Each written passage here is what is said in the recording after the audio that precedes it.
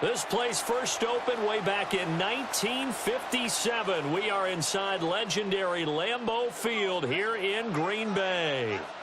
Coming up, we got a good matchup on tap here, as it'll be the Indianapolis Colts taking on the Green Bay Packers.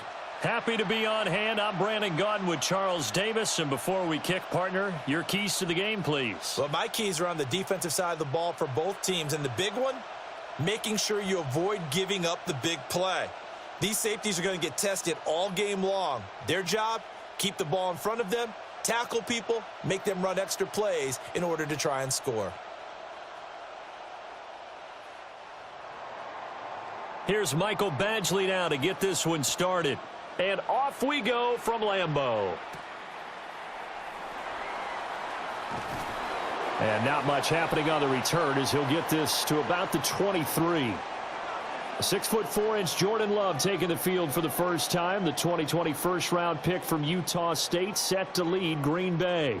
Now in his third season as the guy in Green Bay, and he's thrown for at least 25 touchdowns in each of the last 2 years. He and his team believe they are due for a deep playoff run as long as he stays healthy and is piloting the offense.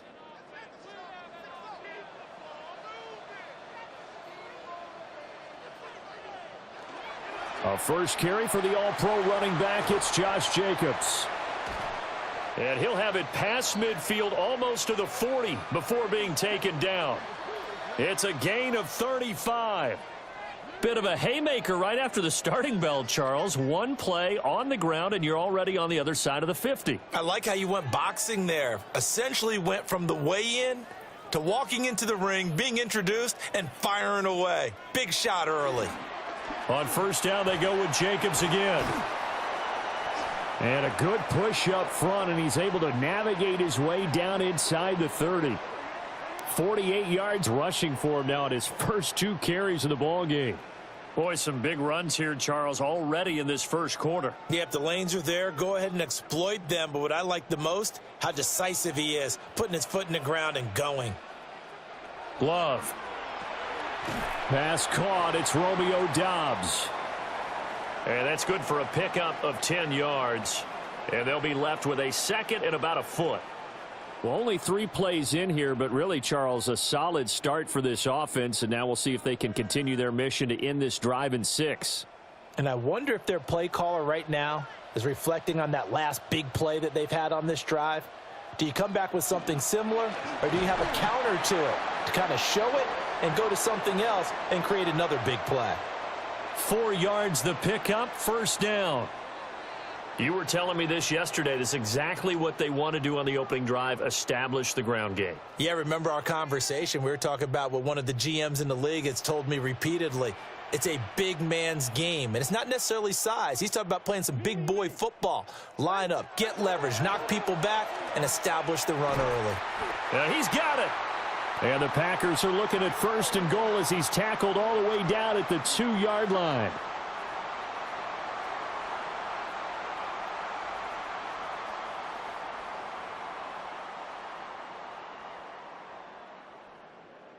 A lot of precision being shown on this opening drive. They've been methodical, they've been crisp, and as a reward, they're going to be set up with an early first and goal.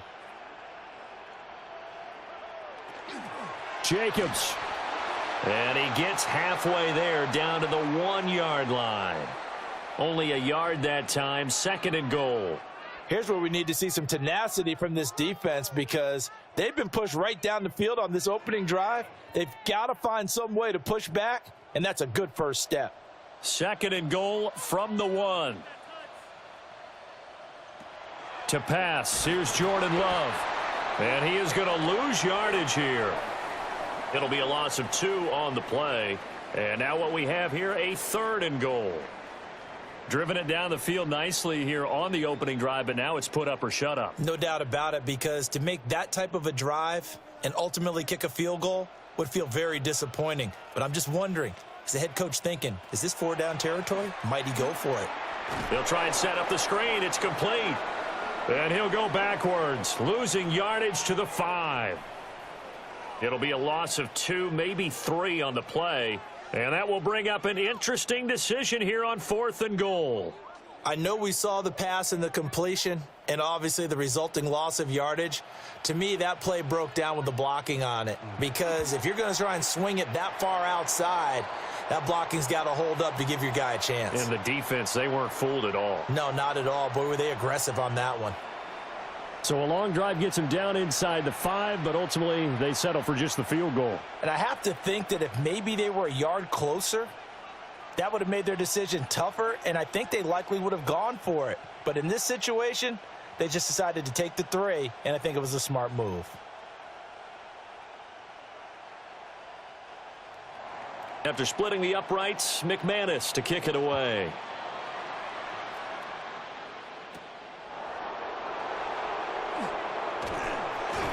And a decent return out to the 27-yard line. So now the Colts will get their first opportunity with the football.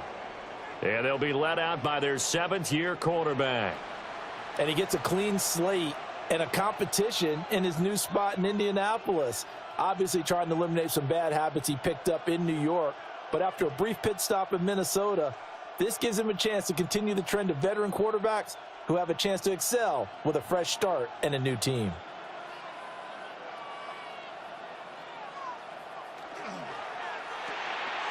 Jones out to the flat, and that's caught. It'll be a gain of 5, and that'll make it 2nd down. That was a lightning-fast decision that time. He just caught it and got rid of it. Because he saw his guy was going to be open immediately. So he took the R, the run, out of the play. He took the O, the option, out of the play, and immediately got to the pass. Clock rolling as we hit the midway point of this first quarter. A first carry from a collegiate star here in Wisconsin. It's Jonathan Taylor. Looking to find a lane, but he can't. Reined in at the line of scrimmage. They'll say no gain on the play there, and now it'll be 3rd down. They'll need 5 on this play to move the sticks.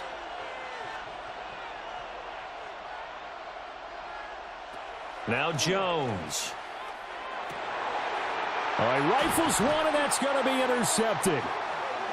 And they will set up shop in enemy territory at the 42-yard line. Boy, he had to fit that into a pretty tight window over the middle. And, Charles, I think they were in zone defensively, weren't they? They certainly were. Nice read on your part. And sometimes the quarterback isn't fooled between zone and man. Sometimes just fooled by the type of zone that he sees. Because oftentimes those linebackers will vacate and run downfield with receivers. In this case, he played a pure zone and was in the wrong spot for the QB.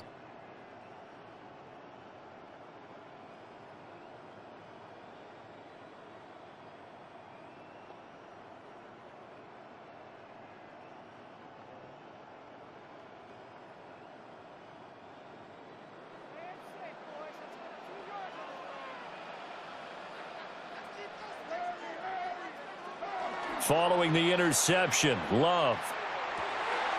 He hits Dobbs on the crosser. And they will eventually get him down, but he's inside the 5 all the way to the 3. 39 yards there, a big one.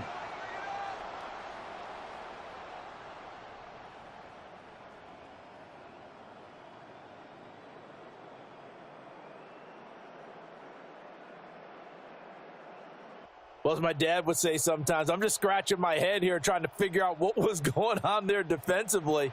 How did you lose him in the middle of the field? If you're going to lose a receiver, make sure it's someone. And he will get this into the end zone. Touchdown, Green Bay. Romeo Dobbs From 3 yards out. And the Packers are able to strike quickly to add on to their lead.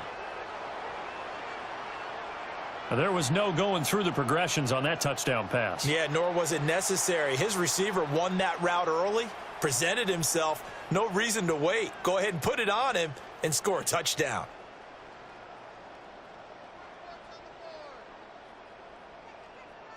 On here, Brandon McManus for the point after.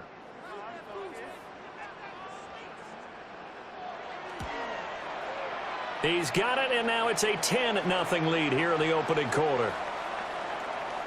The long touchdown pass gets him 6 on a very, very tidy 2-play drive that time.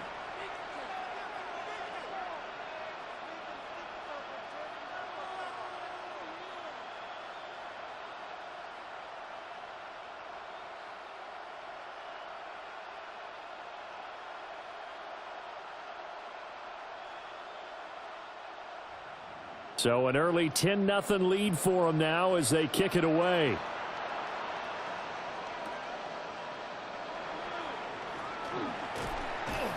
And they'll get him down inside the 30 at the 27. Our game here, part of John Madden Thanksgiving Celebration Weekend, a remembrance that the NFL created a few years back to celebrate the connection between John Madden and Thanksgiving football. And, of course, Charles and I and all of us here at EA Sports hope you had a wonderful day on Thursday and you're settling in for some good football here this weekend.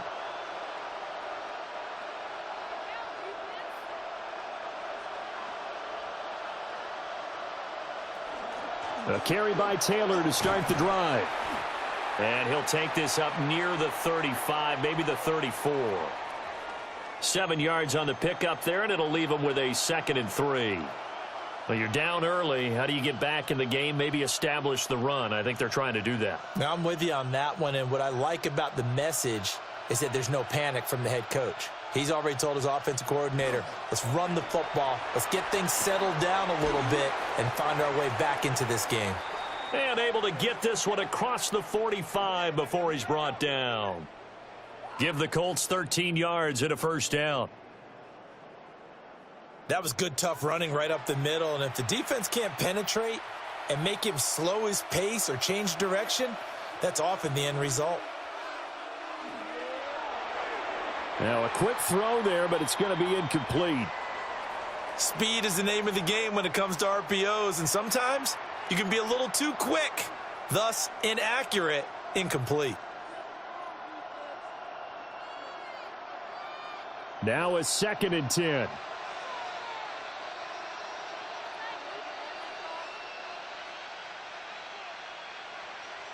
Throwing Jones. Now the Packers give him nowhere to go, and they bring him down. It'll go in the books as a 7-yard loss on the sack, and it's 3rd down. There's a reason inside linebackers are often captains of a defense. They call the signals. They have the opportunity to affect the game in coverage, against the run, and, of course, on blitzes. Living in the best of both worlds here. Already has an interception. Now he gets to record a sack, too.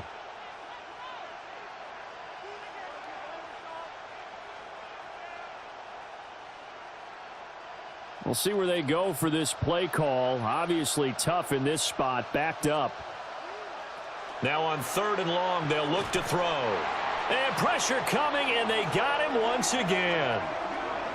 Micah Parsons showing off that elite athleticism as he gets the sack. And this is what you've got to do against a quarterback like him. You've got to keep him in the pocket and not let him get to the perimeter, because once he gets outside, that's where he can really hurt you.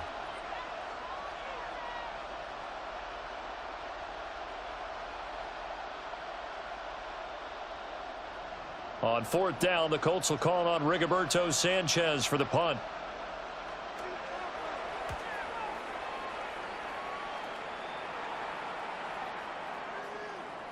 And that hits at the 6 and carries into the end zone for a touchback. Green Bay's offense ready to go again. They're looking sharp, out early to a 10-zip lead and looking for more as they've got it 1st and 10.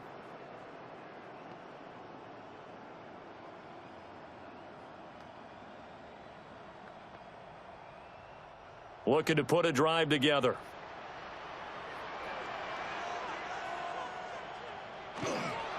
He'll give it to Jacobs to start the drive. And he is met at the line of scrimmage, and he goes down right there. A minimal gain as we tick down inside of a minute remaining in the opening quarter. Well, sometimes you just have to give credit to the defense. Great job there at the point of attack, holding up. They won their battles at the line of scrimmage, left him no space to try and run. A really nice job swarming to the ball carrier. And that'll be incomplete. Took a pretty good shot as he tried to pull that one in. Couldn't hang on 3rd down. They went with a dime look on defense. 2 extra defensive backs on the field and covered up essentially every blade of grass. That allowed them to disrupt the play. After an incomplete pass on 2nd down, that'll leave him trying to convert on 3rd and 9. That is caught. And he takes us beyond the 35 before going out of bounds.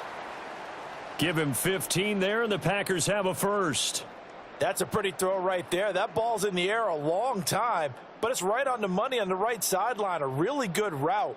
Moving the defenders towards the middle of the field before breaking to the sideline. What a completion there. Big-time arm strength. Very nice route. And this is going to be caught, but they'll say out of bounds. So it's incomplete.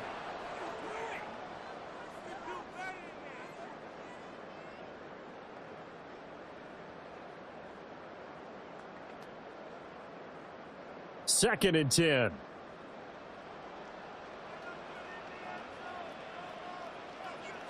Again, it's Love. A throw left side. It's hauled in by Golden. And they'll get him to the ground. He has another first down at the Colts' 44-yard line. 10-0 the score after one on EA Sports.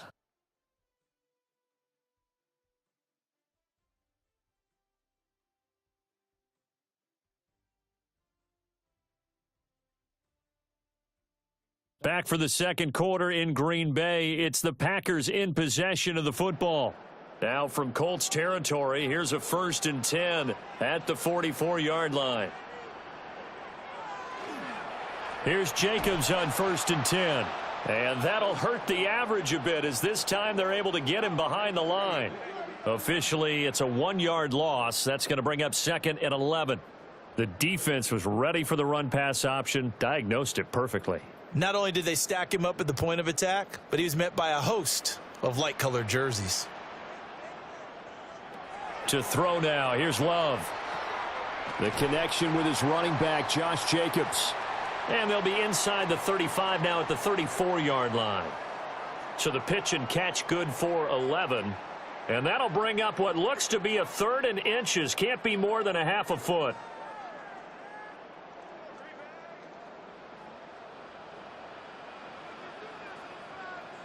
Love will sneak it. And they will touch him down, but not before he gets the first. 2 yards is the pickup, and it'll give the Packers a first down. I don't know about you, but I like this call.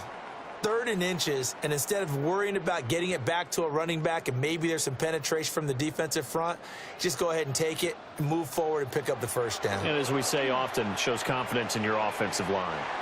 A good-looking drive for the Packers so far. It's a first down. And not all spectacular catches are the result of a pass that maybe was not thrown quite right. Sometimes it's thrown in the perfect spot, and you have to just go get it. And he did that right there. No fear there in the middle of the field.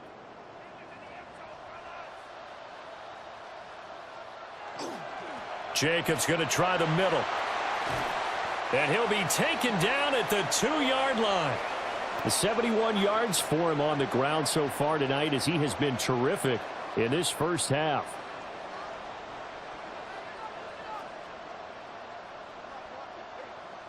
I'm not sure how much more evidence they need, partner, than to understand that if they don't start to slow him down, it's going to be a long afternoon here at the stadium because he is just shredding them at this point. And let's face it, and he's got it. It's caught for a Packers touchdown. Romeo Doubs with his 2nd touchdown here in this first half. And his guys now an extra point away from taking a 3-score lead. Well, that's just how they drew it up, CD. His first read was there, got it to him quickly, and into the end zone.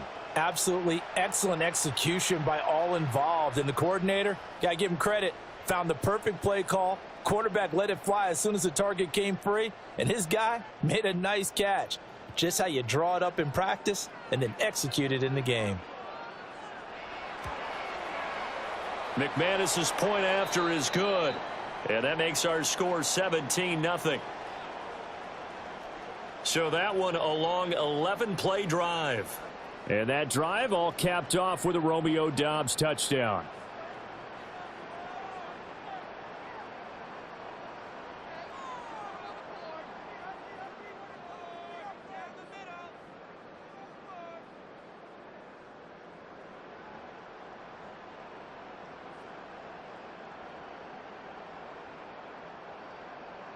After the touchdown, here's McManus now to kick it away.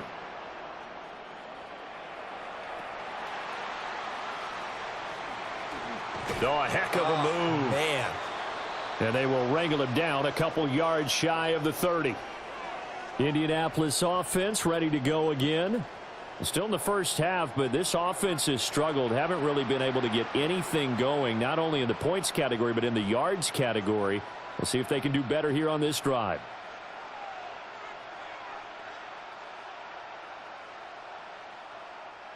Looking to put a drive together.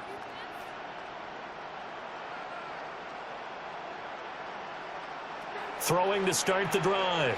Jones. And he gets this one just shy of the 40, down at the 39. A gain of 11 to kick off the drive, and it's a quick first down. Now that's the kind of big play you'd like to see. This first half, it hasn't gone their way, and they could use a shot in the arm, something to perk them up a bit. And they get one here in the passing game.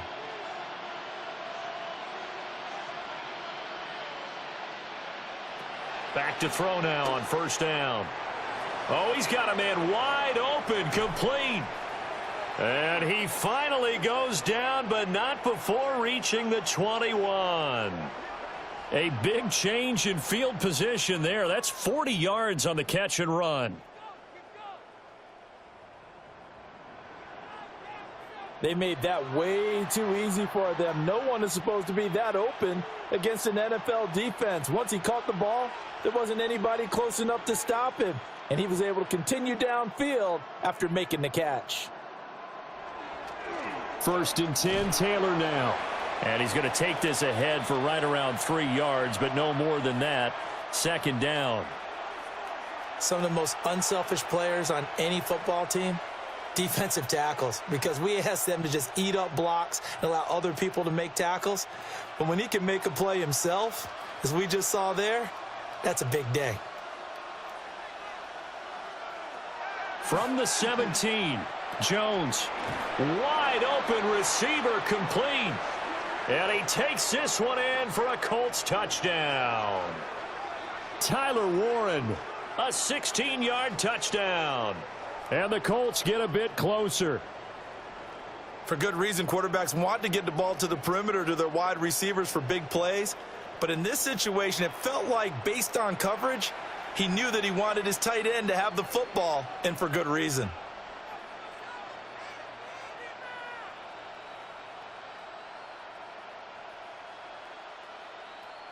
Michael Badgley on for the extra point.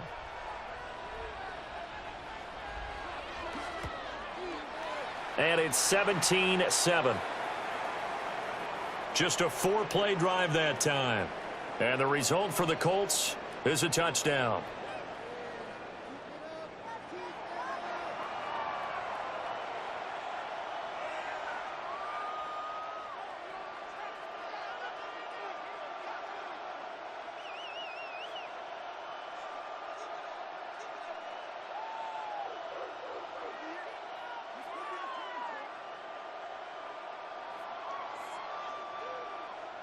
Following the touchdown, Badgley out there to kick it away.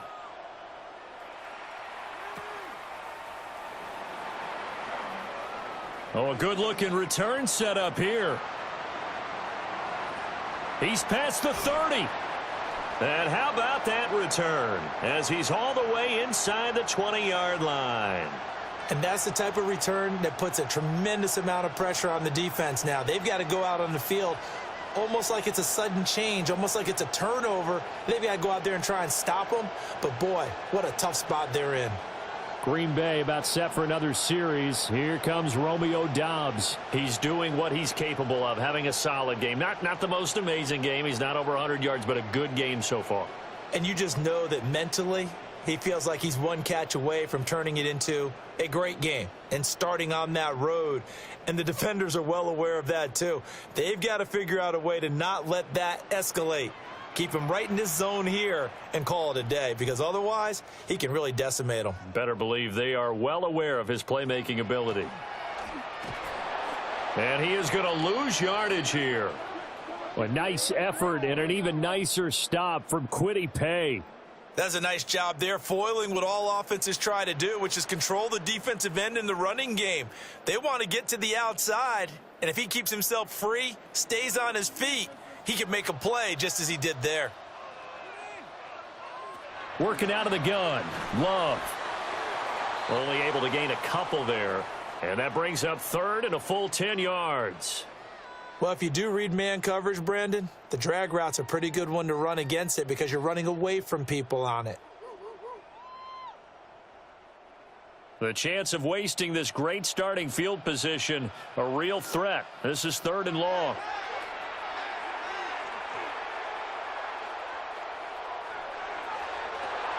Touchdown, Packers!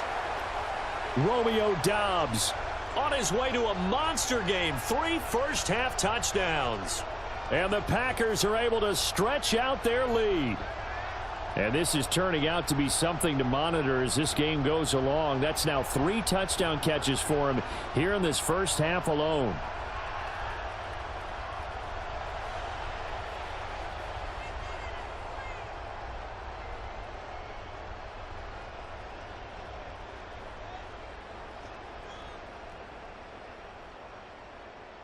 Now McManus for the extra point.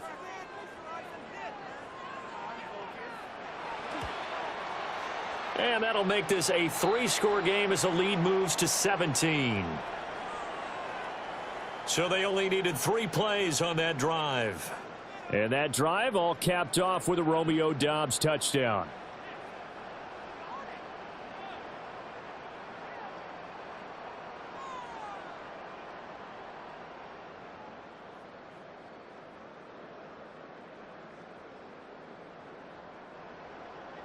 After the touchdown, here's McManus now to kick it away.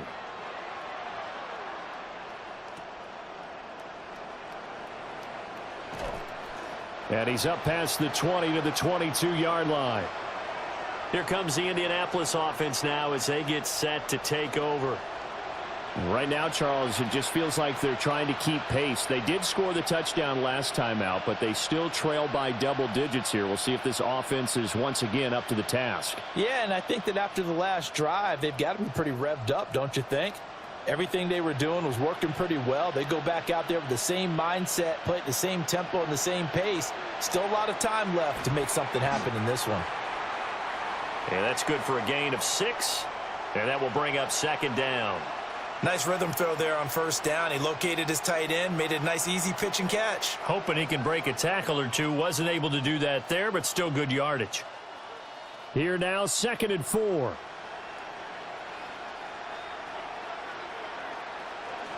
From the gun, it's Taylor. And he takes us up to the 40-yard line before being corralled. Indianapolis moving the chains there on a gain of 12. That's pretty much meat and potatoes right there, wasn't it? Just go right at them and let your big horse charge up the middle. Not too fancy there, was it? Nothing fancy at all, challenging that defense. And on that go-around, the offense won the challenge. Back to Taylor on first down. And he'll manage to pick up about 4. It's second down. That's a really nice, tough run inside, and they gained 5 yards on it. And to be frank about it, most offenses don't expect to get 5 yards on a play call like that. So when they do, they go back to their huddle with a little pep in their steps. They're starting to think that they're starting to dominate the line of scrimmage. From the 45 on second down, Jones. Second quarter action with 1:59 remaining. Coming up here looking for 3 yards to pick up the first.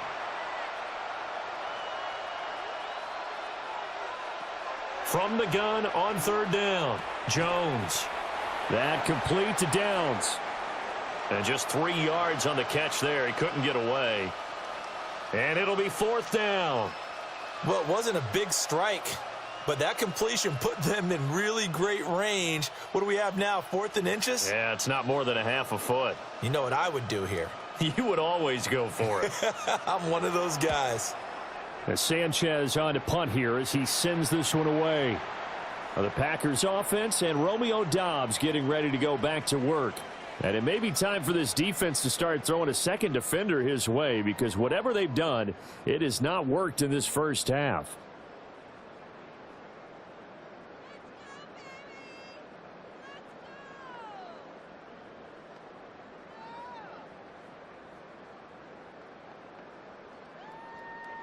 About set to get this drive started. The Green Bay offense at the line. They have been red hot, sometimes white hot here in this first half. They're just looking to add to that total right now. And this has to serve as a reminder to myself because so many times I get wrapped up in the play calling, how they've sequenced things, how it's run. But, you know, at the end of the day, it's still execution. Those guys out on the field, and right now they are locked in and really looking good. They'll try to continue to be locked in here as we get ready to approach halftime.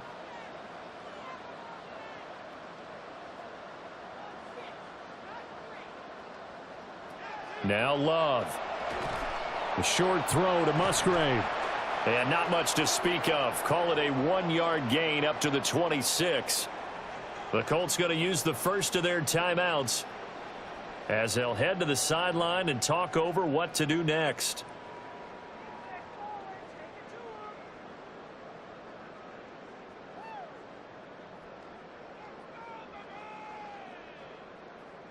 Third and 8.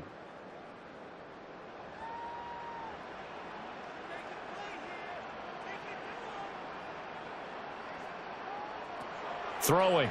Love. Work in the middle of the field, and he's got a man complete. And he'll have it past midfield almost to the 40 before being taken down. And a big 32-yard play on third. The Packers going to use one of their timeouts as they'll stop it with just over a minute to go before halftime.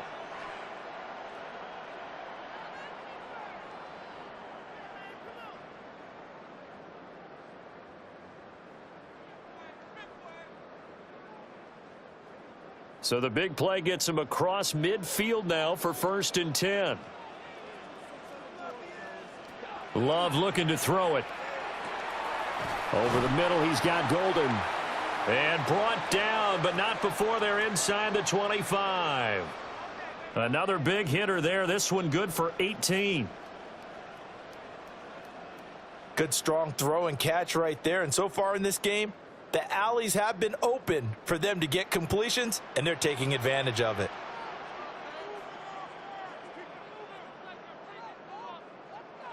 They will throw again here with Jordan Love. Completed out left to Dobbs. To the sideline and incomplete. And not a common sight, at least on this drive. A momentary setback, though, for this passing game that has been moving well this series. Good thing for them, though. Still 2 more downs to connect and try and pick up another first down.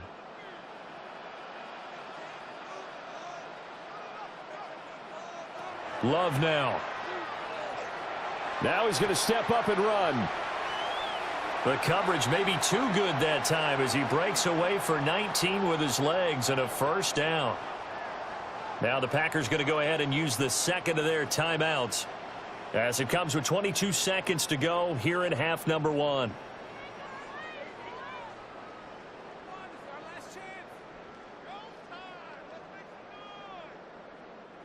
A chance to really cap off a big first half here as they come up on 1st and goal.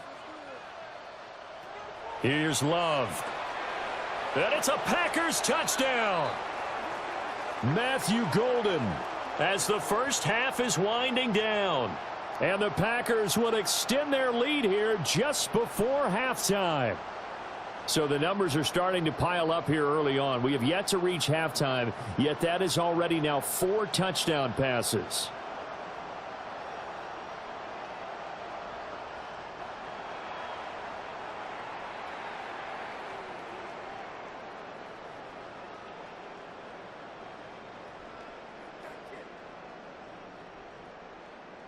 Now McManus to tack on the extra point.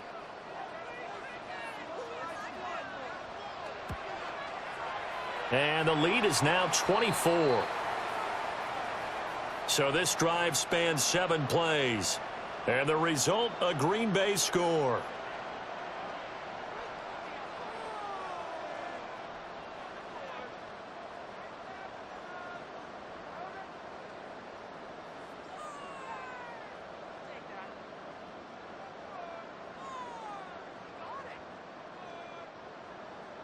So not much time to speak of remaining in this first half as the kick's away. And that'll be a little too hot to handle as it will skip through the end zone for a touchback here.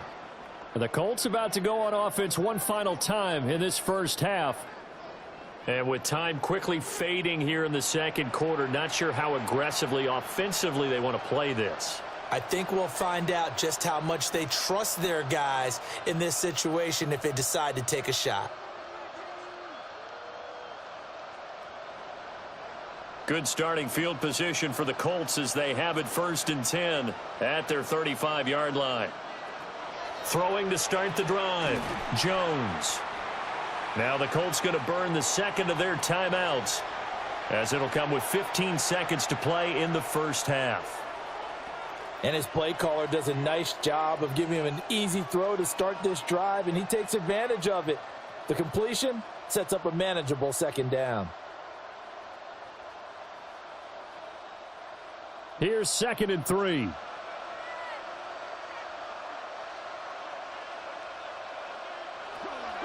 Back to throw. Jones. Oh, everything falling apart now. Another one intercepted. And the Packers will have solid field position here as they take over at their 45-yard line.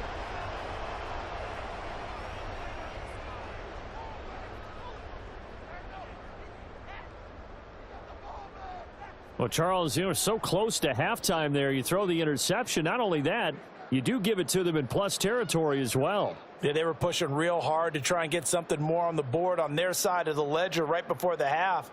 Looking at it with 20/20 hindsight, though, might have been better to hand it off a few times, hoping to get something to break instead of putting the ball in the air and, of course, putting the ball in jeopardy. Got Dobbs over the middle. And we're going to get a timeout with 2 seconds remaining in the second quarter.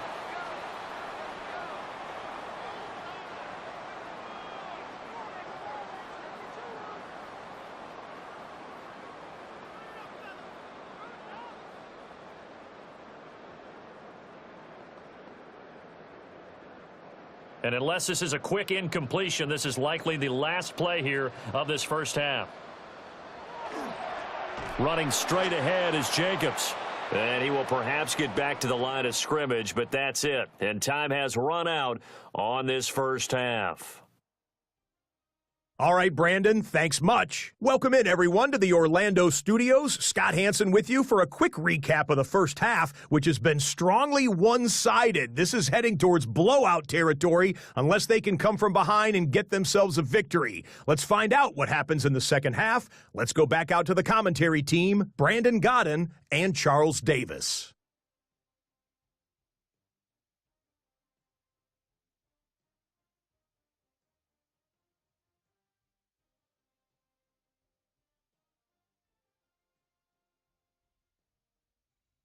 Scotty, thank you as always. Well, likely two very different halftime speeches by these head coaches, that's for sure, as we get set for half number 2.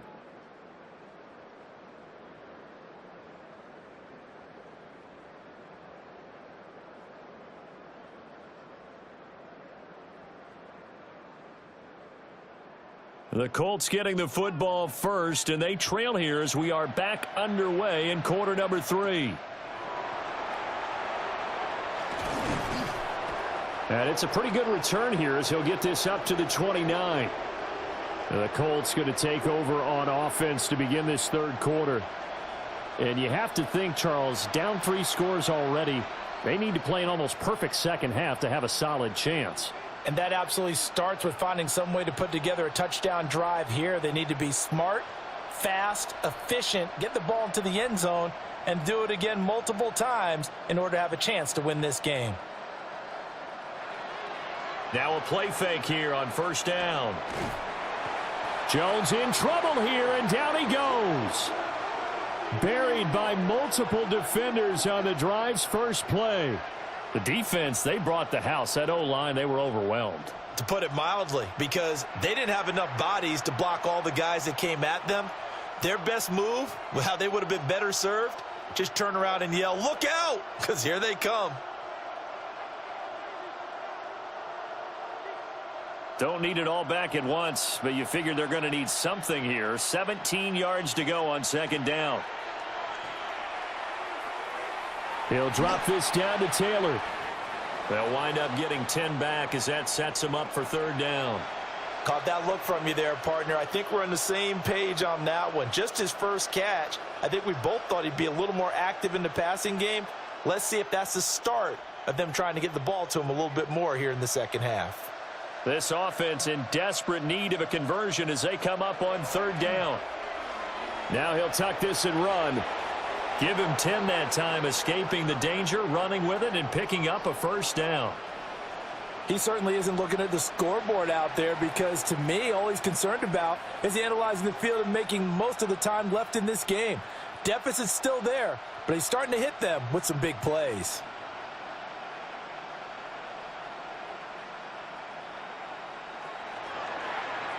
They run the option here on 1st and 10. Some nifty running, but it only gets him to the 45. Give him 3 on the keeper there, and it is second down. Anytime you decide to use your quarterback as a runner, most of the time when you design a play, you're expected to break a little bit bigger than this one because when you run him on short gains, your risk-reward and him taking hits, I'm not sure that's the payoff they were looking for. Up the middle, here's Taylor. And this will be taken across midfield and into Green Bay territory. 47 yards rushing for him now to this point. Not a ton of room available on that one, but he made use of what space was available and gained decent yardage. It looks like the Packers have added an extra DB on third down.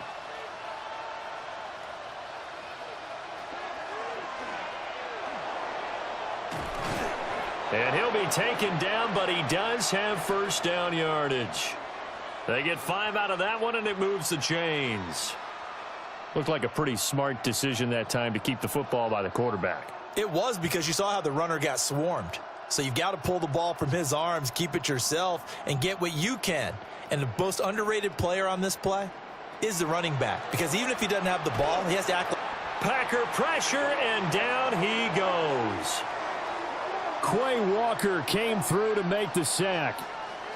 You can just see it in their body language. They're starting to see victory on the horizon now, and if it comes to fruition, they got to give a game ball to the front 7. Defensive line has taken charge and controlled this game. Face a challenge of stopping this opposing offense, and they've done so with ease. Pass protection has been a problem all night long as they come up facing second and a bundle. To the right side, this is Taylor. He'll be taken down at the 48 for a pickup of 2 yards. Not too many offenses want to turn down long drives, but when you're down what they are, they've got to pay it off with some points. 9th play of the drive coming up, and certainly not an easy one on 3rd and long. Operating from the gun, Jones. And this is caught at the 20. And this is going to result in another first down as the tackle's made at the Packers 19. Able to convert on 3rd and 14. A terrific play call. Well, they've got to remember that they're not going to get it all back on one drive. But that being said, they also had to come out here in the 3rd quarter with a sense of urgency and playmaking ability. And they showed it on that last play. They'll look to throw here on first down. And he's wrapped up. Taken down. Back at the 25. Taken down for the 5th time this game. Multiple defenders there to get him. My man, it's been a rough night for that offensive line, and it's only getting rougher. 5 sacks now that they've given up in this contest so far. It feels like the witching hour out here, doesn't it? Okay, stupid question. What's the witching hour? Yeah, the witching hour. That's when everything goes haywire late at night. Pass protection has been a problem all night long as they come up facing second and a bundle. Another try after the first down sack. Jones under pressure. They got him again. Xavier McKinney. He's the one that drops him this go-around. And that pass rush getting strong here. Back-to-back sacks. Well, collectively as a defense, Charles, I think if you get 4 sacks a game, you're feeling really good. Now they have 6 as a unit.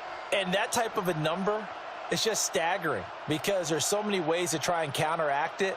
But in this case, they've got no answers for this unrelenting pressure coming at their quarterback.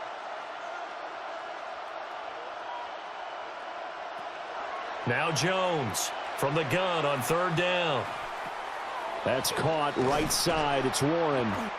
Give him 19 on the play, but they will still come up a bit short. And now it's 4th down.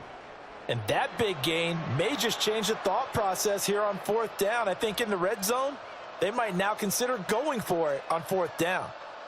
I guess they figure they got to start taking some chances. Here's a big one in this 3rd quarter as he'll go for it on 4th down. They'll run for it. It's Taylor. And he's got the first down as he gets it to the 8. They only got a couple, but a couple's all that they needed as they convert on 4th. Remember, that was 4th and a full 2 yards. There's a big difference between that and 4th and maybe 6 inches or a yard. Yeah, you're exactly right, because when it's that 6 inches, you just fall forward and you pick it up, right? You just go quarterback sneak. But having to move bodies, that means you actually have to execute because they know what you're going to do. How are you going to make the right play call and get everyone into the right spot and win at the line of scrimmage? That's what they did there. That's good for a gain of 6, 2nd and goal.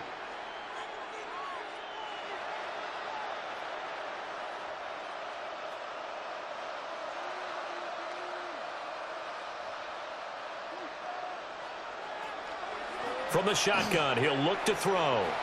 And that is caught. Touchdown, Indianapolis.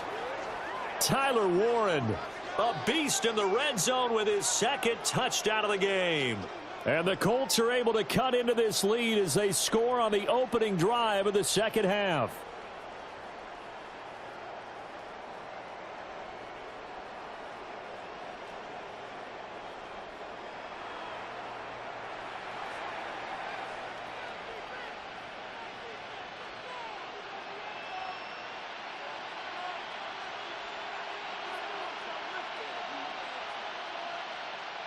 Shane Steichen, aggressive as a play caller. He's going to go for 2 here.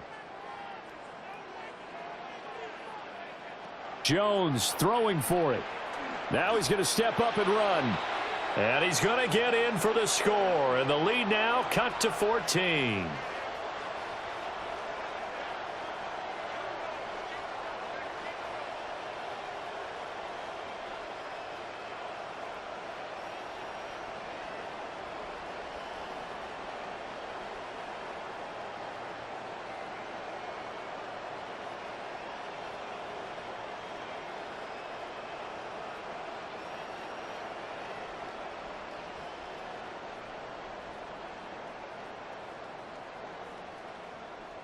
Well, it's still an uphill battle from here, that's for sure, but that makes it a 2-score game. And now we see why teams practice so much on the 2-point conversion, why you have more than one play ready, because you may need multiples to throw out a ball game.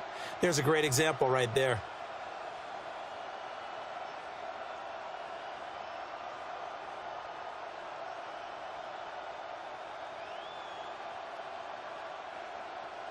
Following the touchdown, Badgley out there to kick it away.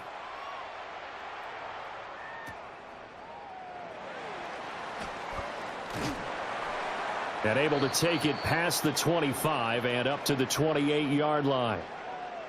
So here are the Packers now. They get set for their first possession of half number 2. And they were terrific in the first half, built up a sizable lead, and it's just been cut into a bit following the opening drive score on the other side. But this is a unit that has to be itching to get the football again. You could say that again. They've got to be pretty eager because, let's face it, they've had to sit through halftime, then sit on the sidelines and watch that drive. So you can bet that they're saying, let's get on with this. We got to go out there and get some more points. Oh, there's that man again. It's complete. It'll go down as a gain of 6, and that's going to bring up 2nd down.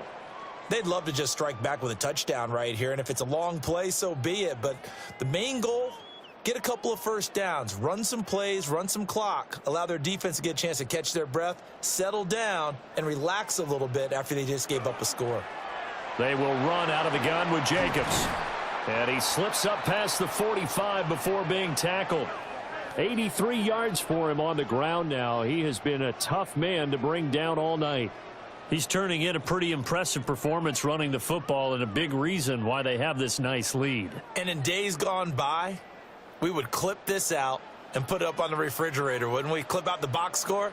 Nowadays, not too many newspapers out there. Maybe you screenshot it online.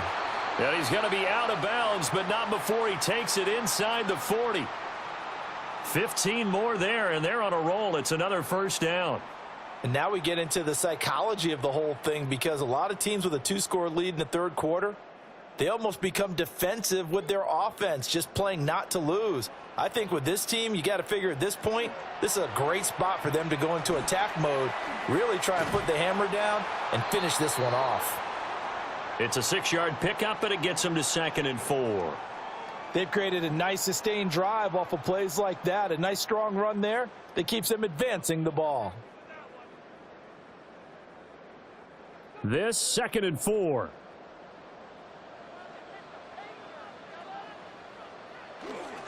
They'll stay on the ground with Jacobs. And he's able to motor his way down to the 16-yard line.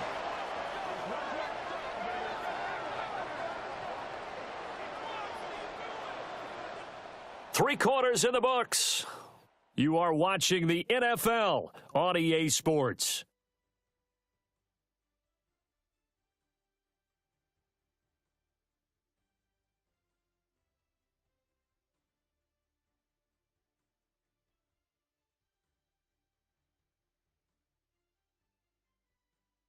Back now at Lambeau. It's Packer football here as they've got the lead as well to begin the fourth quarter. So the ball down to the 16 here for 1st and 10. On the option, Love will hang on to it. And he couldn't quite get there. Tackled down at the 1. Another nice gain. That's now 30 yards between those last two plays. Well, that's the fear any defense has when the quarterback gets involved in the running game. You don't usually account for him, and he's hurting them today. Yeah, he's been very involved in the running game. Defensively, when you got the coverage good downfield, how do you account for him, though? Occasionally, you start to spy him. Take someone that has the same agility. And he'll take this one in for a Packer touchdown. Josh Jacobs punching it in from a yard away. And the Packers have put this one to bed here in the fourth quarter. Ah, what a luxury it is to be able to call on a bowling ball like Josh Jacobs down near the goal line. 5'10", 220 pounds, and he's not afraid to get in there and get the tough yards.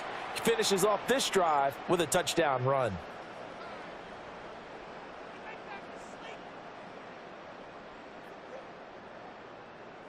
McManus now for the extra point.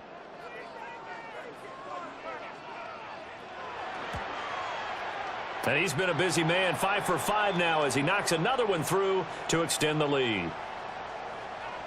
So that drive 7 plays in length. And it was capped off by a touchdown run from Josh Jacobs.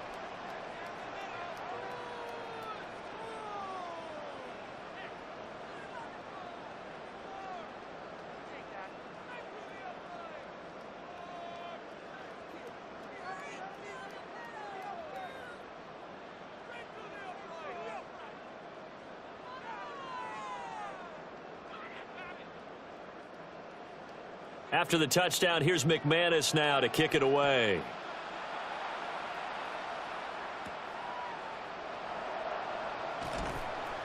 And able to get this across the 20, but not much further as he's dropped it to 23-yard line.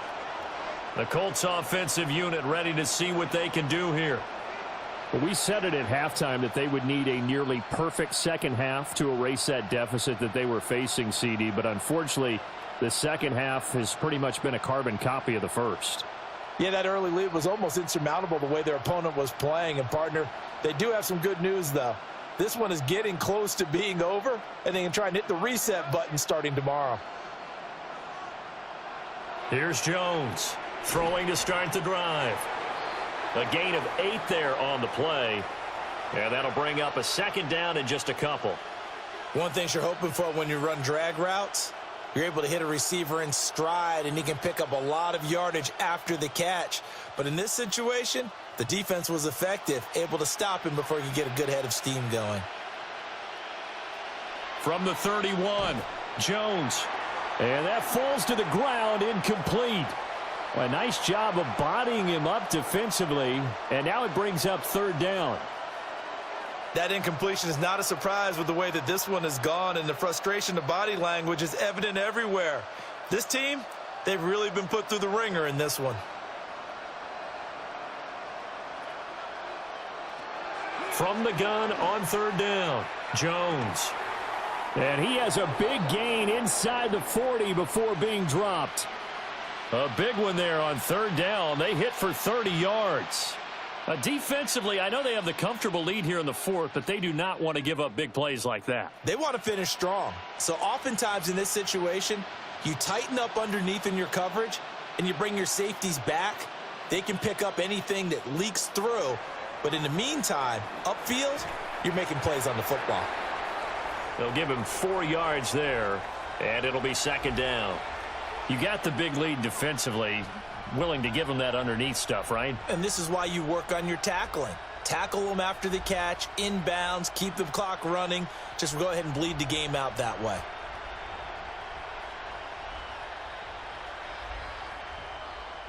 From the 35 on second down, Jones. And he'll work it inside the 30 to the 29-yard line. 6 yards the pickup, and that's a first down. For a second there, I thought that might break big. Screen pass. Looked like it was coming together. Looked like there was an opening.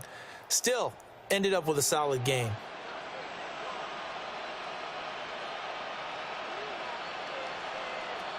Back to throw again. And that's going to be incomplete. Too tough to hold on to that one. It's second down. That's an excellent play by the defender. He diagnosed that one, closed quickly, and helped force the incompletion. Here's second and 10.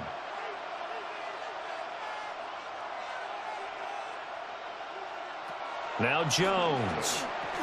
Out of his hands quickly to Pittman. 9 yards, not quite enough, and they'll be left now with 3rd and 1. That was a nicely run slant route, and what the receiver's trying to do is make the defender think he's going upfield for a deeper route and then breaks it off, usually after about 3 to 4 steps, and cuts towards the middle of the field. And now what he's trying to do is use his body to keep the defender away from the football and give the quarterback a really nice target. And he is going to have a Colts first down. At least it would appear that way. He didn't get it by much, but yes, they do get the conversion on 3rd and 1. Well, they pick it up on 3rd and 1 on the quarterback sneak, and that's not easily done because there are extra bodies in there on the defensive side, and they're moving forward at the snap. Yeah, I was certainly expecting a handoff, weren't you? Yeah, I totally was. I thought they'd go with a back, maybe try and get a lead blocker in front. But as you talk about in different games, those guys with confidence in their offensive line, they just want to move forward and get it. So the completion good for 6 yards, and it'll be second down. He's a rookie, and you don't want to get hung up on the word potential.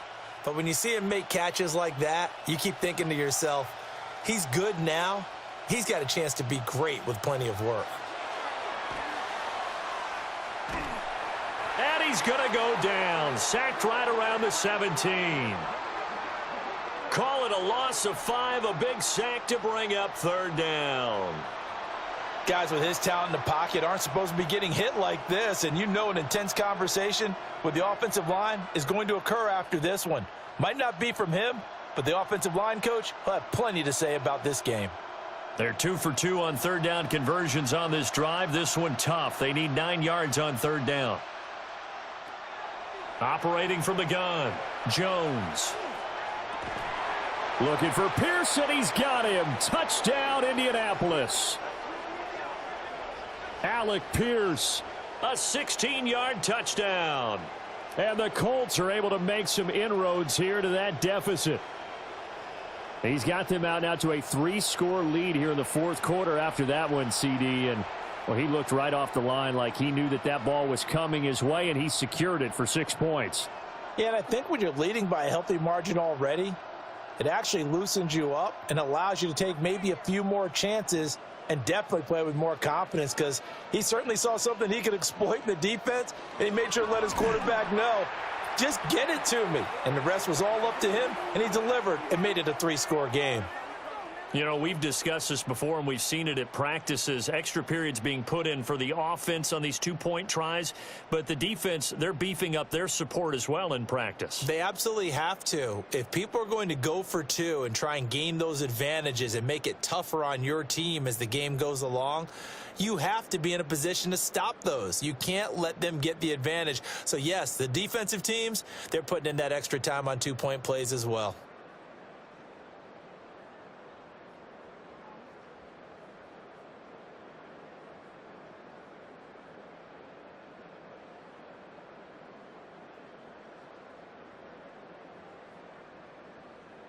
So still lots of work left to do, but here comes the onside kick. And this one's going to be covered up by the Packers hands team. The risk reward of the onside kick, when you don't get it, the risk comes out to play, and here they gave up great field position. And that's the key to everything, because you're trying your best to press advantages when you have them, and field position leads you to that type of play calling. And whether you want to blitz or whether you want to throw the ball deep, those types of things, now that they've given up that type of field position, the advantage is switched to their opponent.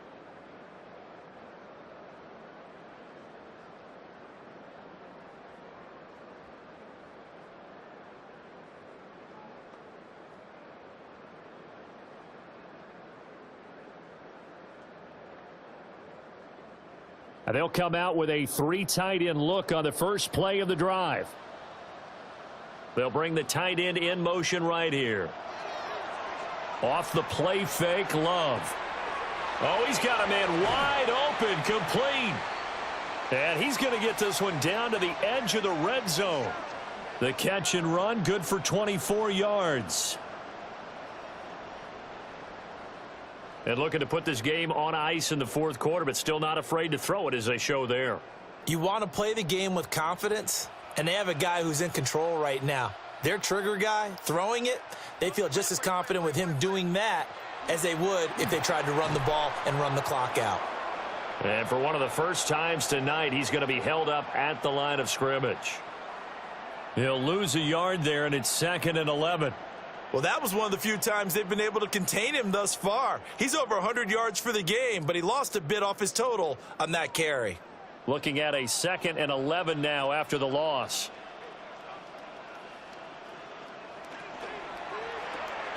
Firing quickly out wide is Love.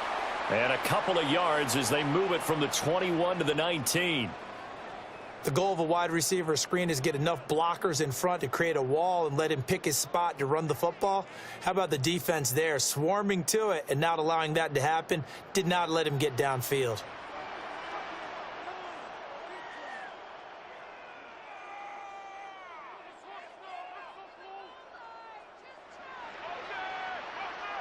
To pass, here's Jordan Love. And that's knocked away and incomplete. Quarterbacks work all the time on manipulating a defense with their eyes and their head movement. In this case, he just stared the receiver down. That allowed for excellent coverage, able to knock that one away. Now McManus will line up for the field goal. From the left hash, it's a 36-yard attempt. The kick by McManus is good, and that will extend their lead even further. Well, ultimately not really sure that they're going to need those 3 points, but they'll take the 3 and they pad that lead. Yeah, this one's already wrapped up, but you and I both know if you're an offensive coordinator, you never let up on the gas unless the head coach tells you to do so, and maybe you've actually clicked him off in your headset so you can keep calling plays and trying to add to this lead.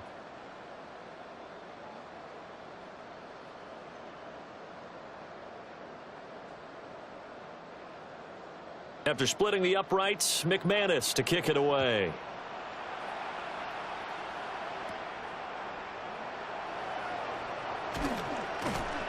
And he's up across the 25 and down at the 28. Here comes the Colts offense now as they make their way onto the field. Well, this game, it has had no shortage of offense. They've been able to put up a decent amount of points on this side, Charles. They just have not been able to keep pace with the other offense they're going against here. Yeah, it's a good way of pointing things out because now it's not a total loss because, as you said, they've scored some points, so there's some plays they can build on, moments where the game plan actually worked. But overall, though, They were just out-personnelled. They were going up against a team that's playing at an elite level. This pass left side to Downs. And they'll wind up getting this to the 37. Gain of 9. And we are inside of 2 minutes left in this lopsided affair.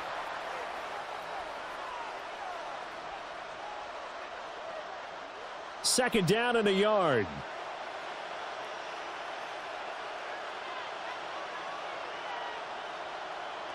Throwing Jones. And he's got Pierce. And he'll have it past midfield almost to the 40 before being taken down. 22 yards there, a first down. Well, I can put my defensive cap on right now, and I know they're saying don't give up any big plays now. They've controlled this game throughout, and all they want to do is see it through to the end. I think they let their guard down a little bit with that last completion. Sometimes when you're trying not to give up bigger plays, you don't react as fast as you should on other throws. And this will be incomplete. Physical play on the football there, and it's second down. As soon as he leaked out and began his route, someone on the defensive side broke with him and arrived just in time to separate him from another reception. So now 2nd and 10 after the incompletion on first down. Again, he'll drop to throw. He'll get that one to Taylor, complete. The Colts going to use the first of their timeouts, as he'll get it with still 1:20 left to go in the game. Looked like a pretty good, safe play right there. No, he's had trouble with the interceptions in this game there. Hits his guy out in the flat. Yeah, so many times we hear quarterbacks and offensive coordinators talk about in your progressions, you're either throwing the touchdown or you're throwing the check down.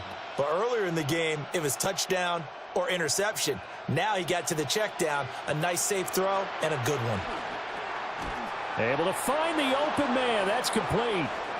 Now the Colts going to burn the second of their timeouts, as they'll get a chance to talk it over after picking up the first down. And the throw and the catch were just fine, but against zone coverage when you run a drag route, what you're hoping for is he makes the catch and makes someone miss, and they don't there. Very difficult route to run when everyone has their eyes back towards the quarterback and they're able to see the route develop. They'll stick with the passing game as he looks to throw. Well, offensively, that's the mismatch that you want. You want to force a linebacker to try and cover your back out of the backfield, out in some open space. But linebackers nowadays, they run like backs, and they take a lot of pride in covering. What a nice play he made there in the open field. To throw again on second down, Jones. And he will slide to a stop. He does have the first down. 12 yards there as they move the chains. It hasn't been the cleanest game for him, but there was a sign of improvement as he looks towards the next one. Nice bit of scrambling to move the sticks, and even more importantly, he didn't risk adding another interception to his ledger. Looking to throw, Jones. Now he'll tuck this and run. And he'll be brought down right on the edge of the goal line at about the 1-yard line. Now the Colts will use their third and final timeout, as the clock will stop with 21 seconds to go in the football game.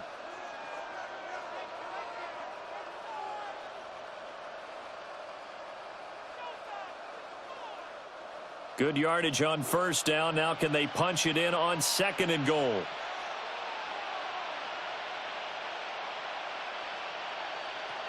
Operating from the gun, Jones. And that is incomplete. So 17 seconds now on the clock here. This has been a rough one, to put it mildly, for him. And after this one's done, you just feel like at the post-game press conference, this team's going to have a lot of questions and definitely not a lot of answers. This likely a must-have. Third and goal. Back to throw, Jones. And he's got his target. It's caught for a Colts touchdown. Tyler Warren there to make the grab. And the Colts have got it back to a 2-score game here in the fourth. I'm not sure win-win is the proper term here, but it certainly felt like it. They got the touchdown they needed, but if I'm on the defensive side of the ball, okay, you got the touchdown, but it sure took you a long time. Yeah, because offensively, there, you're probably hoping for a 1 to 5 play drive. That one ate up a little more time than they were hoping. You're exactly right, and if you have that 1 to 5 play drive, you actually build up momentum and even more hope. When they had to slog their way downfield, they got the touchdown, but it's almost like, yeah, you know, doesn't feel right. Exactly.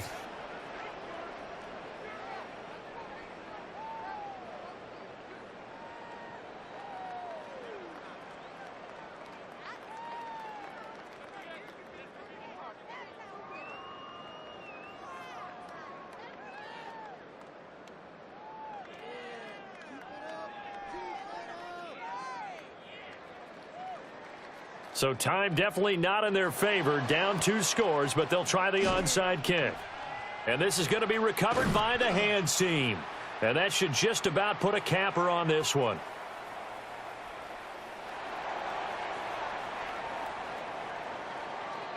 Well, CD, you understand. I mean, they're so eager trying to get back in this game here in the fourth quarter, but they touched that one a little too early before it went 10 yards. Brandon, in such a high-stakes scenario, everyone's feeling the pressure on this play. The special teams coordinator, which one is he going to pick in terms of kicks? Can the kicker execute it? Can the team wait for 10 yards? So many variables, and in this case, they didn't get it done.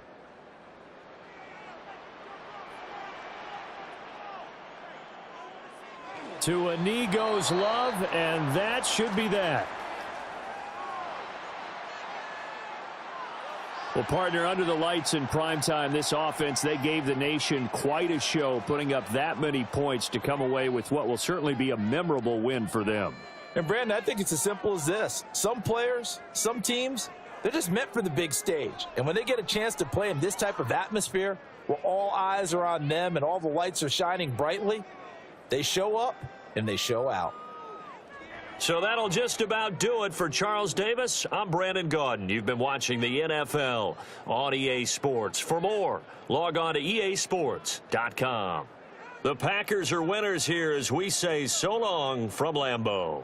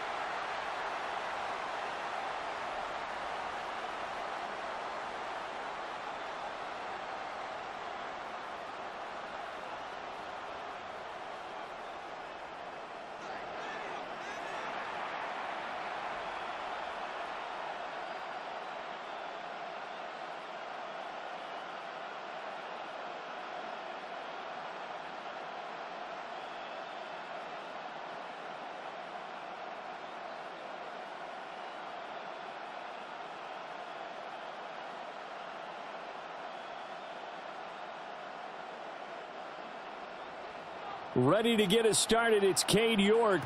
And we are underway from the Superdome. And makes it across the 20 as his guys will set up shop at the 23-yard line. So now here come the Patriots to take over on offense. And they will be led out by a man in his sophomore campaign as the quarterback. And the talented young man took over as the full-time starter in Week 6 of last season, showed a ton of promise as a rookie despite having minimal help around him. His talent and potential, vast. I expect him to have a huge second year in the NFL. Play action. May. And got his man complete. Now he's loose down the left sideline. And all the way in. Touchdown, New England. Kayshon Boutte. 76 yards. And the Patriots put the night's first points on the board as they take the early lead. They're the favorite, no question. And when they score like that on the opening drive to set the tone, you're the underdog on the other bench. That's hard, isn't it? Yeah, because you can't bring the home crowd into it because you're counting on that to be a part of your equalizer, ride their momentum. But you have to give them something to cheer for. So now what you're worried about is they're better than we are. We can't get going. Are we about to get blown out? Good news, still a long way to go.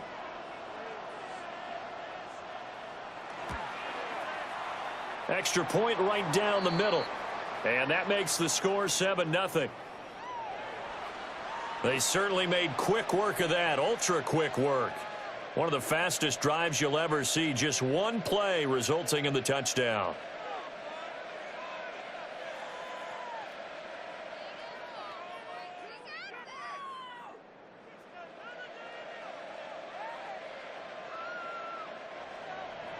Following the touchdown, Borregales back out to send this one away.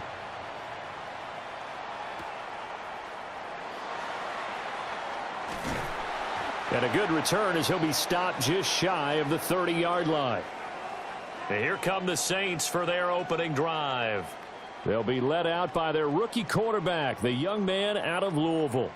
And the tendency for most of these guys is to want to match things right away because they have a lot of confidence in their talent too. They just saw a big strike against their team, and you know they're thinking to themselves, I can get this back right now on one play.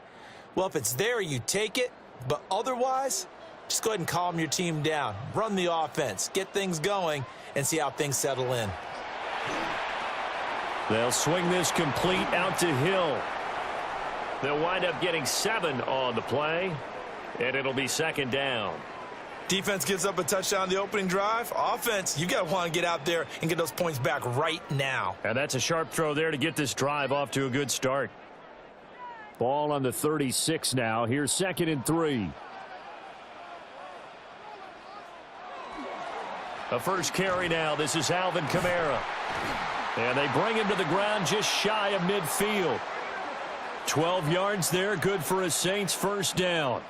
Veteran running back like him, we've seen a lot of those chunk carries in his career. And that's why you don't just look at his birth certificate and decide when a guy is done, right? Because you know as well as I do, in this league, as soon as you hit 30, they're looking to let you go if you're a running back. Sometimes there's a little tread left on the tires. Play fake. Shuck. Little short pass here to Hill. So give him 5 yards there on the pitch and catch. And it's second down. Now that tight end position, it just seems to continue to evolve every year in the NFL. Yeah, you're getting really terrific athletes. A lot of them maybe were wide receivers at one point that continue to give you speed, great hands, and big bodies, which make them excellent targets for quarterbacks. Shuck now to throw. Throwing out right here, caught by Olave. So just 3 yards on the completion there. And that'll leave them with a 3rd and 2.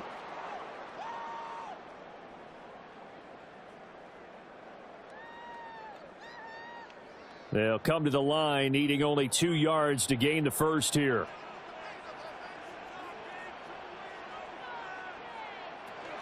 Here's Kamara trying to run for it. And he's able to get the first before he's taken down at the 36. Call it a gain of 7, and it gets him a new set of downs.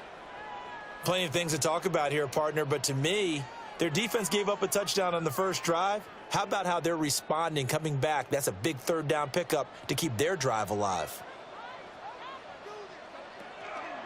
Staying on the ground on first with Kamara. Nothing doing. Barely able to muster a yard to hit the 35. That's a good play by the guys on the defensive side of the ball. Held them to a gain of 2. And that changes the playbook a little bit now for the guy calling plays. 2nd and 8. Now he's got to probably think about going to the air instead of maybe staying with the ground game.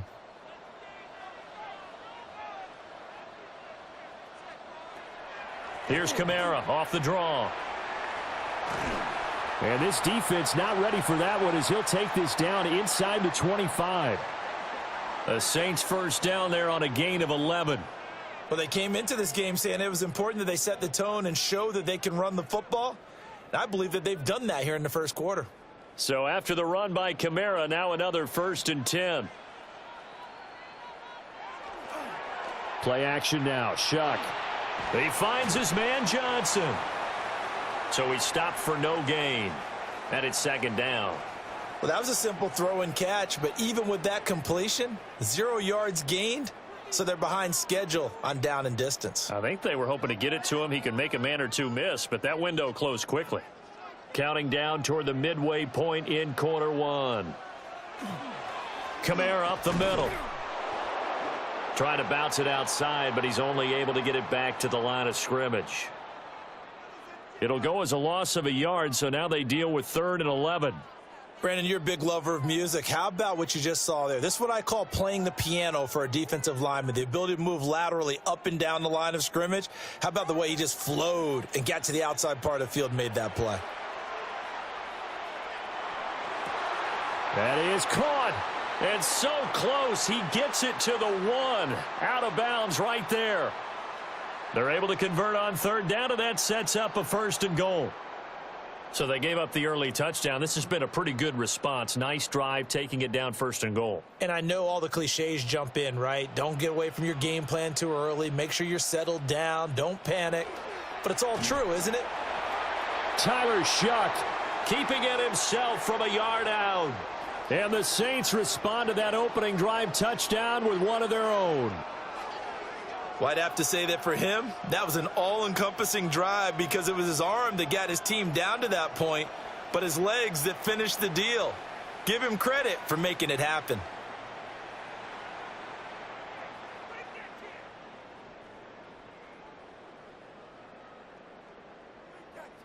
Now Cade York for the extra point. It's up and good. So these teams match touchdowns here in the first quarter, and we're tied 7-7. A pretty long drive that time. 11 plays all told. And it ends with a 1-yard touchdown run.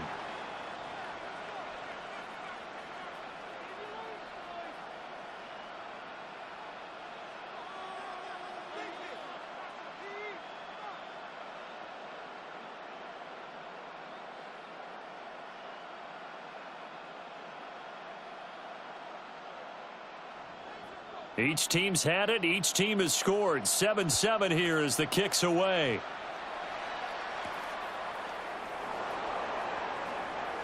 A lane opens here. He's past the 30. And good starting field position. He'll get this one all the way up to about the 35-yard line. So back onto the field come the Pats for their second drive. Well, partner, you know, coaches always say that every play is designed to score a touchdown. Sometimes that's not really true, but last drive, that was the case. One play to get into the end zone, and now they'll try to duplicate that success here. And it's rare for those moments to happen. Incredible when they do. And you saw the celebration. Pure, unbridled joy after that one. The left side caught by Diggs. Well, it's time for them to be good teammates right here. And what I mean by that is possess the ball for a little while. Get at least 2 first downs. Give their defense a chance to settle down a little bit after they give up a touchdown. From the 44-yard line, here's 2nd and 2. The tight end Henry here in motion. A carry here for Trevion Henderson. And he'll be out of bounds just shy of the 40. Give him 15 yards on that one, and New England has a first down. We really didn't have any doubt that he was going to be one of the top-rated rookies coming into the league, especially as a runner. And he's given us no reason to change our minds. That's a big-time run, and the production that he showed us in college is translating very well into the National Football League. Hunter Henry brings it in. And they'll wind up getting this one all the way down inside the 20. Call that a very strong gain of 24.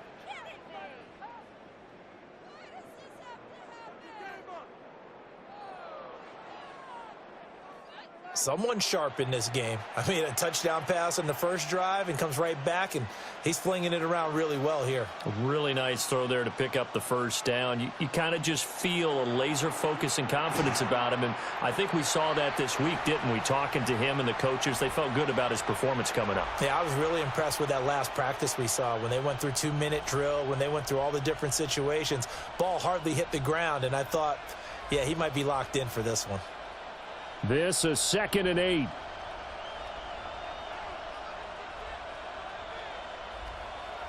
From the shotgun, it's May. And this is caught. Touchdown, Patriots. Stephon Diggs with an amazing diving catch. And the Patriots have taken the lead.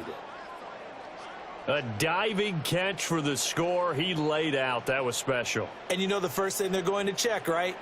Did he complete the process of the catch? All the way through, all the way to the ground. Ball doesn't hit the ground without control in his hands. All of that, yes. Check the box. Touchdown. Borregales now for the extra point. It's up and good, and it's 14-7 now here in the first quarter. The drive summary that time, 5 plays. And it's finished off by the touchdown by Stephon Diggs.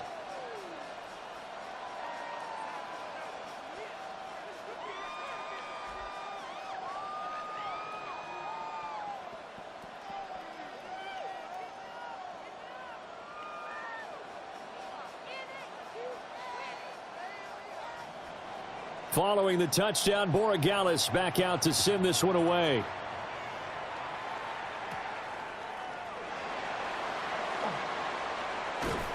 And they'll start this drive just across the 30. Pretty nice work on the return.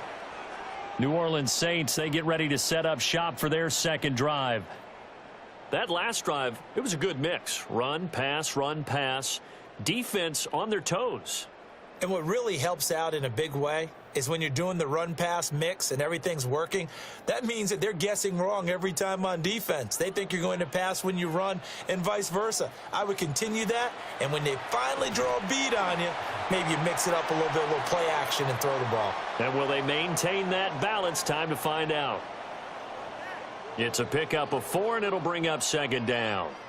Well, on every play call, you realize it's not going to go for a touchdown, so a lot of your calls are setting things up for maybe later in the game, trying to establish the inside run with toughness now, hopefully get to the perimeter later, and let's face it, you could do worse than a 4-yard run on first down.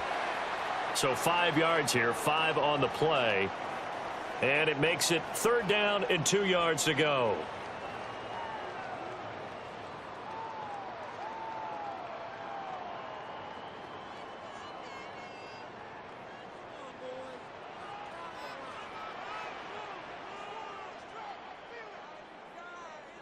They'll send the big tight end in motion right. Throwing, Shuck. He'll try to pick it up himself. Able to find a lot of empty space there, picking up the first down and a 21-yard gain.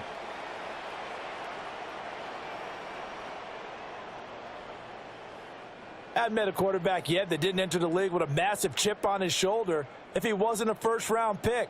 They want to show the league that they made a big mistake. Determined to get the first down there, no hesitation at all to tuck it and go. I bet he would have tried running through their entire defense if it meant reaching that marker. Officially, it's a 1-yard loss. That's going to bring up 2nd and 11. Through one quarter, 14-7 our score.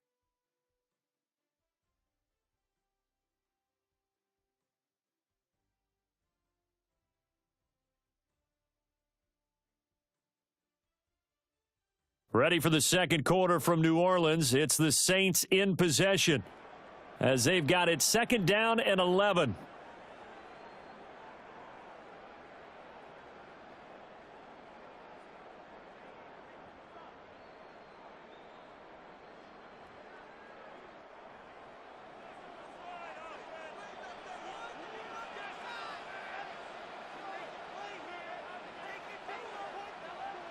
They'll throw. Here's Shuck.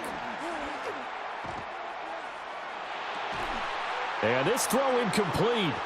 Well, the defender all over him that time, but it's going to lead to 3rd down. Even without a ton of pressure in his face, it just shows how difficult it is to pick apart his own defense. Those guys are sitting back, and they're not playing receivers as much as they're playing the eyes of the quarterback and when he delivers the ball. The Saints on 3rd down. A perfect 3 for 3 as they look to keep that streak going. This is 3rd and 11. To throw is Shuck. And that is incomplete. Fine work by the Patriot D there, and it's 4th down. This defense has certainly played well so far in this game, and the coverage has been tight on just about every throw. Forced a few here so far in this game, and now it brings up 4th down. On 4th down, the Saints' new man for 2025, Kai Kroger on to punt. Back deep for New England is Marcus Jones. Their quarterback leading this offense back out. He's got 2 touchdown passes on his first 2 drives, and he'll try again here on drive 3.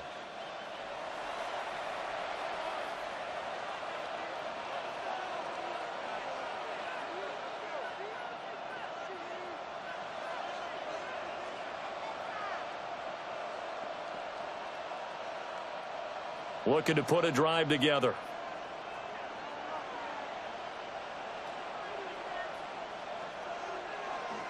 A carry by Henderson to start the drive.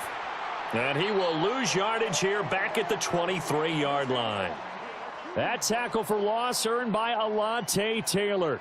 When coaches stress their defense being physical, they don't just mean the big guys. How about the guys on the outside, the cornerbacks? It's not just their job to patrol the airspace. They can get involved in the run game as well. To throw, it's May. Finding Henry here on the crossing route. And they get him down, but not before he takes it across the 40-yard line. 18 big yards on that one, and a New England 1st down.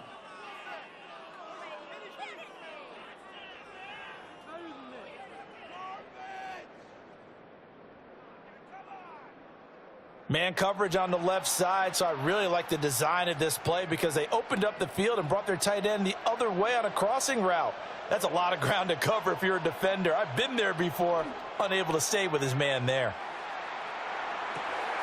Man open downfield is Diggs. He's got it. And they'll get this well past midfield before being stopped just before the 35. And defensively, they were in zone coverage there. Do you have to be a little careful? You're losing playing against a good quarterback like he is to not play too much zone? Yeah, you have to be careful about how much time you're giving up. I think it's a good point you just brought up. So maybe if you still want to play zone, you go to a zone blitz scheme. And you can drop anyone out of your defensive front, defensive end, defensive tackle. It doesn't matter. You just exchange someone to bring more pressure towards the quarterback and still try and cover downfield. The passing game's been working quite well so far, but the running game's been a little bit of a struggle, and that's a surprise to me. Typically, when you can throw it, you've opened up lanes for your runners. Throwing here is May. Firing quickly here, and that's complete. That'll go for a gain of 7, and it'll leave them with 3rd and a full yard to go.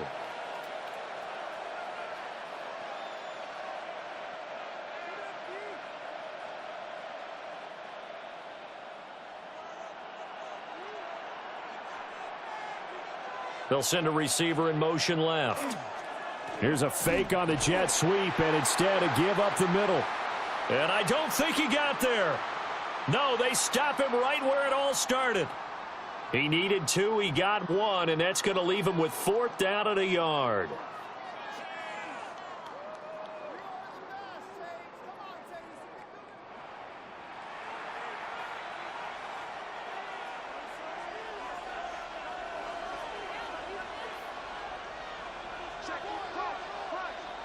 They'll try and throw for it with May. And he is going to be out of bounds, a couple of yards short of the marker, and they will fail to convert here on 4th down. So they'll trudge off the field with a bitter taste in their mouths after that failed 4th down conversion. Yeah, there'll be a lot of analysis there on the sidelines. Was it the right call? Was it against the right defense? Should they have even gone for it at all? Will that change what they do going forward in this game? A lot of questions to be answered by them. The defense doesn't really care. They're like, bring it on again. We'll stop you the next time, too.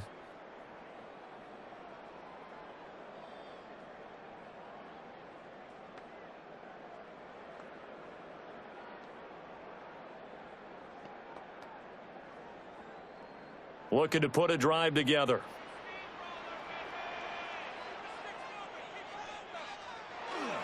He'll start with a give to Kamara. And he is met in his tracks behind the line of scrimmage. Call it a full 3 yards in the wrong direction there. Brings up 2nd down. Yeah, another negative play in an early down situation. This one to start the drive. You're putting a lot of pressure on your quarterback to bail you out when you're in 2nd and long yardage. Here's Shuck. And that falls to the ground, incomplete. Well, a nice job of bodying him up defensively, and now it brings up 3rd down. As this old brain remembers, when I see 5 wide receivers on the field as a defender, I know the ball's coming out hot. They expected it and got there and popped it free. An incomplete pass on that last play, and that means they'll need to come up with something here on 3rd down. Here's Shuck out of the shotgun. He lets it go deep for Olave. And that's caught inside the 30. A big-time play there for New Orleans. 49 yards. Well, they've looked his way quite a bit in this first half, and with good reason. You can see it there. He is such a handful defensively, just too hard to keep him under wraps, and delivers a big play here for this offense. They go play action here with Shuck. And he's going to be taken down here. A sack back at the 32. The sack by Harold Landry, the former Boston College Eagle. I know there'll be a little bit of criticism there because they went right back to the air after the huge pickup and end up getting sacked. But that's often a play that you make. You feel like you've got momentum on your side. Unfortunately, the O-line failed to hold up to try to keep that momentum going. Now, following the sack, they'll look to make amends on a 2nd down and 17. Now Shuck. Complete to Olave on the out route. He's going to go out of bounds, but he takes this one down just shy of the 20. They'll wind up getting 10 back as that sets him up for 3rd down. Well, that's what you're looking for when you want to throw the ball downfield. You want one of those guys who can play out on the perimeter, can play out wide, who can not only get open, but when they're covered, can uncover themselves downfield and create catches. He's got his target. That's complete. And they've got it inside the 10 at the 8. They're able to convert on 3rd down, and that sets up a 1st and goal.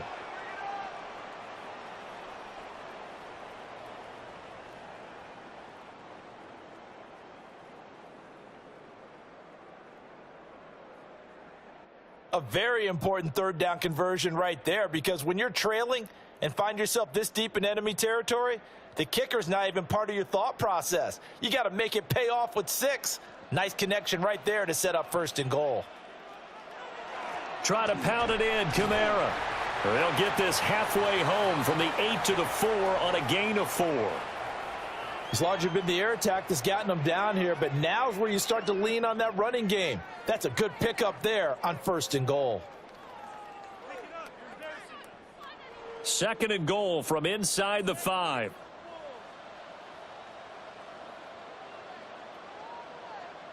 To throw now, Shuck. Out of the backfield, that's complete to Kamara. And he'll get blown up behind the line of scrimmage, back at the 6. It'll go down as a 2-yard loss, and it brings up a 3rd down. And we constantly talk about people being on the same page. In this situation, The two of them saw the play with the same eyes. They understood where the open spaces were going to be, and they found a way to get there to pick up a new set of downs. We've hit the 2-minute mark in the second quarter, 14-7. So they're coming up here on the 9th play of the drive, and it's 3rd and goal.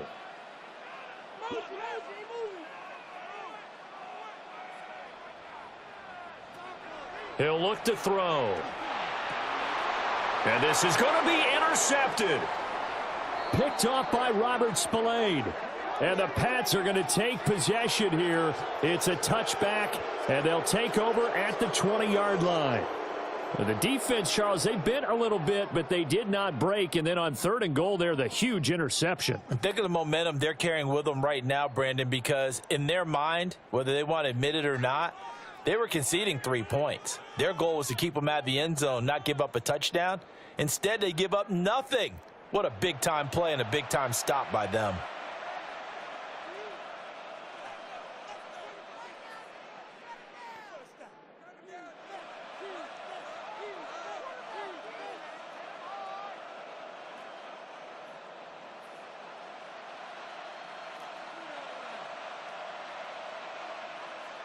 They'll throw with May.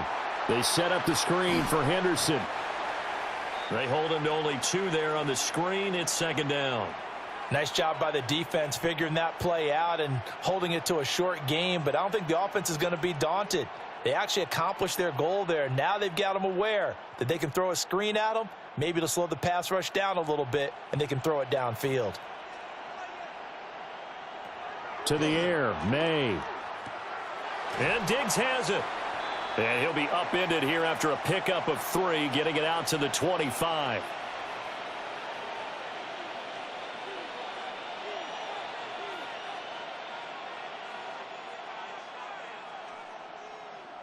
They'll come up facing 3rd and 5. From the gun, it's May. Going deep for Diggs. And unable to connect. Incomplete. Now give them credit. They took their shot, but it's going to bring up 4th down. And they're not going to go quietly into this halftime break. They know they're in for a fight, so they're trying to make every possession count. They took the big shot there, but it winds up incomplete. So on 4th down, here's Bryce Behringer on to punt for the Patriots. This will be fielded at the 17. A big boot that time. 57 yards the official distance. And the Saints will take over with a 1st down and 10. The Saints offense going to head out now late in this first half. And with them trailing, there is still enough time to try to string a few plays together, maybe get into field goal range.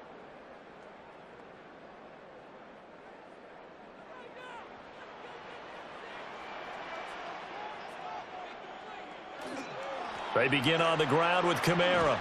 He'll be dropped after a gain of about 6 across the 30 to the 31. The Saints going to call the first of their timeouts as the clock will stop with 45 seconds to go in the first half.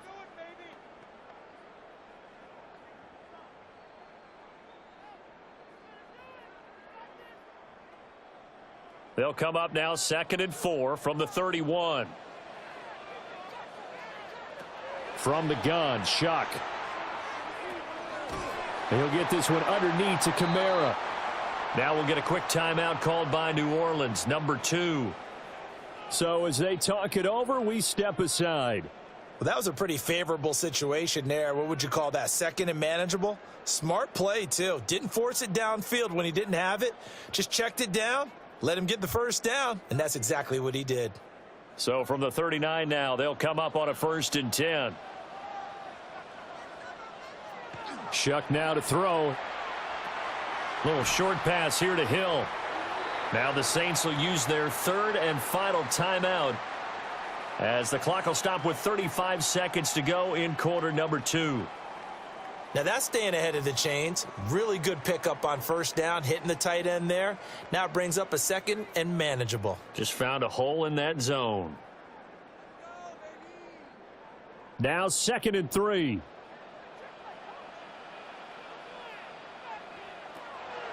Now back to throw. And that is incomplete. A lot of force bearing down on him there. He could not hang on. It's third down. I know at times people think we use it too often, but you've got to be able to throw guys open. And when you read zone, you've got to stick it in there before your receiver gets to the next guy in the zone. Otherwise, you bring him into the play. And that's precisely what allowed that defense to disrupt the pass. To the air once more. Shuck. And that one will fall incomplete. Clock here now just under 30 seconds to go in this first half. And a smart play there. He's probably saying, I wish I would have done that on the last drive instead of throwing the interception. So on fourth down, Kai Kroger on to punt for New Orleans.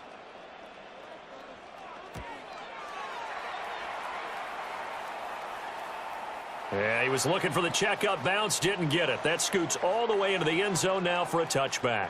The Pats going to get one final possession in this first half. And with a 14-7 lead, they might just be happy to take this thing on into the tunnel.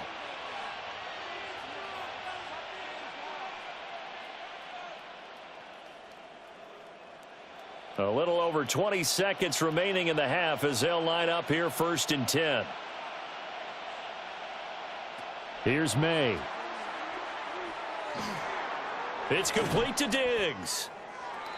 And he's going to get a solid gain of 9 before being brought down. Second and right at a yard.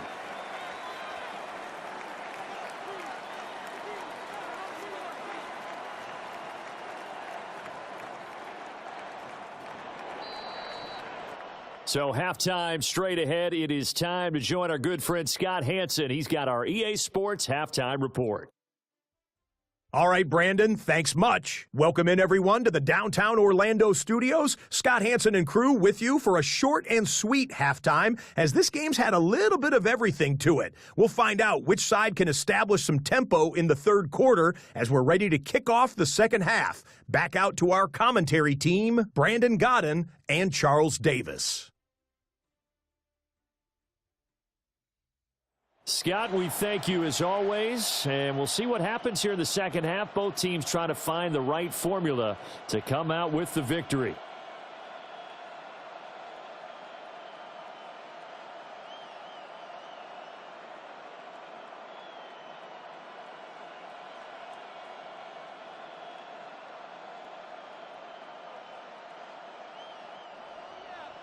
A one-touchdown ball game, 14-7 our scores. We get back at it on EA Sports. And out a little across the 25 to the 27. Now the Saints going to take over on offense to begin this third quarter.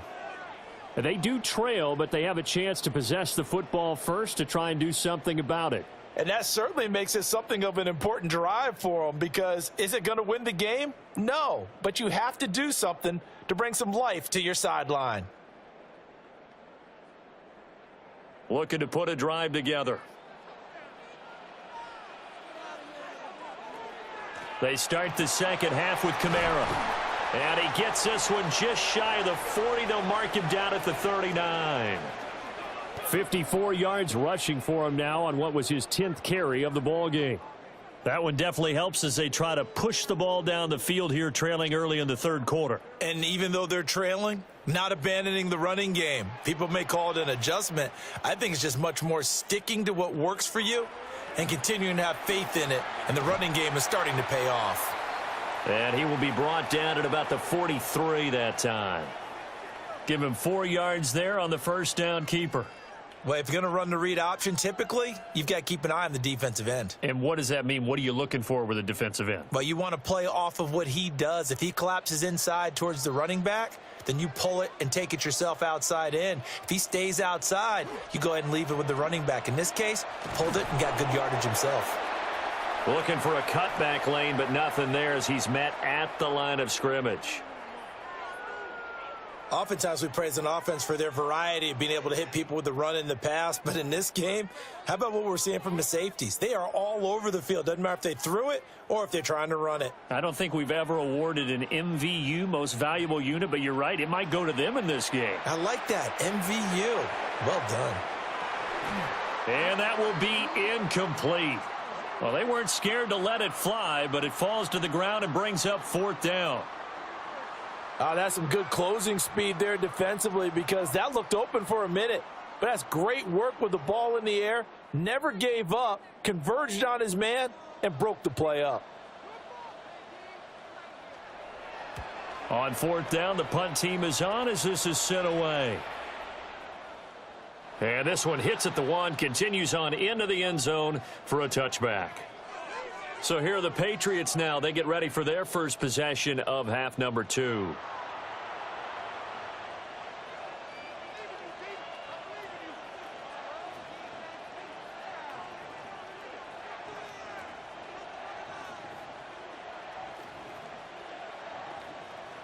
Looking to put a drive together.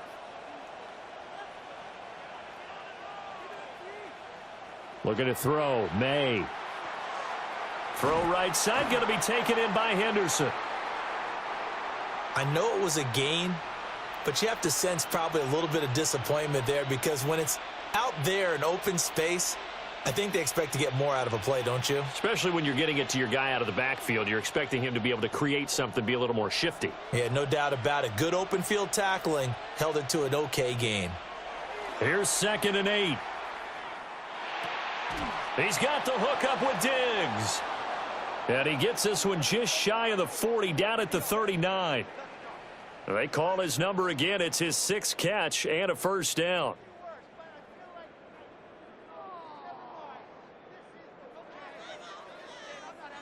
That's really good play design right there, and it's one that comes down to the offensive line. It's a deep in route, but it's only going to work if that line gives you time in the pocket to wait for the route to develop. Mission accomplished there as they pick up the 1st down. And slow going there as he'll only get a yard, maybe, up to the 41. In the first half, he was held in check on the ground, but despite that lack of production, they still have the lead. Yeah, and they've got to feel fortunate about that. If they could actually get production from their lead horse, that would help open up this offense and widen this margin too. 2nd and 9 now. That pass complete. Here's Butte with it. He's up to 88 yards receiving in the ball game now, and he's got a 1st down. Good throw, good catch, but I really like the route. The drag and being able to run away from defenders, hard to stick with them for that long. Yeah, better against man than zone, or? Better against man, because now you're running away from someone and you're not running into a defensive player in another zone. From the midfield stripe, they'll look to throw. It's incomplete. Took a shot, couldn't connect. To give you an idea of how accurate he's been throwing the football, we're in the second half. That's just his 2nd incompletion. Well, if he's that locked in, that means everyone's locked in, because to me it's like throwing a no-hitter in baseball. The pitcher may get the credit. A lot of people making plays behind him in the field. To throw, it's May. And this throw incomplete. Well, the defender all over him that time, but it's going to lead to 3rd down. Well, no one likes to see that drop, but I'll guarantee it's not going to stop his quarterback from going back to him anytime he has open space. Now play number 7 of the drive as they're looking at a 3rd and 10. Throwing here is May.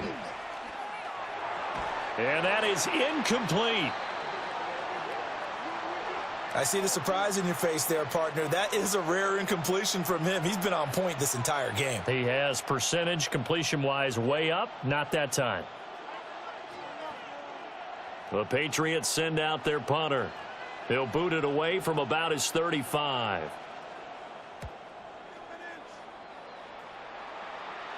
And this is a beauty as that ball's going to angle out at the 6-yard line. The Saints again ready to go on offense. And our game's hit a little bit of a lull here, a little bit of a snag. Punts on back-to-back drives. And old school coaches don't necessarily mind that. Didn't turn it over, right? Didn't create a big play for the other team. Right now what you're looking for is, can you gain an advantage in field position? And that's what both teams are seeking right now. Yeah, they'll be seeking to gain that advantage here on this drive. They start the drive on the ground. Kamara. And he will take this up to about the 8-yard line. Marcus Jones there for the tackle. Well, you know that old expression, it's not my night. It hasn't been his so far. I don't know if the legs are a little bit heavy. Sometimes having to hang out all day and play doesn't exactly play to your advantage, but it's been a tough go for him. And every time he looks up, somebody's there defensively. That was the same case on that play. A throw out wide, going to be incomplete. Well, if you're going to give out a little applause on that play, it has to go to the defense. More good work by them. They've taken away the passing lanes all game long, and you can see the frustration that it's causing because he just about threw that one into the first row. So the failure to connect on second down, that leaves him staring up here at a 3rd and 8. From the shotgun, it's Shuck. The pass caught by Olave. And he is going to have a Saints first down as they're able to get the 3rd down conversion.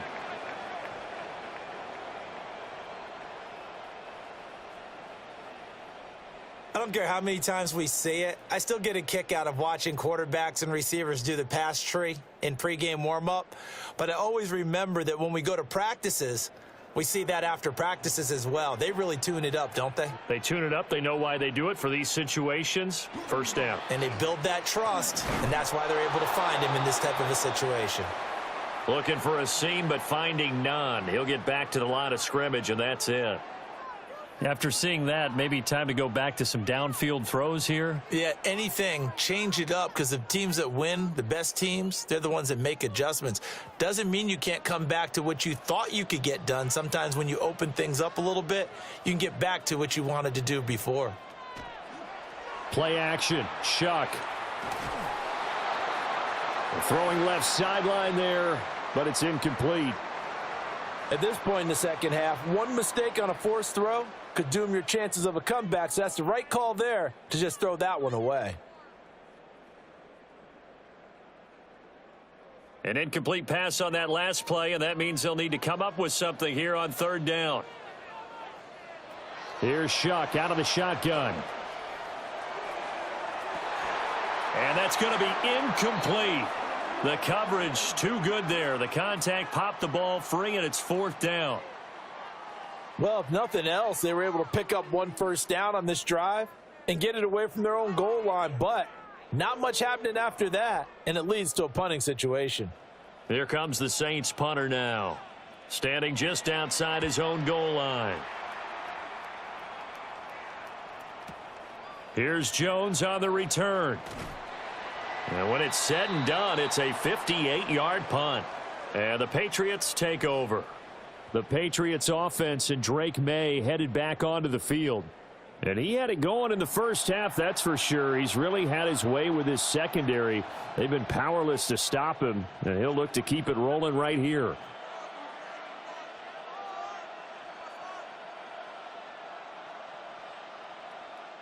The Pats at the line, ready to go. We have not seen much on offense here from either side these last few drives. We've hit a wall, so to speak. And have hit it hard, haven't we? Because the defenses right now, they seem to be a step ahead, don't they? Beating them to the point of attack, beating them to the punch. These offensive guys, they're tinkering like crazy. What's it going to take to get back on track? Yeah, both sides searching for adjustments. As they began this drive, I was wondering how they were going to attack since they're playing with the lead. Would they continue to try and push the ball downfield? Well, after one play, it appears that the answer is yes. On first down, it's Henderson. And they're going to stop him right at the line of scrimmage. Just no cutback lane to be found whatsoever. 2nd and 10. Now, they struggled to get him rolling on the ground in the first half, and that's sort of continuing here in the 3rd quarter. Yeah, but I don't think it's time to abandon the running game. I would say keep feeding the horse, and I believe he'll eventually reward them, especially as we get deeper in the game. Back to throw now on 2nd and 10. Gets this complete to Butte. And they'll get to him after a gain of 7 to the 47.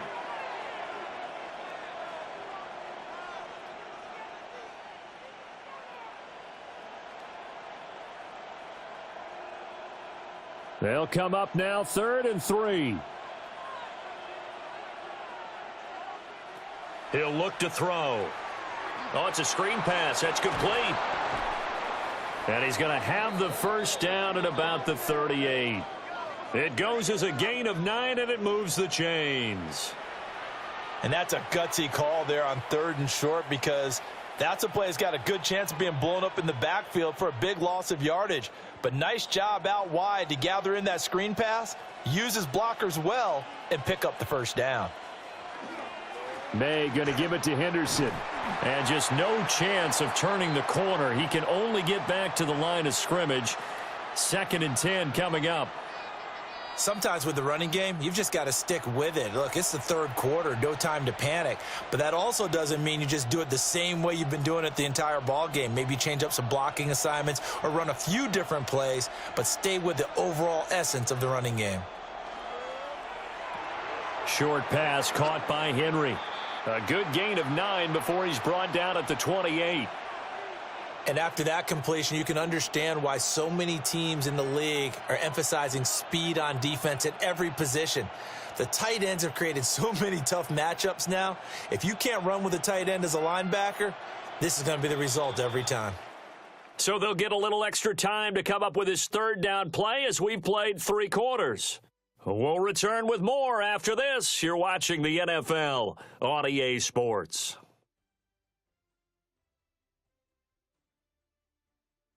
Back now here live in New Orleans.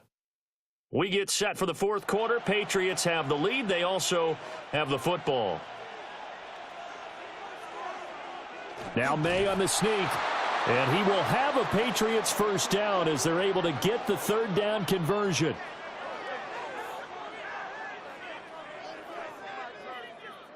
There may have been a little bit of an element of surprise there. 3rd and inches, and they go quarterback sneak.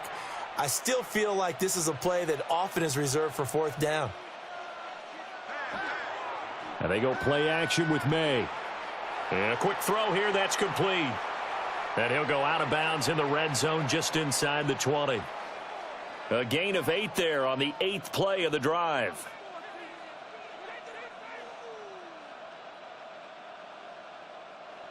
Now a 2nd and 2.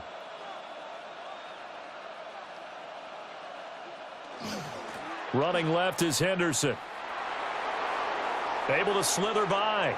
And he's down inside the 5 at the 4 before he's out of bounds. It's a really nice 15-yard pickup, and now it's 1st and goal. As I take a look at the clock, I realize that this drive has eaten up a good portion of the 4th quarter already. Got to tell you, partner, when you're trying to salt away a game, this is exactly what it's supposed to look like. Looking to throw. Looking end zone, but it's incomplete. That's a pretty play there. Got in at the last second, helped force the ball free, and kept them out of the end zone.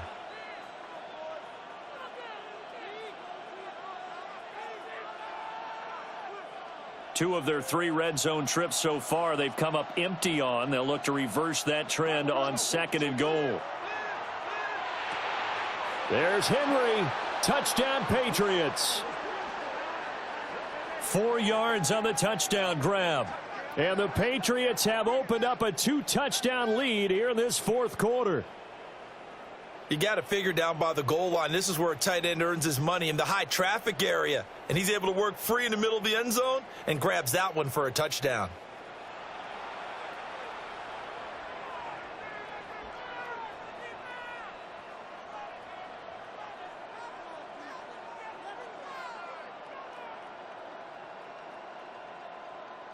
The extra point now for Borregales.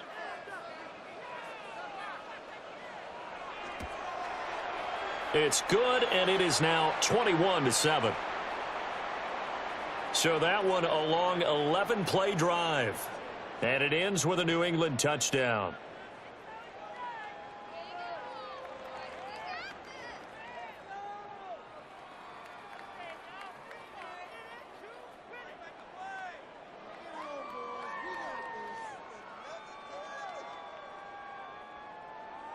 Following the touchdown, Borregales back out to send this one away.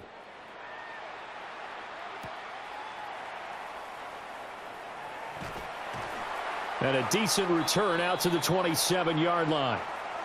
Out is the Saints offense now as they get ready to take over here.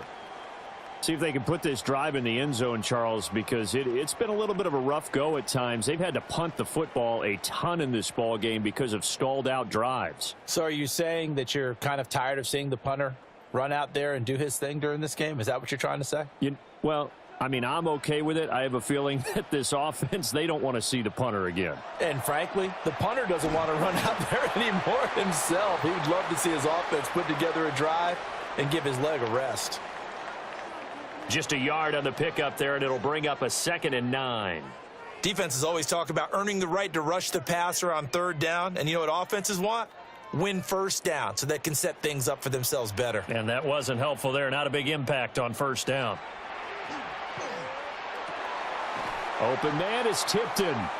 And able to get this one across the 45 before he's brought down. 17 there and a New Orleans 1st down.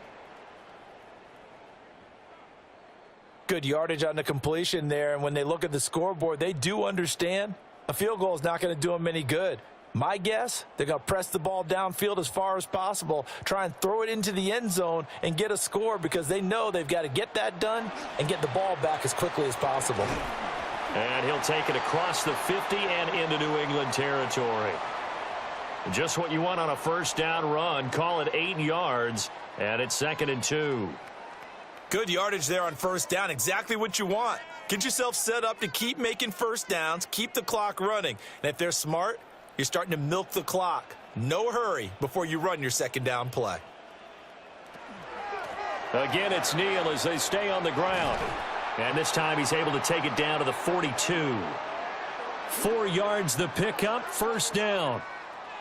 Now, yes, a 2-possession game, but a good chunk of time on the clock, so they have the ability still there to run it on 2nd and short, but maybe they need to pick it up a bit. You're right. They did pick up the 1st down there, but they, as you mentioned, they have to pick up the pace now because it's a 2-possession game. They've got to get there twice to make sure they have a chance to win.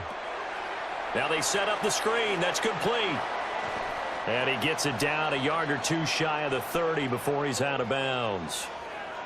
And that's good for a pickup of 10 yards. And that'll leave him with a 2nd and just a few inches left. When you run a screen pass really well, you got to like the look of it because so many parts come together to make it work well. The offensive linemen where they're faking people out, the back slipping out there, catching the football, then all of them going together as one unit downfield. A really nice pickup. And they'll be inside the 25 now at the 24. That one a 1st down pickup of 8. Yeah, once more, strong running, excellent blocking at the point of attack. They've got a nice little drive brewing right here.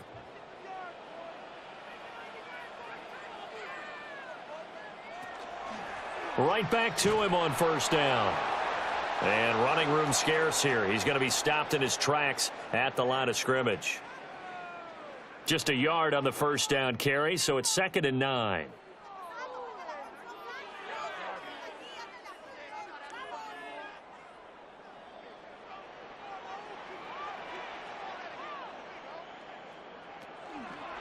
He's going to try and do this himself. And he'll be brought down inside the 20 at the 19. 4 yards there on the keeper, but still going to bring up a 3rd down. I think that run gives us evidence that the defense is getting a little bit tired out there. They've been out in the field for a long time, and that last run, they just cut right through them.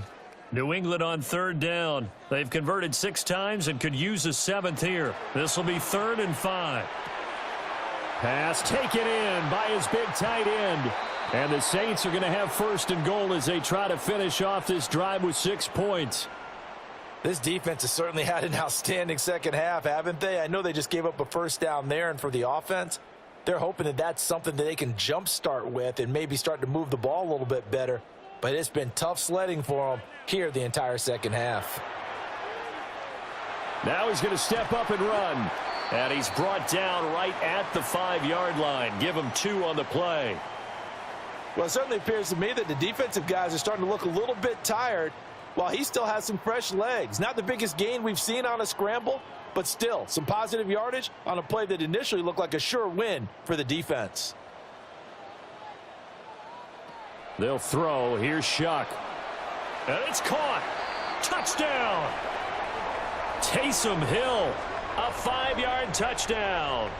And the Saints have made it a one-score game again here in the fourth.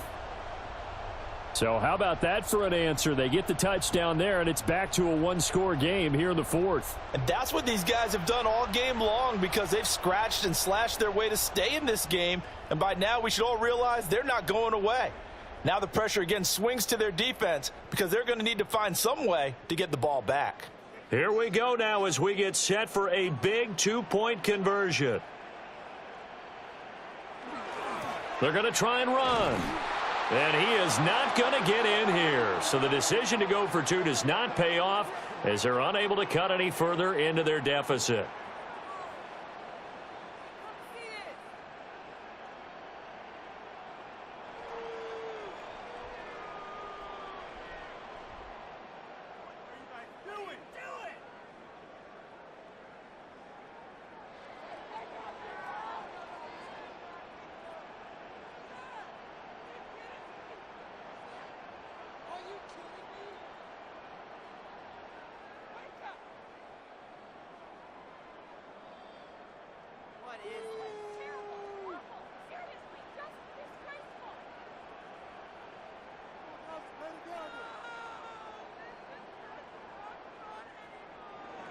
York ready, and here we go as he sends this one away.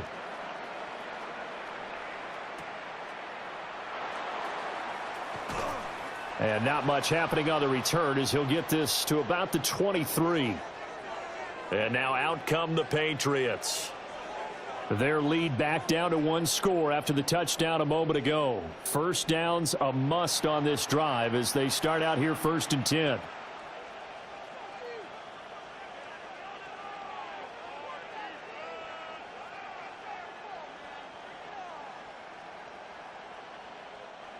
Looking to put a drive together.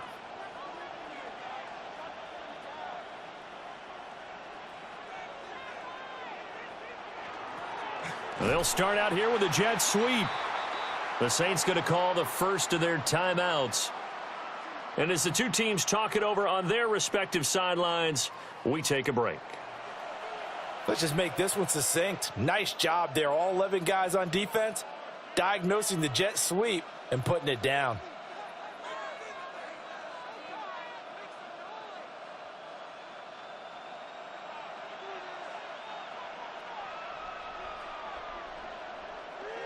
May now off the bootleg. Short pass caught by Henry. Now we'll get a quick timeout called by New Orleans, number 2. And as the two teams talk it over on their respective sidelines, we take a break.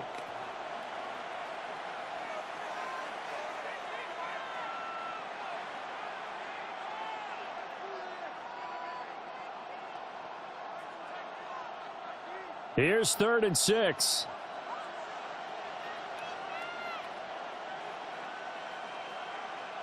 To the air, May. Right back to Henry, and Henry's got it again. And now here comes the 3rd of their timeouts defensively. So they'll be left with only the 2-minute warning to stop it from here on out.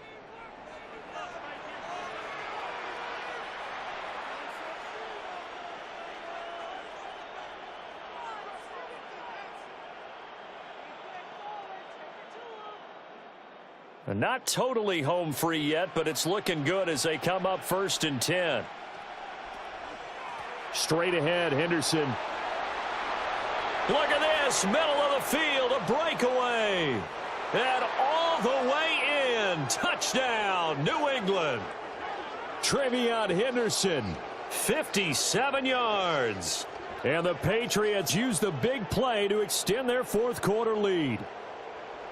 Well, I guess when you look back on it, it was just a matter of time until he popped a big one like that. And, you know, at halftime, you and I discussed it. They had done a nice job on him in the first half. But there were a couple of occasions where it felt like he might wiggle out of traffic and take it to the house. Finally here in the second half, that got done. Borregales now for the extra point.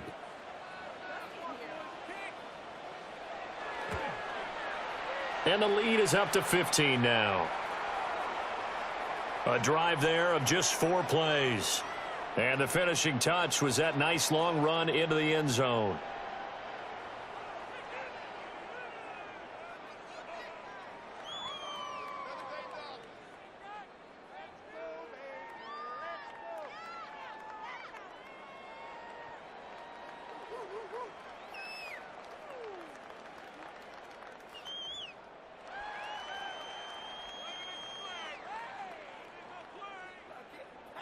Following the touchdown, Borregales back out to send this one away.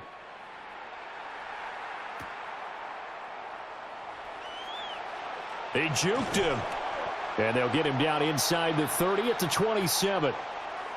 So here is Shuck and the Saints. Down by 15. 2 minutes, 17 seconds to go. The 2-minute warning, that's going to be their only chance to stop the clock, so they'll need to move quickly here on first down.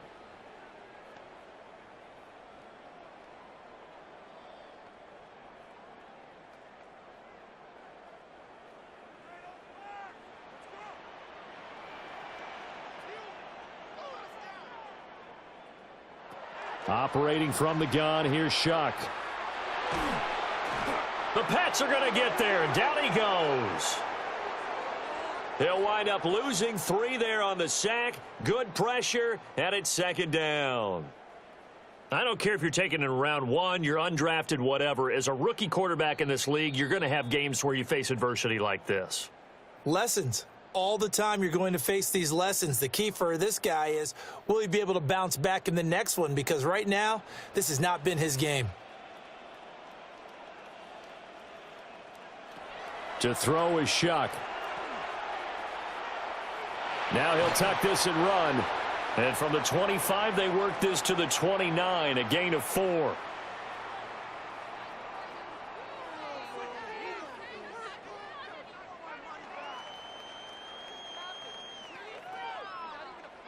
What can they draw up now? Time to find out on a 3rd and 8. Shuck now to throw. Connecting with Hill.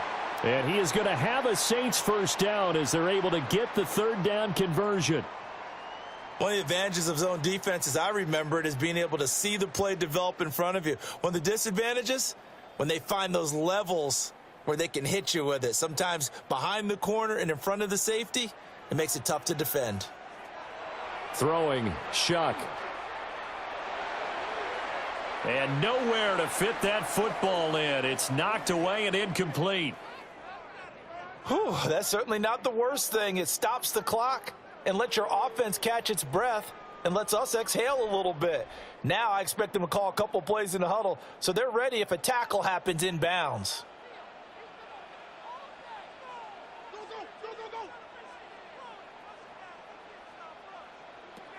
Here's Shuck. Now he's going to step up and run. And he'll take this beyond the line of scrimmage as he slides to a hole. Kudos for the defense from me on that one because they were prepared the whole way for him to try to escape and hit them for more yardage running it. I like the way they stayed zeroed in on him and kept him contained when he pulled the ball down. I think he was fortunate to get what he did on that run. 3rd down, Shuck from the gun. Now he'll tuck this and run. And he will have the first down as he gets this to the 47. Brandon, you know I'm all about quarterbacks protecting themselves, but I have to admit it. I liked what I just saw there. That rookie wasn't afraid of absorbing a big hit. Now, you don't want to see him taking those shots all game long, but he picked up the first down, kept fighting for yards, and was willing to embrace some contact to keep the play moving. That's to the sideline and incomplete. Nice progress down the field was halted by that incompletion. They could try for some safe yards here to get things moving again, or keep throwing it and pushing it downfield to try and pick up bigger yardage. Another try, 2nd and 10 now. To throw now, Shuck. Now throw right side here, going to be incomplete. And now defensively in the 2-minute drill, the big key to me, make sure you understand your assignments, and anytime you get a chance to tackle someone in bounds, get them on the ground.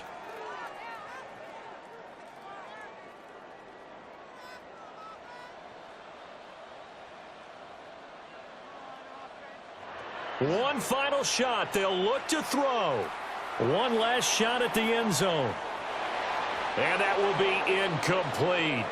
They were going for a consolation TD, but it was not to be. And time has run out now on this game. So this will wind up a victory for the New England Patriots. And even playing on the road, the class of this ball club just too much to overcome. Yeah, deep down, I think even the fans knew how this one was going to turn out. All right, they just came to support their team, hoped they'd see some good football, and they did. But they didn't really expect their team to win. In fact, they probably came in and said, let's win the tailgate, because that's where we have the advantage, and I bet they did that. So that'll do it. For my partner, Charles Davis, and the best darn crew in the industry, I'm Brandon Gaudin. This has been a presentation of the NFL on EA Sports. From New Orleans, good night, everybody.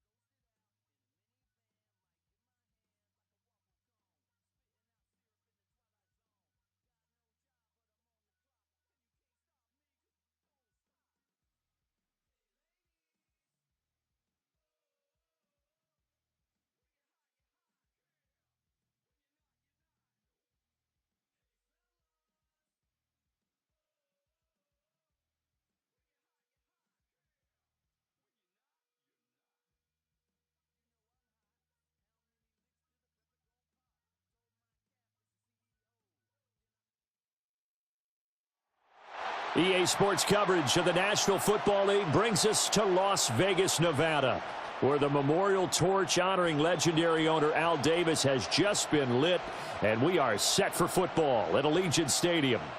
Today, boy, what a matchup. Two NFL franchises with so much history, so much tradition, getting set to do battle here, as it'll be the San Francisco 49ers taking on the Las Vegas Raiders.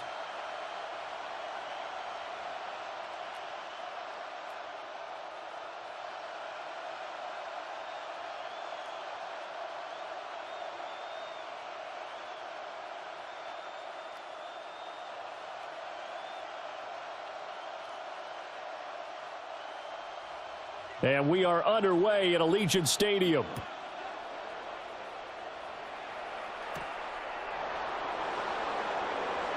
Gets past one man.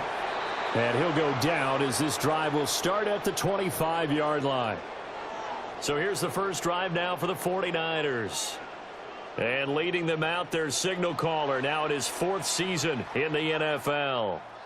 A tough time a season ago, his team missed the playoffs for the first time in his career.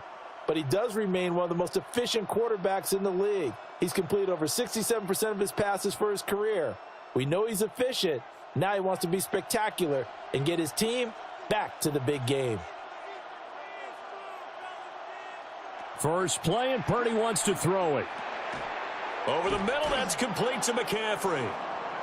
He's going to be dropped following a pickup of 7 past the 30 to the 32. And their coach told us the other day that they wanted to get him in a nice groove right out of the gate. And one way to do that, give him quick throws where he can get the ball out of his hand in a hurry, as he did there. The ball on the 32. It's 2nd and 2. Purdy off the play fake. That's caught. It's McCaffrey again. Oh, that's just not fair, and now room to run. And they've got it well across midfield down to the 40 before it's all said and done. That turns into a very well-orchestrated play right there. Going to work his way out of the backfield to the right, and after he looked it in, he found plenty of space to roam and picked up big yardage. Here's the Pro Bowler, Christian McCaffrey. And he doesn't quite make it, taking it within an eyelash. Dropped at the 1. A big hitter. That one goes for 40 yards.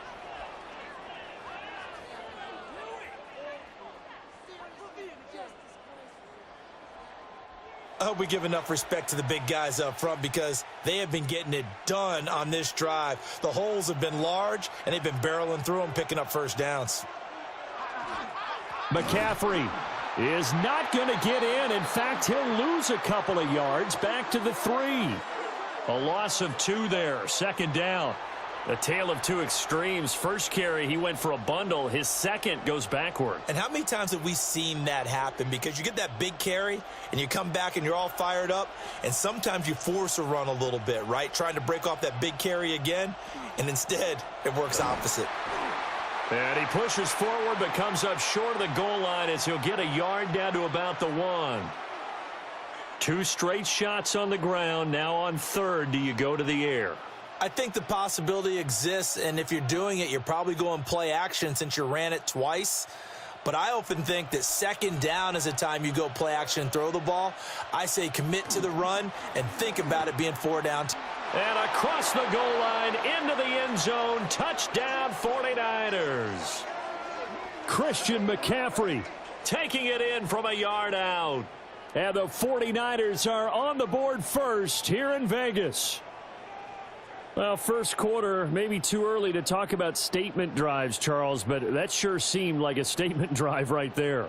Well, if we're going to talk about statement drives, I think what they're saying is we're going to establish the run. They gave it to him early and often on this drive, and he wound up taking it into the end zone. Eddie Pinheiro now for the extra point.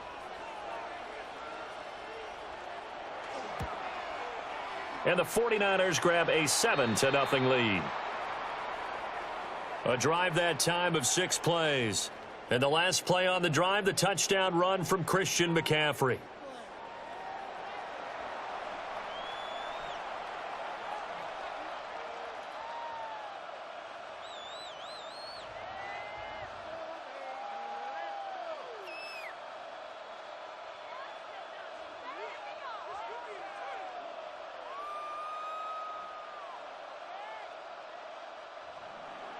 Now after the touchdown, here's Pinheiro to kick it off.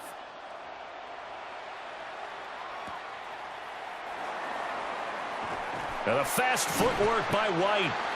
And he'll be tackled just shy of the 25. So here comes the Raider offense now onto the field. And they're led out by their mobile quarterback out of West Virginia. It's Geno Smith. And how about Geno Smith? The number of times we've looked at his career and said, here's something new for him. And that's exactly what we're talking about with his move to Las Vegas after 5 seasons in Seattle. Over 70% last season completion percentage. And the Raiders, they definitely need that type of efficiency in Vegas. And the best part, he has a head coach in Pete Carroll who really believes in him. And that one blown up quickly as he's going to be stopped before he could even get started. It's a loss of 4 on the first down play. Well, that's not an easy play for a defensive end because most of his responsibility has him getting upfield and working. But how about his vision to see where the play was going, crashed down inside, and tackled him for a loss. Smith. That's caught by Tucker. And he's brought down at the 24 after a gain of 4. What terrifies defenses when they see slant routes thrown is that the receiver is on the move, and oftentimes he catches it and gets upfield. Does a really nice job rallying to him and stopping him for a minimal gain. 3rd down and 10.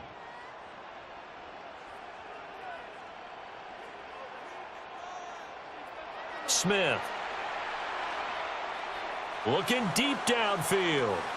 And that's caught inside the 30. And he is in. Touchdown, Raiders. Trey Tucker. 76 yards. And the Raiders are able to strike back quickly with an opening touchdown of their own. They said that they wanted to get him involved early, and what a way to cap their opening drive, Charles. We know he's one of the fastest receivers in the NFL, and he showcased it on that play. And when you have a guy like that, you want to make sure the defense sees him early, right? You want to see how they're going to adjust, how they're going to try and guard him, because they can't replicate his speed in practice unless they've got one of the few guys who are as fast as he is. And all it took was one drive. He burned them, and I don't think it's the last time they call his number in this one. Extra point by Carlson, up and good. And we are tied at 7. The drive there only spanning 3 plays. And it ends with a Las Vegas touchdown.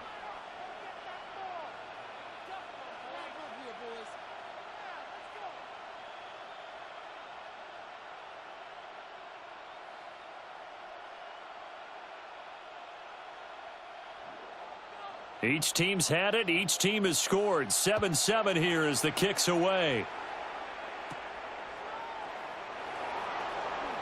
Now a crease here as he's past the 30. Back out there comes the 49ers offense ready for their second drive. This drive here beginning probably with a pair of motivated groups. Remember, the offense scored a touchdown on their last time out, looking to repeat that in Charles's defense. They were very frustrated after giving up 6 the last time on the field. And frankly, it's just a battle of wills in a lot of ways because you know they're both motivated. They both game planned for this drive, and they both have specific outcomes in mind. To me, it just comes down to who can execute better and which side can step up and assert its will over the other. Open man is Kendrick Bourne. And he's going to be out up around the 45-yard line. Right off the bat, it's a first down to start the drive, 12 yards. I know this may be jumping the gun a little bit, but 7-7, they're flinging it around like crazy. Look at the drive that's going on here. Partner, we may have to start thinking about one of these defenses just holding someone to a field goal and maybe trying to get an advantage that way. We'll get this up to the 47 and brought down there. I think if we put together a job description for a middle linebacker, we would start with being able to hold down things in the middle of the line of scrimmage and be able to take on blockers. But how about the guys who can go sideline to sideline and make plays? Love a guy that can do that. We saw a perfect example of it right there.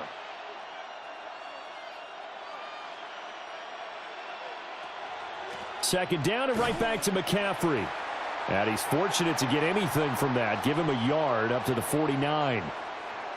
That play reminded me a lot of a former teammate of mine. We used to call him the trash man. His ability to sift through traffic and make plays was uncanny. And that's exactly what you want from your Mike linebacker. Now a 3rd and 6. Bourne going to go in motion right here. Back to throw, Purdy. Connects with Kittle underneath. And he is going to have a Niners first down as they're able to get the 3rd down conversion.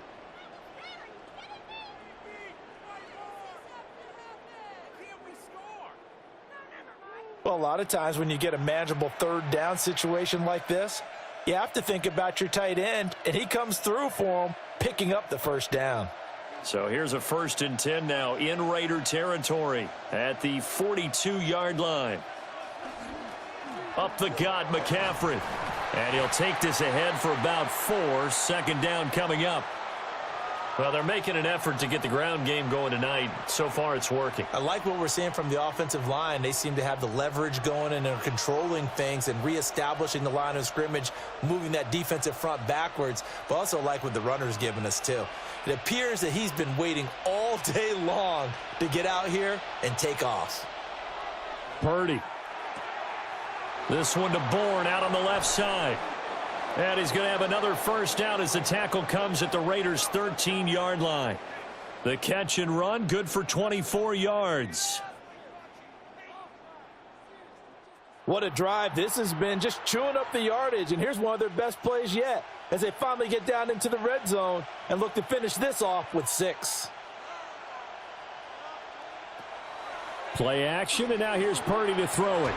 Over the middle, complete. That's Jennings. And he's going to take it in. Touchdown, San Francisco. Juwan Jennings. A 12-yard touchdown grab. And the 49ers have now taken the lead.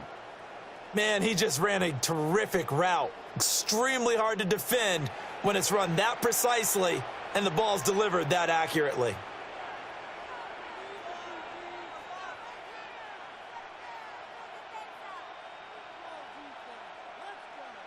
Pinheiro now to add the extra point.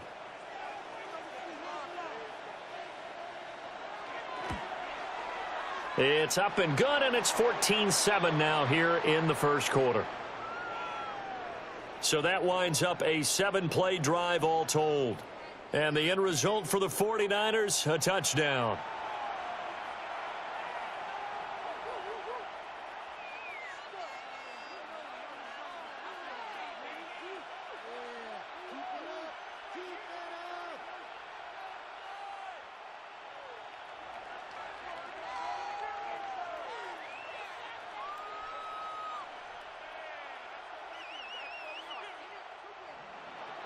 Now after the touchdown, here's Pinheiro to kick it off.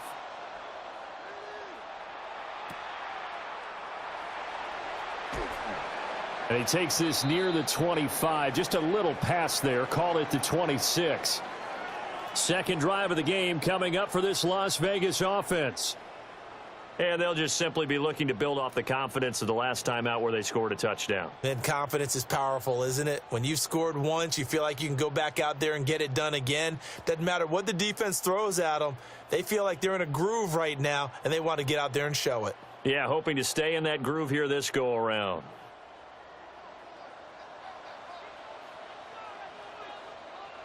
Out of the gun, Smith. And the catch is made here by Tyler Lockett. And they're able to get this one across the 35. The drive starting with a first down, 11 yards on that pickup.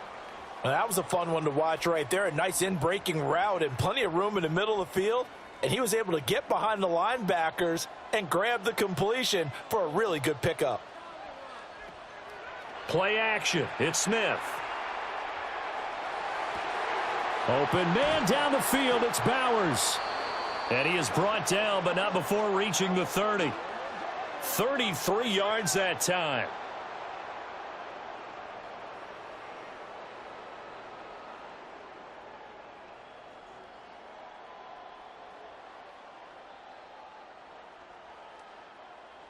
Despite writing it down on my notes, I never give enough credit to the offensive line, and we have to here. The protection, that's what made this play a success.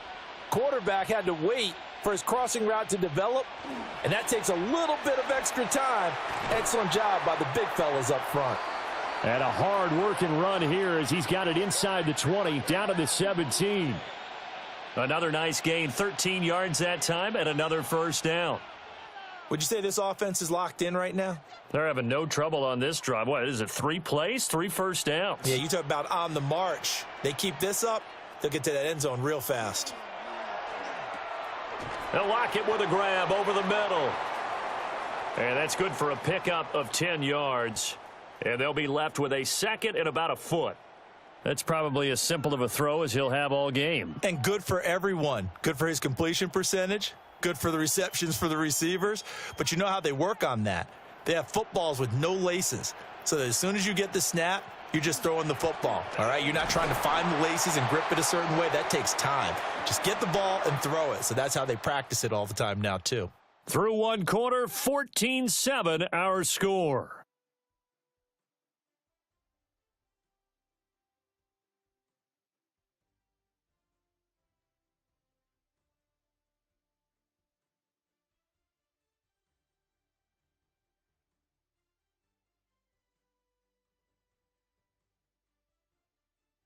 Second quarter from Vegas, the homestanding Raiders with a football here as they go to work on a 1st and goal.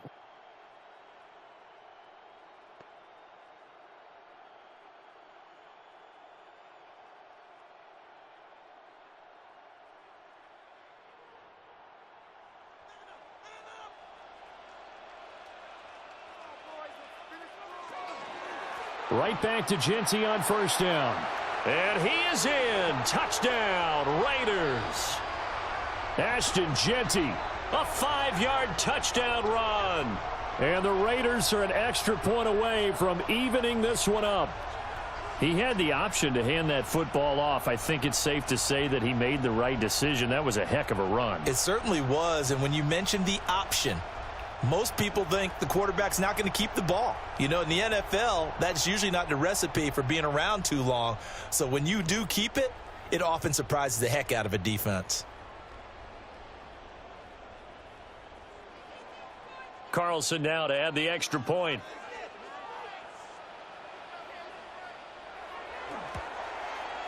And we've got a good one brewing. We're all knotted up at 14.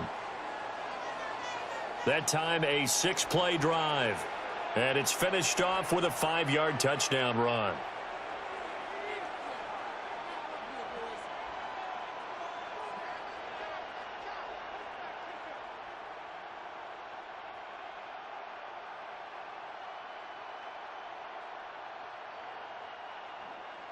This one tied at 14 now as he sends this one away.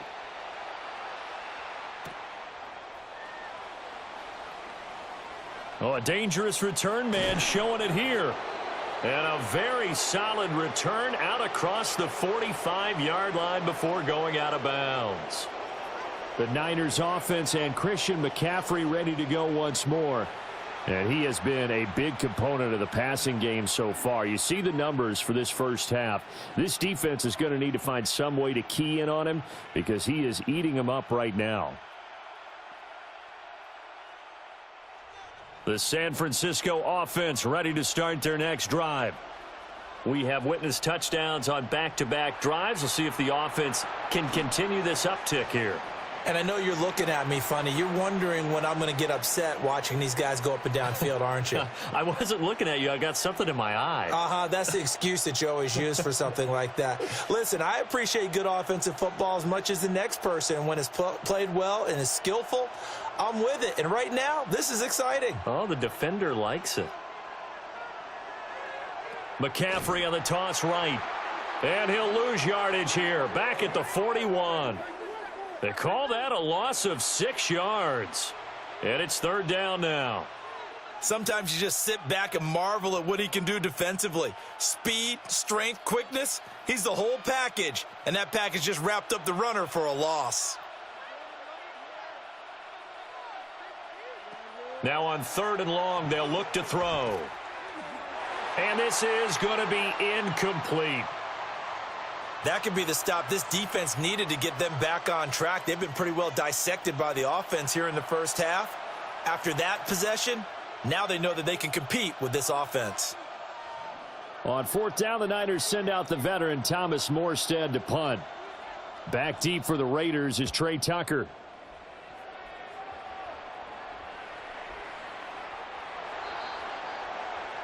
The Vegas offense ready for their next possession. And they'll be looking to build off of a nice drive last time, a drive that really relied on the quarterback. Making good decisions, distributing the ball well, distributing it accurately, keeping it away from danger. A really nicely run drive. But now the defense, what adjustments do they need to make in the passing game? Pass rush, pass rush, pass rush. Whether it's the guys up front or maybe you bring additional guys, but you've got to disrupt the timing of them throwing the football. We'll see if they can disrupt it here. The drive will begin with a run by Genty. And not a whole lot of room to operate there on the first down run. He gets maybe 3. Well, at the end of all that hitting and hollering, it was a 4-yard run, so the offense is going to go back to the huddle and feel pretty good about themselves. Defensively, you have to feel okay because you didn't let it turn into a bigger run, but the goal, shut it down for 2 yards or less. That's when you start to feel good about yourselves. They'll go again with Genty. And they'll take him down at the 31-yard line. 7 yards there and a first down. That's a good, nice, crisp run for a first down. I wonder if the defense might have been loosened up a little bit, maybe anticipating a pass instead of the run that they got. Line of scrimmage, the 31 now on 1st and 10. They'll fake the handoff. Now Smith. And this one too low. It's a tried and true formula, and I don't think it'll change for as long as we play football. If someone's trying to throw the ball and you can put pressure on them and make it tough, that's only going to help your defense. Yeah, he's since being hurried. He got rid of it before taking the hit, but incomplete. Smith, an incomplete pass on first down. Now it's 2nd and 10. Geno now to throw. And this one incomplete. Too much contact to hold on to that one, and it's 3rd down. And, partner, to me, that one was all about timing. If he's there too early, it's going to be a pass interference call. If he's too late, it's a completed pass. He was Johnny on the spot on that one. Now they face a 3rd and 10 after back-to-back incompletions. Throwing is Smith. To the left side, pass caught by Thornton. And they're going to mark him down short, maybe by about a yard, if that. So the completion results there in 9 yards. And that's going to make it 4th down. Here's A.J. Cole now to punt this one away. Back deep for the Niners, Sky Moore.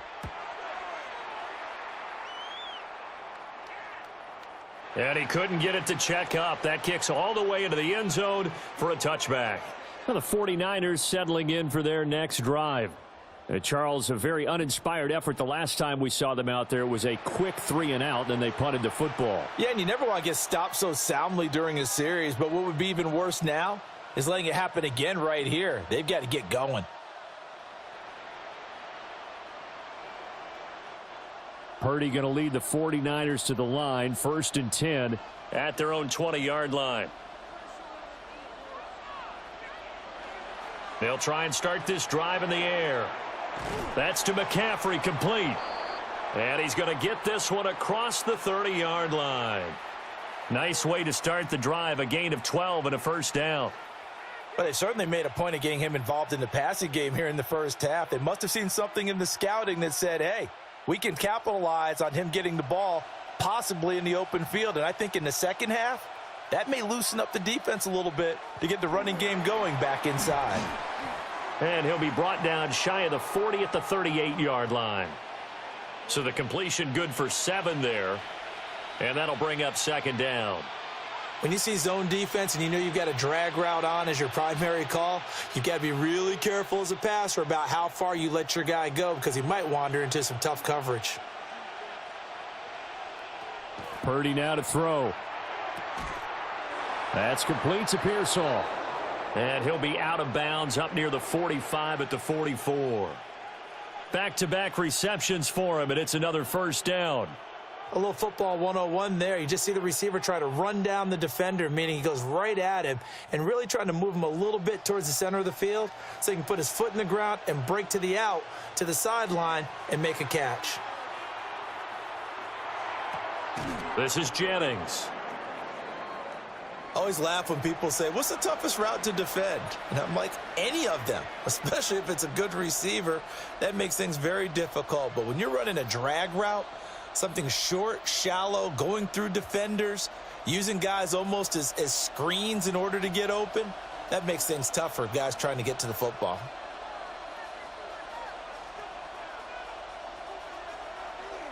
McCaffrey running up the middle. And he's going to be met at the line of scrimmage and taken down. He winds up giving a yard back there, and now it's 3rd and 2. That was well played there defensively. 2 tight ends in the formation, which essentially gave him 7 blockers up front. Hard to imagine with all that size and beef that they could let a tackler through, but that's exactly what happened. A loss resulted. Here's Purdy. Pass taken in by his big tight end. And he's going to have another first down as the tackle comes at the Raiders' 26. Last play they got stuffed at the line. Different story here, over 20 yards. We often hear the phrase sure-handed tight ends, and he certainly fits into that category. Plus, he's got a quarterback who knows to look his way when they need a big pickup. And on this play, he finds him for the first down. Well, they'll run it here on the jet sweep. And that is well read there defensively. He was looking to use his speed to get the edge, but they said no way. That's the danger, Charles, of running plays like this for your wide receiver. They can hit big or they can be duds. Yeah, you're exactly right about that, because if they're forced to try and go around defenders behind the line of scrimmage, sometimes you can give yardage in order to gain it. But in this case, they gave yardage and didn't get it back. And across the chalk into the end zone, it's a 49er touchdown. Ricky Pearsall, 28 yards. and the Niners have taken the lead. I know these wide receivers are about flash and dash and high-flying plays, but a good number of them played running back at some point in their career, and that's how they finish off a lot of their big plays, run after the catch. And this time he finishes off the big play in the end zone. Pinheiro now to add the extra point.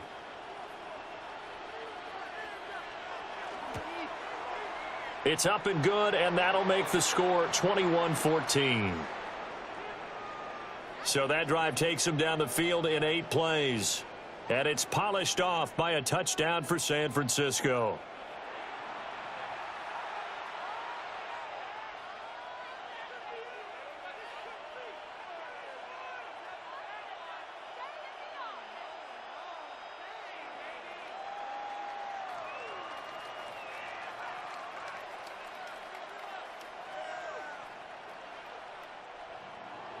Now after the touchdown, here's Pinheiro to kick it off.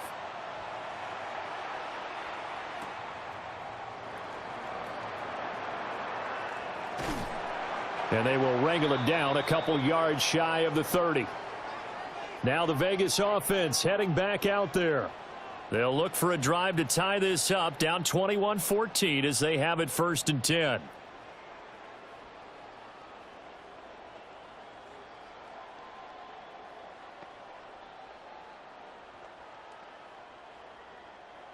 Looking to put a drive together. Smith now to throw. And that one drops down, incomplete.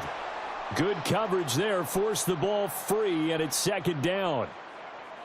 Have to give some credit to the defender on that when he read all of his keys perfectly and got a great break on the ball and able to force that incompletion. Smith, an incomplete pass on 1st down. Now it's 2nd and 10. Throwing now is Geno. No chance to get away there for Smith as he goes down. It'll go as a loss of about 6, and now it brings up 3rd.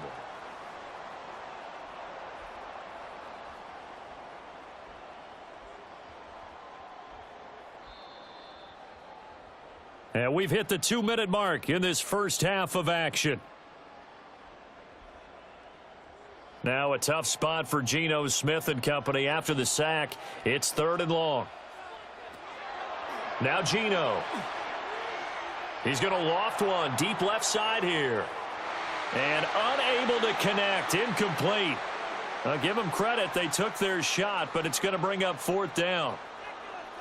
I like the fact that he took the shot deep downfield. Even if you don't get the catch, maybe you get a defensive penalty and pick up the yardage that way.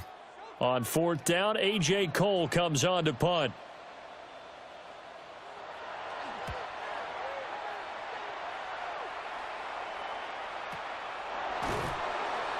We'll call that a punt of 54 yards. Well struck.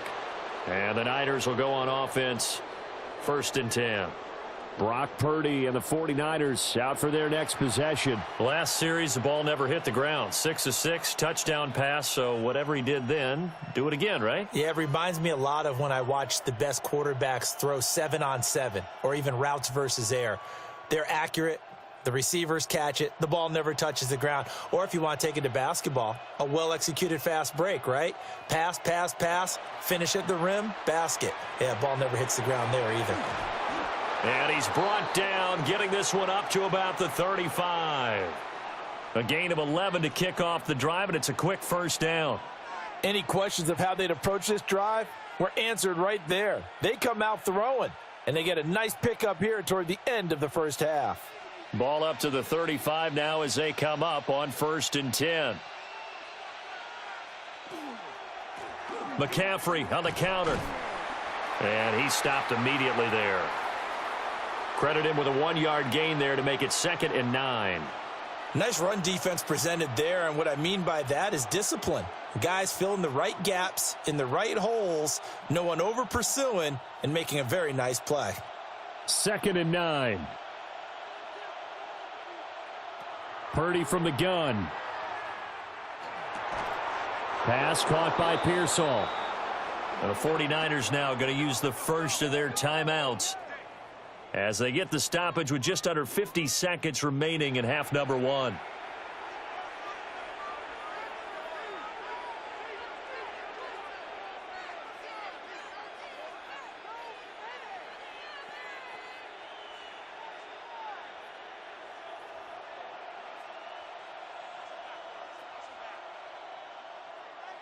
Shotgun now with Purdy.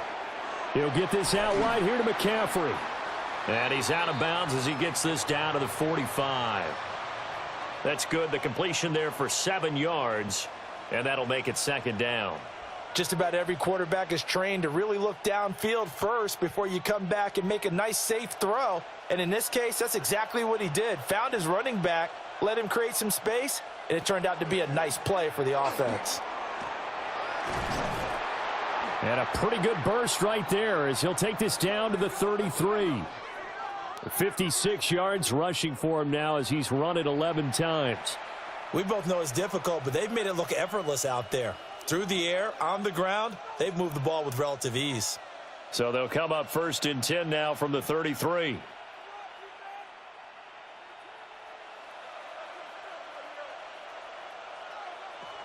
Purdy looking to throw. This pass to Jennings, and he makes the catch. Now a timeout signaled for, and they'll get it with 10 seconds to go before halftime. Nothing fancy on 1st down, but a very consistent type of a play. Hit that slant. A lot of people call it an extension of the running game, and it can be if that pass is completed, because you hit a guy on the run like that, he often can go for big yardage. Sets him up nicely for 2nd down, staying ahead of schedule. 2nd down and 3.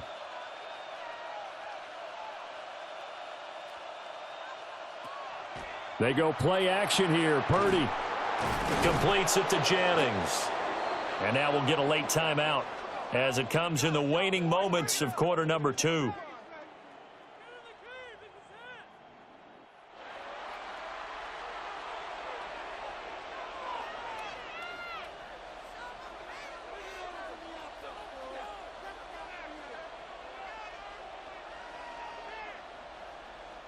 So with 4 seconds to go in the half, here's the field goal unit onto the field. From the left hash, a 31-yard attempt. The kick by Pinheiro is good. And the lead works its way up to 10, 24-14. So a capper there to a pretty good first half. And I love the way that they put a chokehold on the clock and pretty much drained everything before they put the field goal on the board as they headed into the half.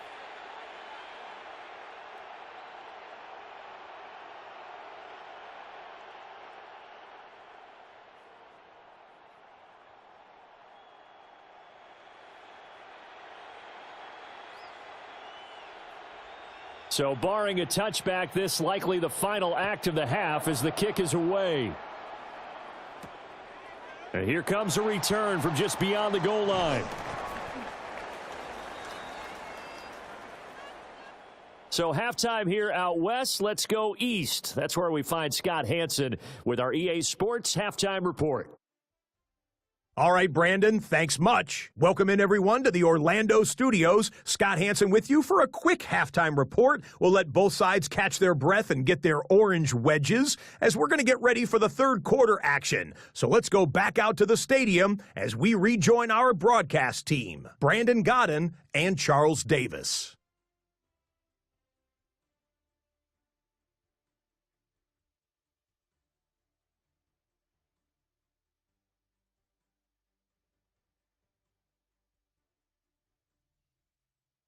Scott, thank you very much. We are ready to get started here with the second half.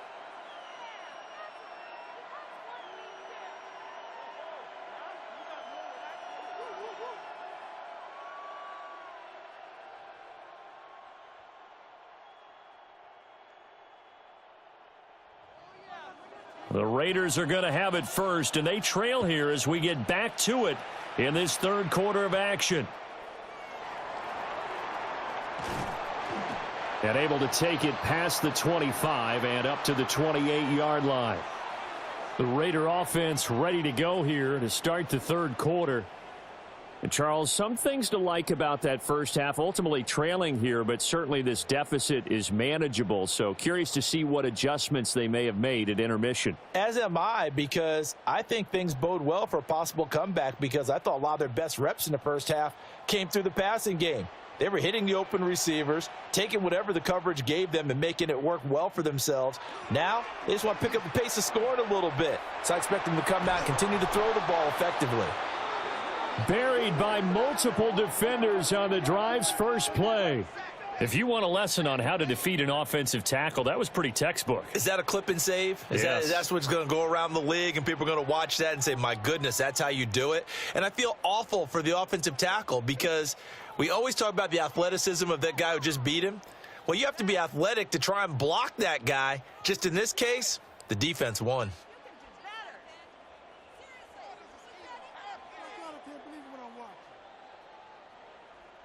After the sack, it's 2nd and 19, and the road gets a bit tougher from here.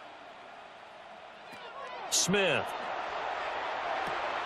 Throw right side looked in here by Besh. But it appears that they read man defense and went to the out route, and what you have to do on that one is the receiver's got to make sure he works the defender towards the middle of the field to give himself space to cut to the outside and have that ball delivered with good timing, and they got it done. This offense in desperate need of a conversion as they come up on third down. Now Smith. He's going to loft one deep left side here. And he bats it away, and it falls down incomplete. I'm sure this isn't a novel thought, but maybe run some simpler routes instead of trying to get it all back in one shot. Defense certainly appears to be ready for them. Try and get it back little by little instead of in big chunks. Here's A.J. Cole now as the drive goes backwards, so he's on to punt it away.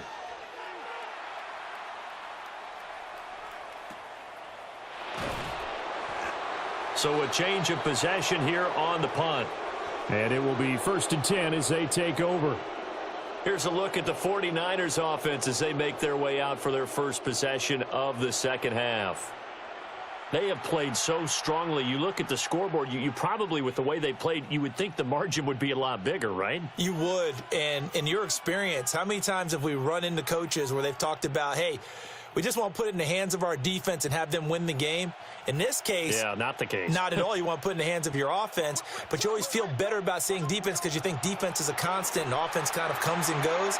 Today, this game, no, they need their offense to stay on a really hot level. They've been hot so far. I had to do a double take on that one, Brandon, because so far in this game, we haven't seen many of his passes fall incomplete. Now a 2nd and 10.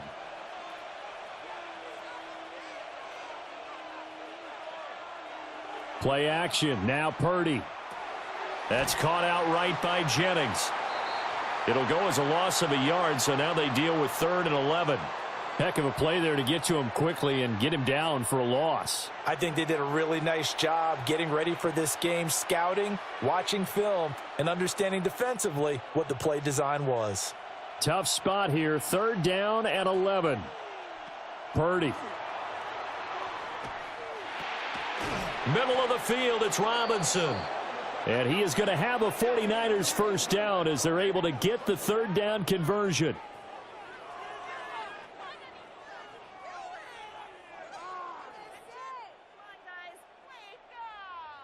It's a nice job hitting him on the angle route there. Come out of the backfield, cutting sharply across the middle. And that's good timing between the quarterback and his receiver. Effective 3rd down play to move the chains. They'll run for the first time here with Brian Robinson. And this defense able to plug him up there as he'll get a yard to the 35. That felt like a trap because it looked to me like the opposing front was on that play from the get-go. They had everyone crashing the ball carrier before he even made the line, and they hold him to just a yard. Now 2nd and 9.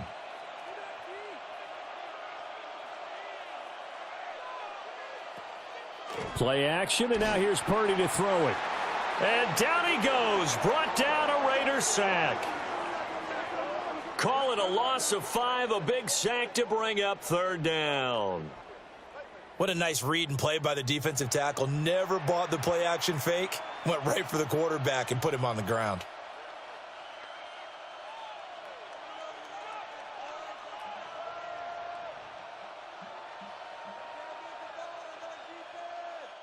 So here's a 3rd and 14.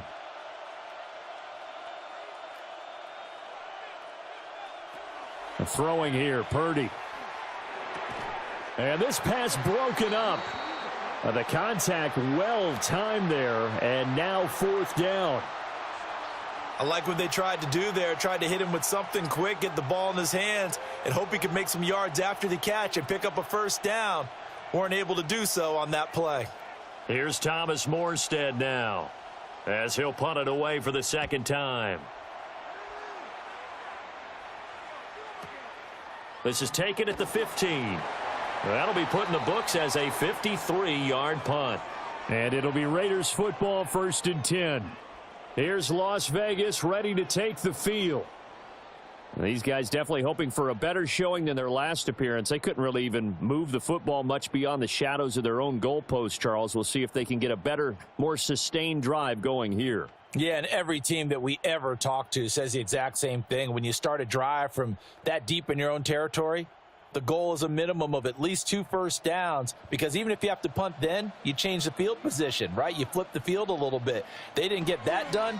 This time they want to string together a nice drive and help themselves out. And that is incomplete. Oh, the coverage a little too good there, and it's 2nd down. It's been clear in this matchup which side has been the more physical one. It's been this defense. And here's another example on that last play. After the incompletion, here's 2nd and 10 from the 20.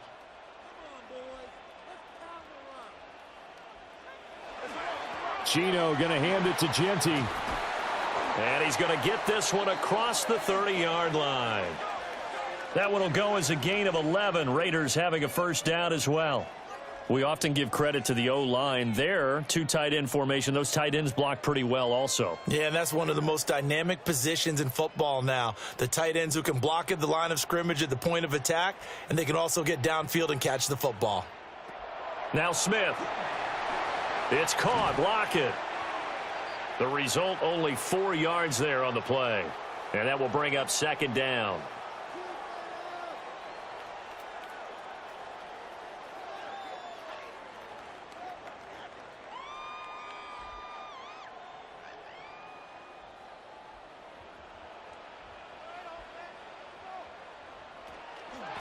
Up the middle, it's Genty. Oh, able to avoid him. And he'll be brought down right at the 45-yard line. That'll be a pickup of 10 as they try to recover from this 10-point deficit. Yeah, they really needed to get something going, didn't they? They had punted on the last 2 possessions. The running game starting to come to the front for them, providing a nice pickup there to keep this drive going. On first down, it's Genty. And some space here. And he'll be out of bounds just shy of the 40. 60 yards on the ground for him now on 9 carries. I think they like this drive a little bit better there, partner. Running game helping out, picking up some of the slack. Because remember, the last drive, they went 3 and out. So from inside Niner territory now, this is 1st and 10 at the 42-yard line. Once again, it's Genty. He'll get a nice chunk there on the first down run, and it's 2nd and 4. That's a strong pickup right there on first down. And as this drive goes on, we're seeing an offensive line and running game imposing its will. 2nd down and 4.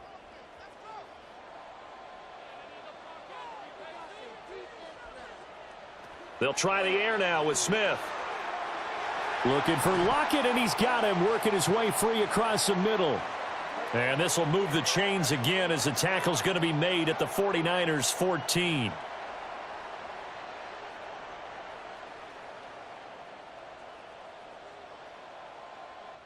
Of course, the catch was nice, but how about what happened after? Able to stay on his feet and gain all that additional yardage. So many of these slot guys, I think, have running back in their background.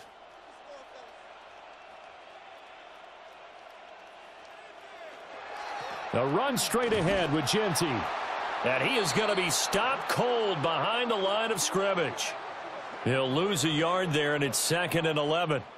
And that's exactly what offenses try to avoid by using motion and throwing different formations up. They hate when he can draw a bead on the play, get a running start, and make a big play behind the line of scrimmage as he did just there.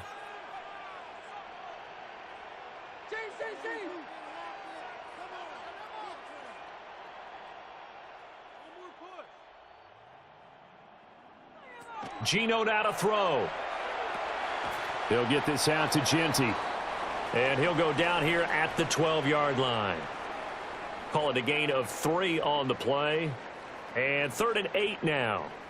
That might feel like a little bit of a lost opportunity there for the offense because the defense brought pressure that time.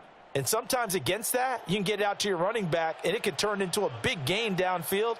But what a nice job they did getting to him quickly and holding him to a short gain. Pass complete right side to Bowers. And they'll get him down about 3 yards short of the first. Give him a gain of 5 on the completion. And that's going to bring up a 4th down. He's been quiet today in the passing game, just his 2nd catch. Yeah, and people have to come up with schemes to limit him. And what a lot of teams do, they'll double him, use a linebacker underneath, a safety over the top. Sometimes they'll just take a corner, maybe their 3rd corner if he's a bigger guy, and put him on a man-to-man to try and limit his touches. Just keep mixing it up, give him different angles, different looks, like a good boxer does. So 3 points, maybe not a grand prize at this stage, but it does get them back within 1 score. It certainly does, because now they stay within shouting distance, so that means everyone on your sideline stays engaged in this game. They know they still have a shot.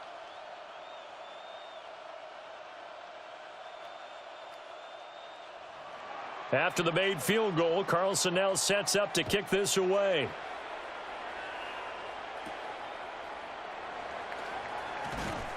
And he'll take it up past the 25 to the 26-yard line. The Niners offense and Brock Purdy getting ready for this next possession. And he's been a nightmare to scheme against throughout this one. This defense has been totally taken apart, and that is borne out in his numbers. He's been terrific all game long.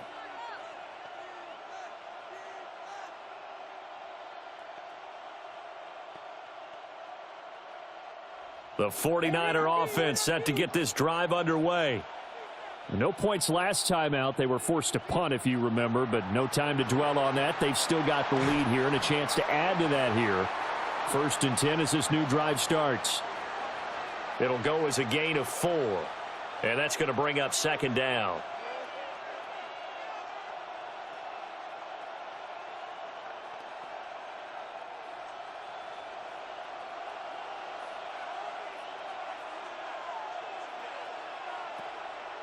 Purdy now to throw off the play action. And the Raiders have got him. Devin White defeating the offensive line and getting to the quarterback.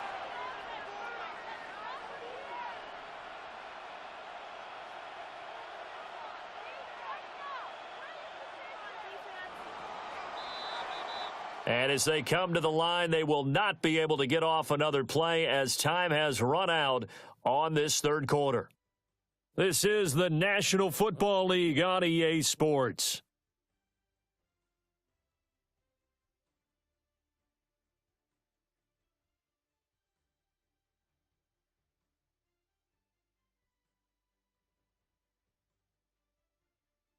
Back now in Las Vegas. Welcome back, everybody. It's 49er football here. They've got the lead as well as we get set to start the fourth and final quarter.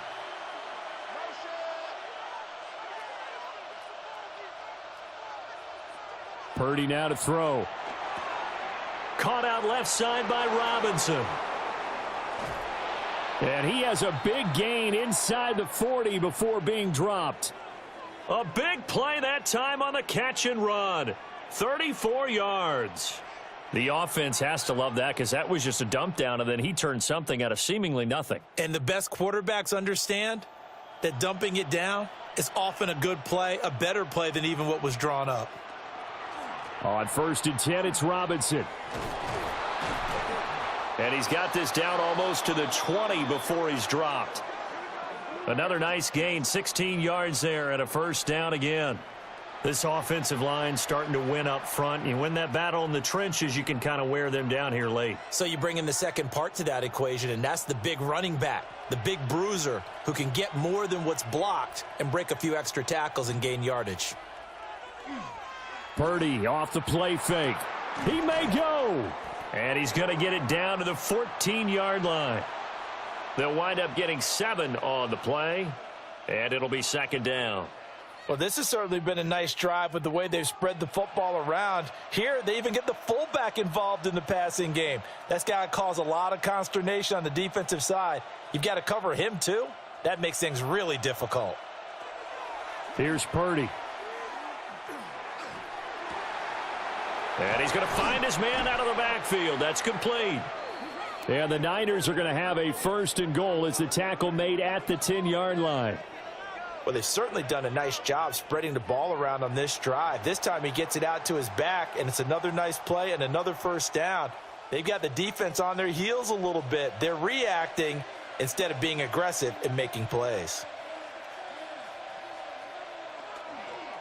Now here's a fake on the jet sweep and a give to Robinson. Trying to find a lane, but instead he'll get back to the line of scrimmage and no more. Only a yard on the pickup there. 2nd and goal.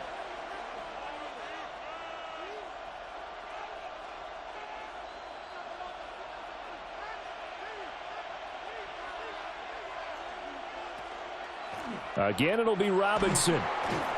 And he's able to get it down to the 2-yard line. 7 big yards on the carry there to get him within range of the goal line with 3rd down upcoming. This is kind of one of those in-between plays here, Charles, on 3rd and goal from the 2 or the 3 in that area. What do you dial up? Something quick hitting. You don't have the time for something that develops slowly. It's got to be right at them if you're going to run the football. And if you're going to throw it, something quick. Kendrick Bourne, a 2-yard touchdown grab. And the Niners have opened up a 2-touchdown lead here in this 4th quarter. Well, that's certainly going to bump up the old win probability index because now it's a 2-score game here in the 4th quarter. Yeah, you're taking me into that deep water now. Win probability index. This game's definitely not over. We're not looking at a 0.5% or something. It's just 2 scores. But the way that this team has played, to me, what I've seen, they absolutely deserve to win this game. They've been the better team by far throughout. Pinheiro now to add the extra point.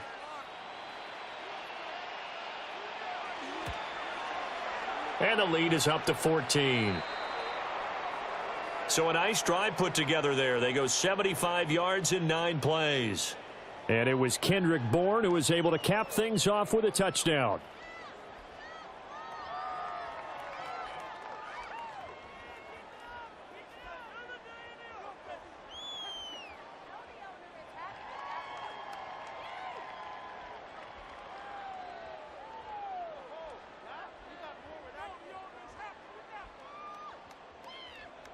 Now after the touchdown, here's Pinheiro to kick it off.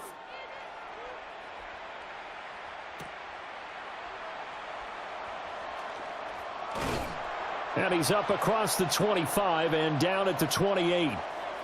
Our game here, part of John Madden Thanksgiving Celebration Weekend, a remembrance that the NFL created a few years back to celebrate the connection between John Madden and Thanksgiving football.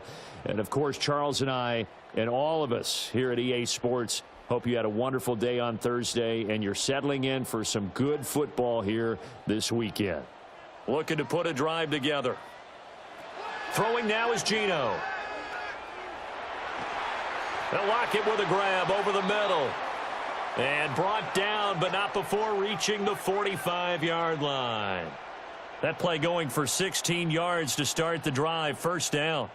A good start there on this fourth quarter drive. They need more of what we just saw. Down a couple of scores. There's still time, all right? It's not like, they're totally out of it, but they have to score quickly, and they're going to need some big-time plays, chunk plays, explosive plays. They need yardage on each snap. And he gets this to the other side of midfield across the 45 before going out. And here, down 2 scores, you've still got some time, but you've got to start thinking about preserving the clock when you can. And that's a nice job to secure the football, pick up the first down, and get out of bounds.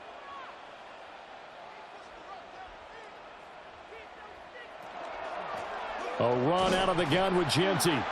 And he is swallowed up right at the line of scrimmage. Call it no gain on the play, and it'll be second down. As usual, the hallmark of a good run defense, linebackers making plays near the line of scrimmage. Absolutely nowhere to run there. Here's 2nd and 10.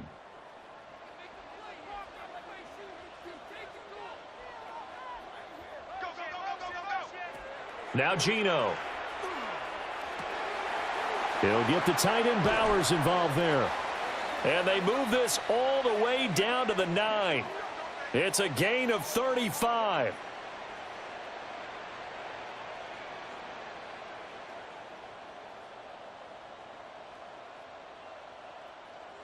And the offense is saying to itself right now, if only they were all this easy, because he was wide open.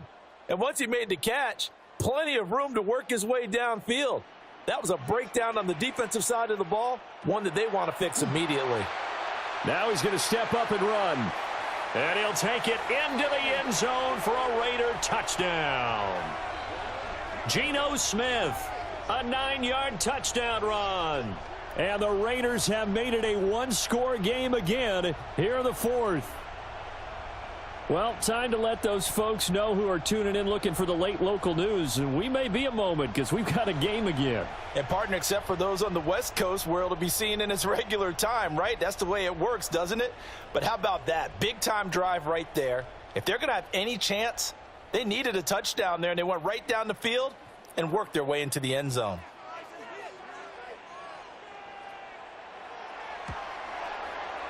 Extra point by Carlson, up and good. And now things get a bit more interesting here in this fourth quarter.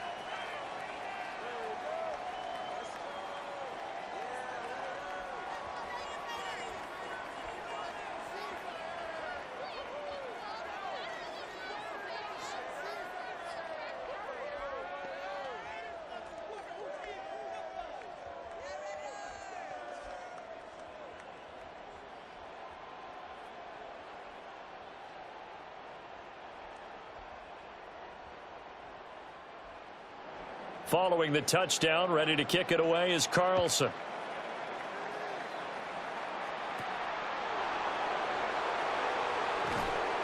And the tackle going to be made right there at the 25-yard line. The San Francisco's offense returns to the field.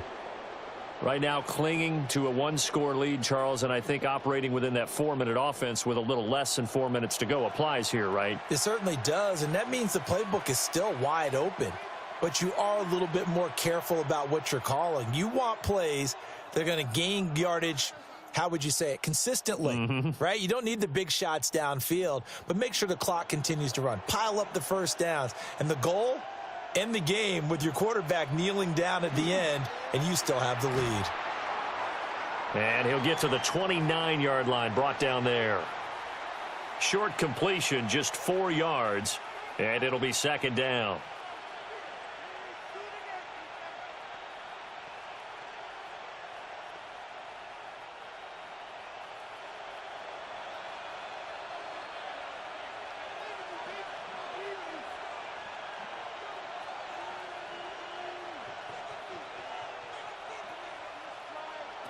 Now Purdy.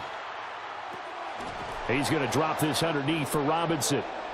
The Raiders going to use one of their timeouts. And as the two teams talk it over on their respective sidelines, we take a break. Well, they certainly had success throughout this contest getting him the ball in the passing game, and there he picks up another first down. Whatever they saw going into this one, they've been able to capitalize on it, and no adjustment has been made to take it away. Ball up to the 35 now as they come up on 1st and 10. Purdy will set up to throw it here. He's got a man. It's his fullback. Now the Raiders going to go ahead and use the second of their timeouts. And as the two teams talk it over on their respective sidelines, we take a break.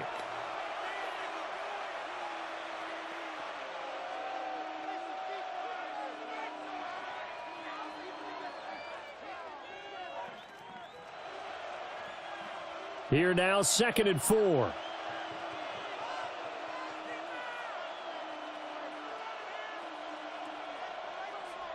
Back to throw, Purdy. That's over the middle and caught by Pearsall. Now the Raiders going to burn their third and final timeout. And as the two teams talk it over on their respective sidelines, we take a break.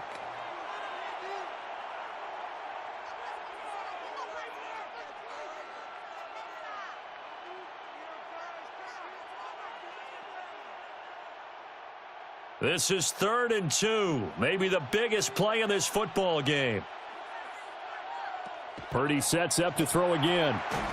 He's got his target. That's complete. And he is going to have a Niners first down as they're able to get the 3rd down conversion.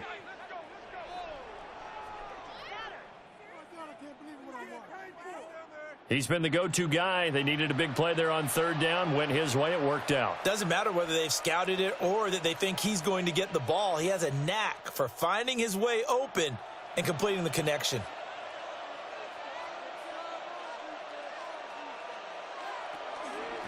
Robinson up the middle. And I think this defense knew what was coming as he is smothered behind the line. We've got a one-score game with inside of 2 minutes remaining.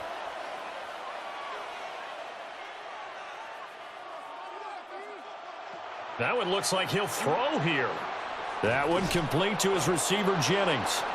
And he will have a Niners first down, and that ought to be the one that seals the victory.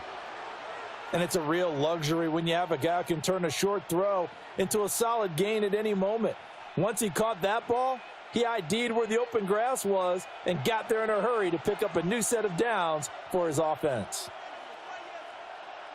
Down to a knee for the 49ers. This one about to be on ice.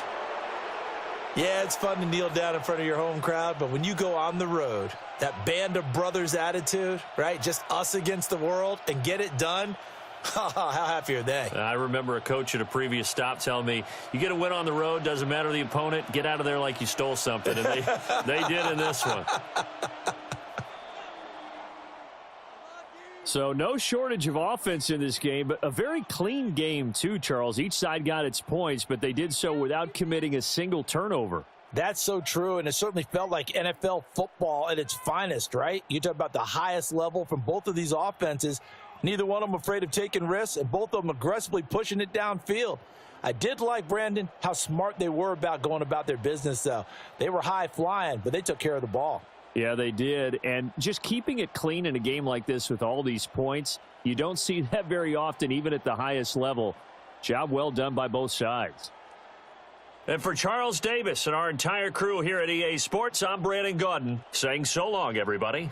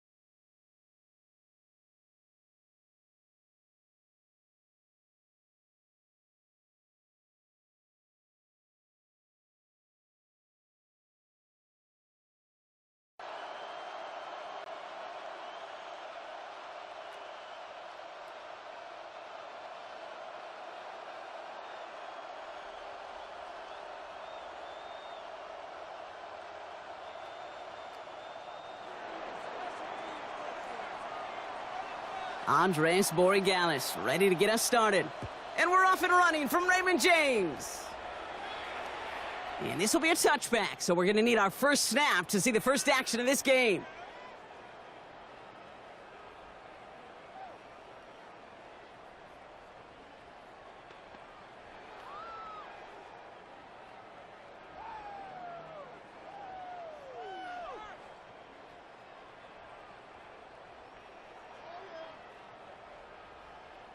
So their offense out now to get this game started. It's 1st and 10. They give to Irving to start this drive. And he works his way for a gain of 4. That is simply a stay-on-schedule kind of run. Nothing more, nothing less, just right on schedule.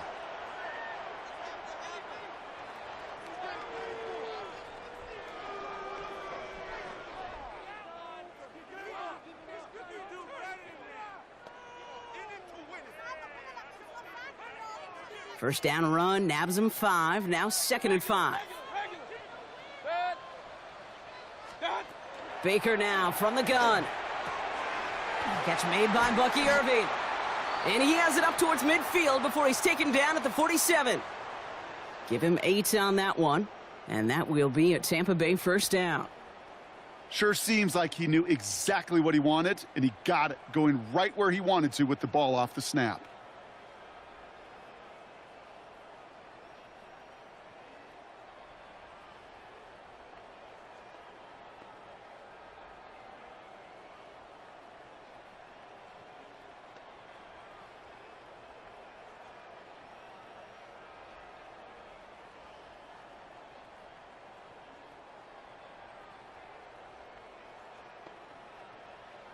Play clock down to 0, and the flags come out.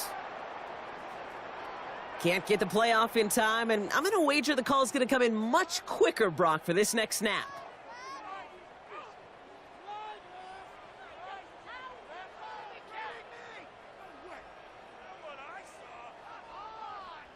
They'll have to come up with 5 extra yards now after that first down flag. Shotgun snap for Mayfield. Defender arrives right as the ball does, and the hit knocks it free. Incomplete. I think that was a throw, Kate, that just came a little bit too late. What it did is it gave that defense time to come up and deliver a pop and knock the ball loose before he could secure it fully.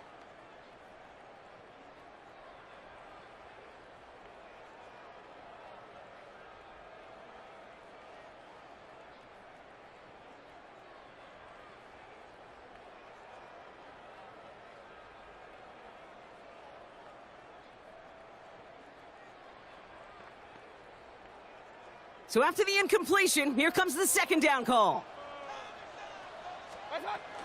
Irving here from the gun. And this is headed the wrong way. They're going to lose yards here, and it's going to bring up 3rd down. This is one of those plays that I wish we had the huddle mic'd up, Kate, because I can assure you that offensive line in their own way is telling that running back, sorry, we did not give you any chance. Defense looking to defend the marker on 3rd down. 3rd and long for him here. And that's a win for the pass rush. Hit as he threw it, leads to the incompletion. 4th down coming up. And, partner, I think we just got to look at what's going to be one of their biggest challenges in this one, operating quick enough to neutralize that pass rush. That's right. And I know it's very, very early, obviously the opening drive, but hits like that compound. It's why defenses stress it each and every week to get after the quarterback, because hits like that can have an effect throughout. So here we go. This is that aggressive mindset they've been talking about. They're going for it here.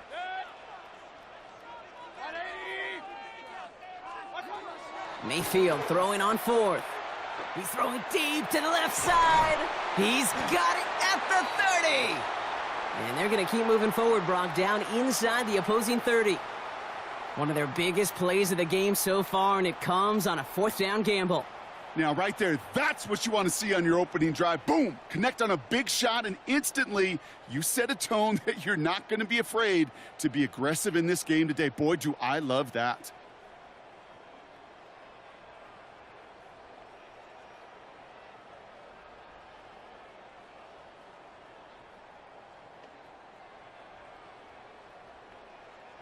So the big play has him well into enemy territory and field goal range. They're inside the 30. 180!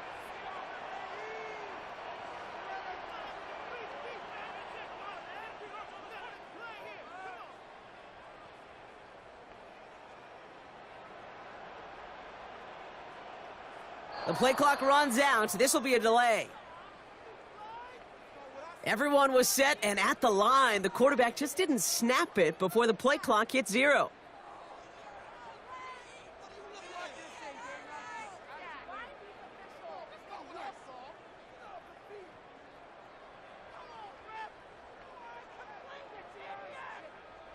Set him back 5. It's 1st and 15 after the penalty.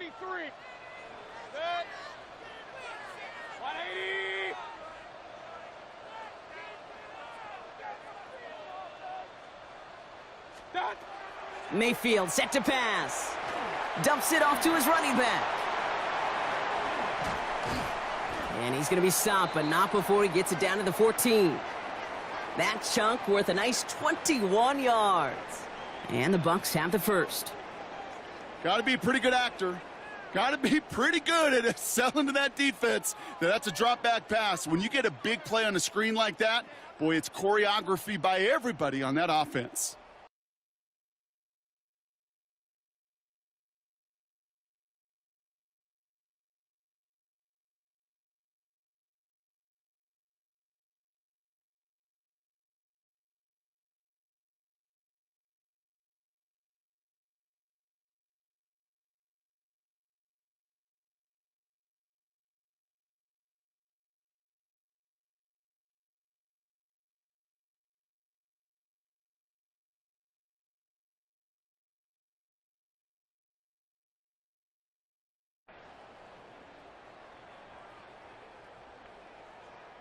Timeout taken by the Patriots. They're 1st to 3. And after using an early one, 2 left for him to spend.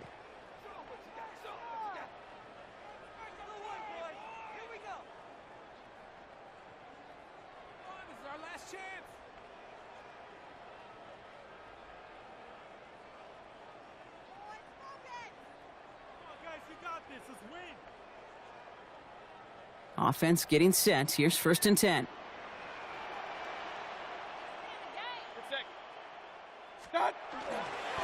Irving on the counter. And he's brought down by a collective effort there. Only 1 yard on the carry. Okay, that's a run that's ho-hum on the stat sheet, but if you see a bigger play on the ground later on, it'll largely be because of a play just like that one, softening up the front and opening the door for a bigger gap in the future. Following that little 2-yard run, it's 2nd and 8. Right back to Irving now. Defender gets to him right around the line. It's going to be marked as no gain, so Brock, that means 3rd down coming up. The presence of those tight ends works both ways, Brock. You know this. Gives them more blockers up front, but it also clues the defense in to be ready for that run. Yeah, you could put 7 blockers up there, even put 8, I don't know, 9. All the blockers in the world, but if they don't work in concert together to create a lane, it doesn't matter. All right, still scoreless through 1 quarter, but that looks like it's going to change pretty soon. Hopefully no shortage of excitement coming up in the 2nd. More from Raymond James Stadium coming up after the break. Ready to go with our 2nd quarter. Buccaneers with the ball and a chance to score. 3rd down, here's Mayfield. He brings it in. He's going to be short of that goal line, Brock, but not of the marker. They've got a 1st and goal. You know, they call that the money down for a reason, because you're just simply not going to last long in the NFL if you don't convert a good portion of your 3rd downs. It's the money down. And nice to see them roll the dice and continue the series. Now we're going to have a timeout by New England. It's 2nd. They're down to their final 1 in this half.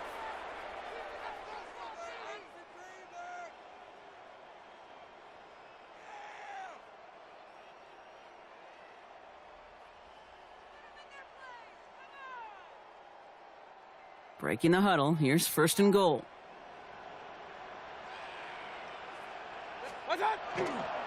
Irving will score. It's a Tampa Bay touchdown. The Buccaneers get the game's first points here in the 2nd. All right, so we're already into the 2nd quarter, Brock, but that was just their opening drive of this football game.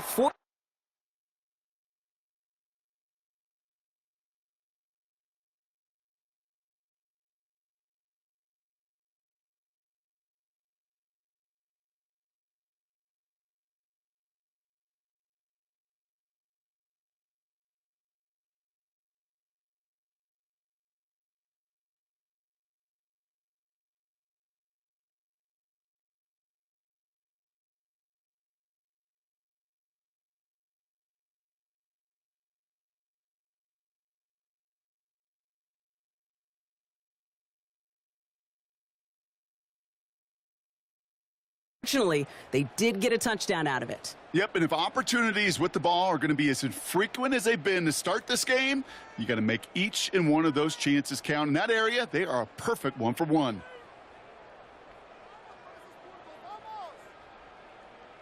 So up comes Mayfield and his offense. They're going for 2.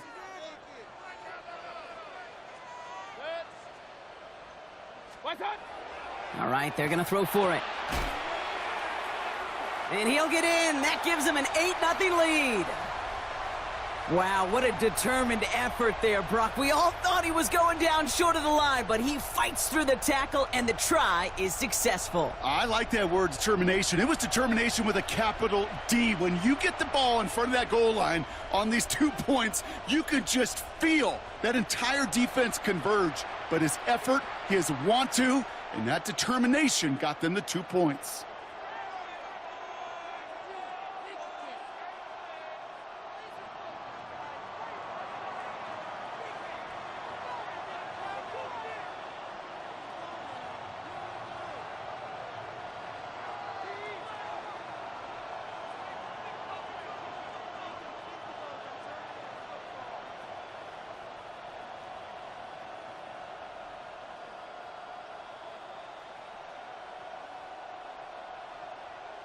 McLaughlin has it on the tee, and he's ready to send this flying. And he mishit this one badly. It's out of bounds short of the 40, and they're going to take over at that spot.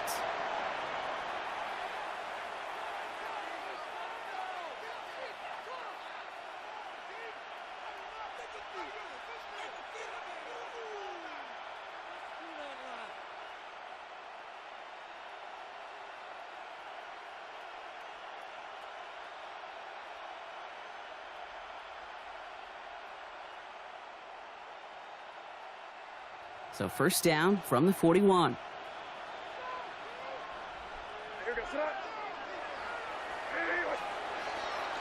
They'll run it with Travion Henderson. And a couple of teammates combining there for the stop after just 1 yard. This offense is now left with some ground to make up a little bit here on second down after that drive starts with a very minimal gain.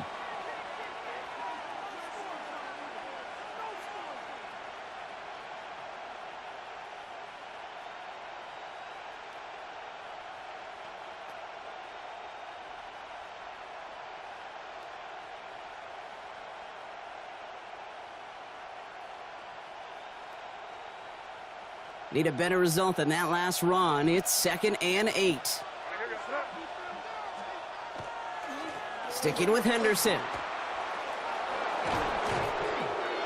And he's going to get this to the opposing 41. That's 16 on the pickup. And the Patriots will have a first down. You want to drain some of the excitement, some of the noise from a home stadium? It's exactly how you do it when you go on the road. Run it right down their throat from the jump.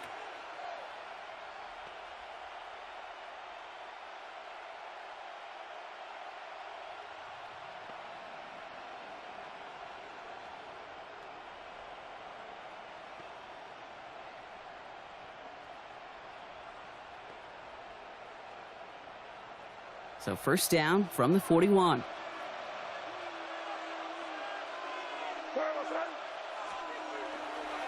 Staying on the ground here with Henderson.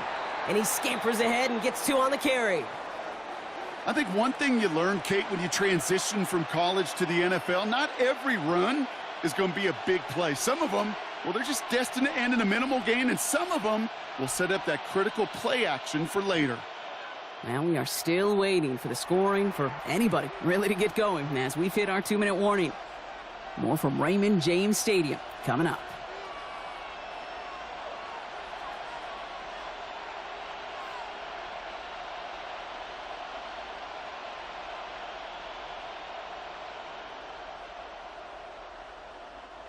Eight yards to go, and let's see how they approach this second down.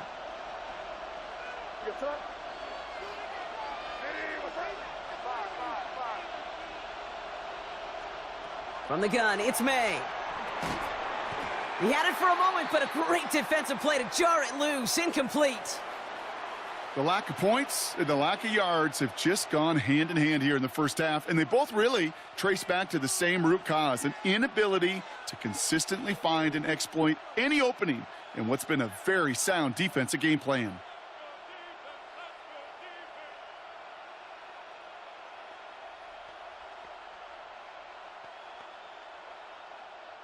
No connection on the last play. Now it's third down.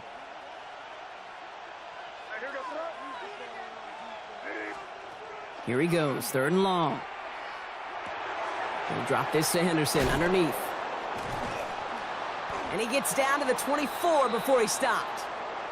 They pick up 14 yards on that one. And that's a New England first down. Every time I see one of those angle routes, I think back to my day one install. Rookie minicamp in the NFL. Texas, angle route.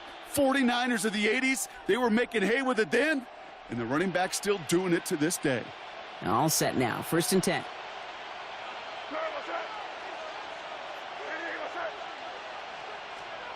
Operating from the gun, here's May.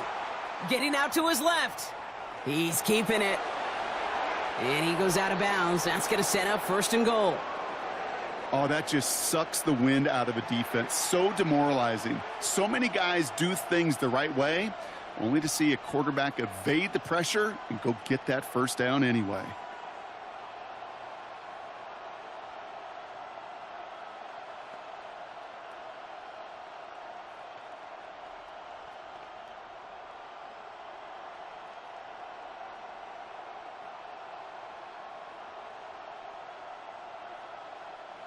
Four downs to get this across. Here's first and goal. From the red zone now.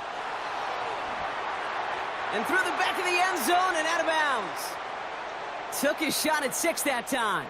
It's second and goal. That's a throw at this level. With so much speed and length, you got to be real careful. Rarely do you find a clean window down the middle. Got to be absolutely perfect, and it wasn't there. Run right side, Henderson.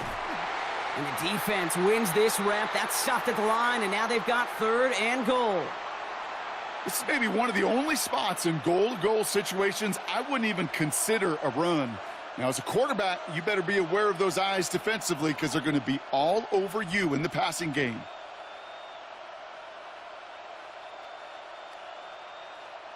Defense bringing in a 5th DB, third and goal.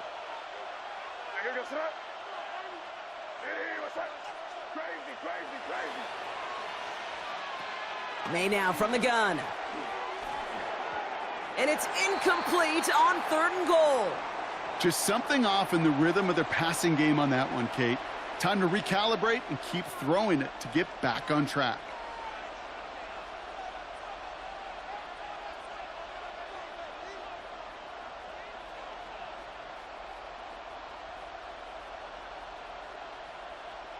All right, they're going for this. I like this being aggressive from the get-go on their opening drive.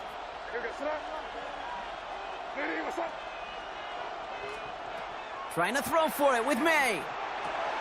And he has it in the end zone for the New England touchdown.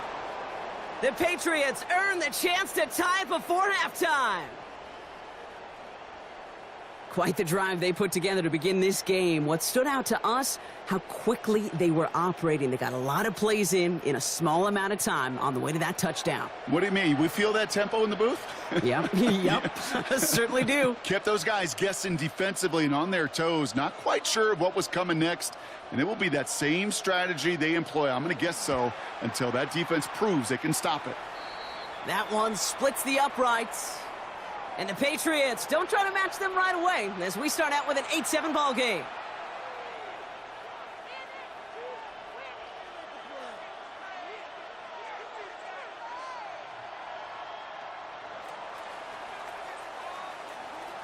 Things trim back down to a single point, Brock, as they send this off and away. On the return, here comes Cameron Johnson.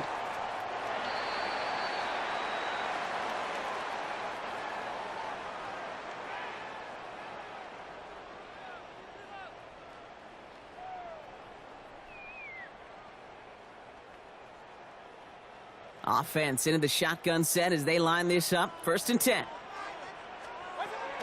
Drive begins with a run by Irving. And he stopped after picking up 9, so they're set up well here with 2nd and 1. That run may not have gotten you a first, but sure, nice little run to set the table. Well, after a quality effort on the last play, just really need to fall forward here to pick up that first down.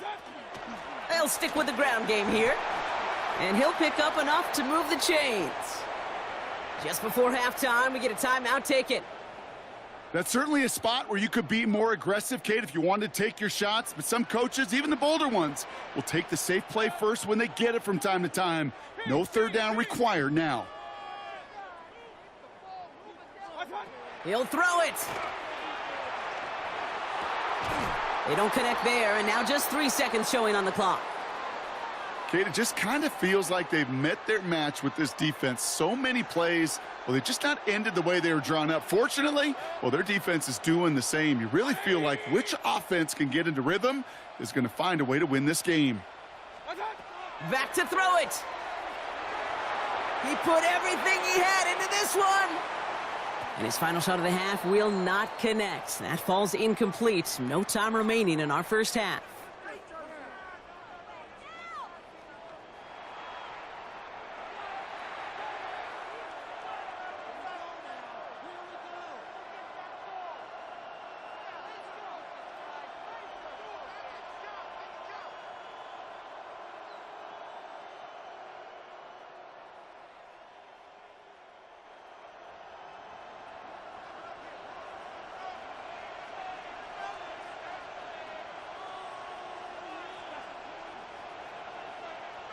McLaughlin has it on the tee, and he's ready to send this flying.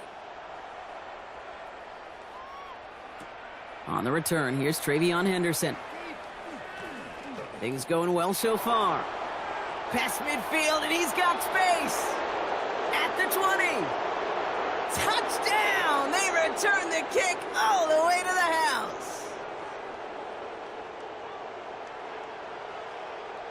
Well, when it's set up perfectly, Brock, and you get an exciting return man back there fielding it, wow, there are not many plays in football more exciting than taking a kick back for 6. Find those blockers, follow those blockers, and then step on the gas. So simple for me to describe, yet so tough to execute on the field.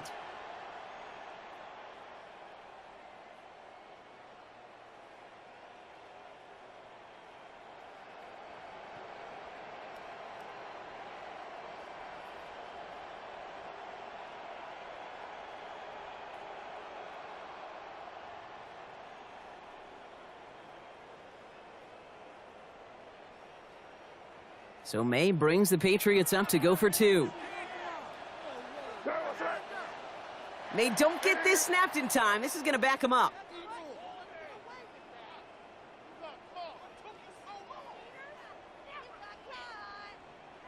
A little slow to operate the offense, and they're going to back it up as a result of that penalty.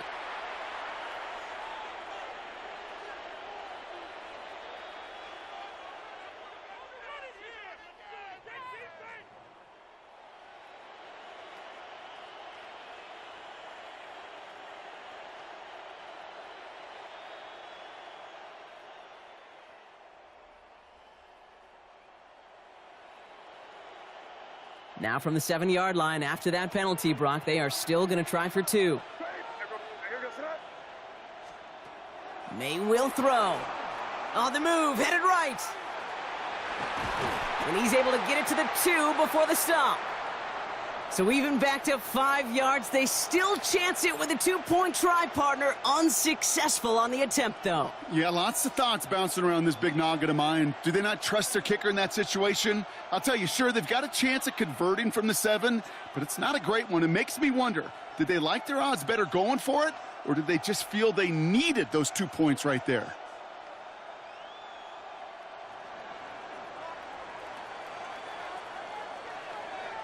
What do you think, Brock? Can we get dueling kick return touchdowns, huh? Let's find out. The kick is away. And he mishit this one badly. It's out of bounds short of the 40, and they're going to take over at that spot.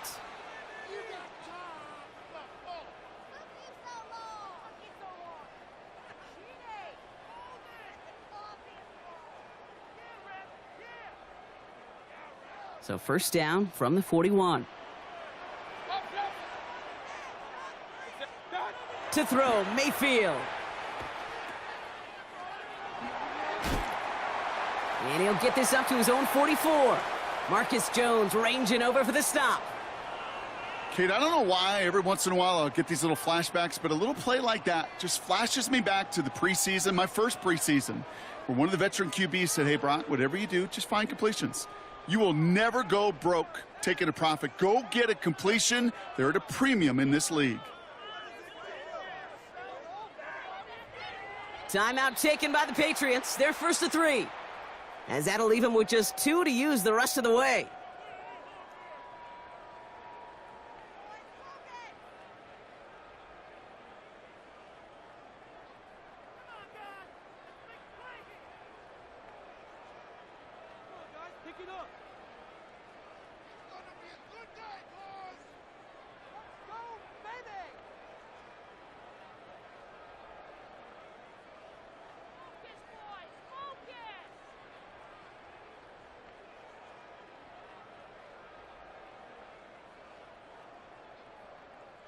Eight yards to go. Let's see how they approach this second down.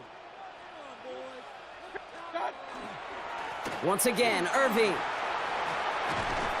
And he is taken down as he drives this to the enemy 40. That play good for 17 on a first down. Having been in enough locker rooms at halftime, Kate, I know what the messaging was in there. Start the game out by sending a message. Doesn't matter you're trailing, run right at them and go make a point. Going to the ground again on first. And he maneuvers through the middle for a gain of 4. You gain that kind of yardage in the run game, and you're going to gain the trust of your offensive coordinator. Plays like that, runs like that, set the table for everything else in the playbook. This is Irving on second. And whatever they were trying to do there is not going to work. Defenders all over it as they take him down for a loss. Well, the extra blocking sure didn't spring that run the way they hoped it would, Brock. In the old West Coast system, you call 12 personnel, 2 tight ends, Tiger. Tiger package comes on the field. That was a whole lot more like a kitty cat effort there.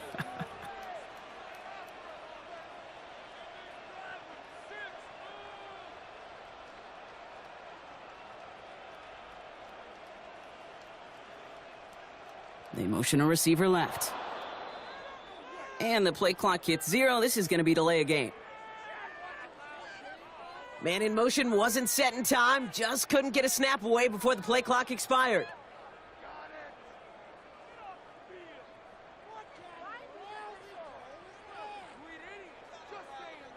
Well, that delay game certainly doesn't help things. It's third and even longer now. They'll air it out on third. That one's good to Godwin. And they're going to be set up with a first and goal here from the 7. That's just awesome, Kate. A little bit of multitasking on that catch. Primary focus, as I always say, is you got to catch it first. But out of the corner of his eye, he knew exactly where to go, and he gets a bunch of yak on top of it. First and goal. Here's Irving. And his effort results in maybe 2 yards, but nothing more. Now we're going to have a timeout by New England. It's second. And they'll likely be very protecting of the only one they've got remaining.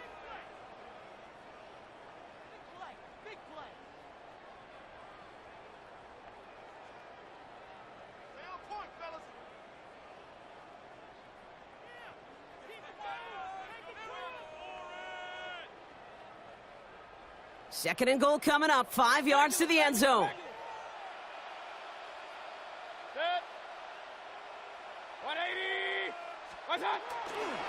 Here's another for Irving. And he's not going to be denied a second time. Touchdown, Tampa Bay. The Buccaneers take the lead right away in half number 2. It's what every player who scores a touchdown wants to do, Brock. He wants to get right back there and put another 6 on the board. I've never met an NFL player content with one end zone trip in a game. Nope. Yeah, if you're content, you're not making it to this league. You get one, you're instantly thinking of another, and the fortunate few are able to actually deliver on it.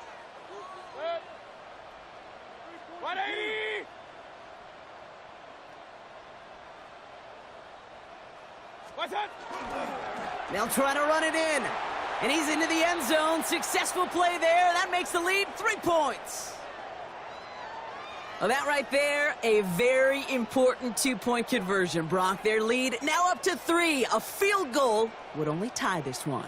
Yeah, the math was pretty easy on that one, right? You know what it does. It puts you up 3 and forces a field goal on the other side. But I'll tell you what else I like there, Kate. It's psychology. Puts a little seed of doubt on that other side. Maybe if you come into this moment later in the game, and certainly an injection of confidence for your offense that they can deliver in the clutch.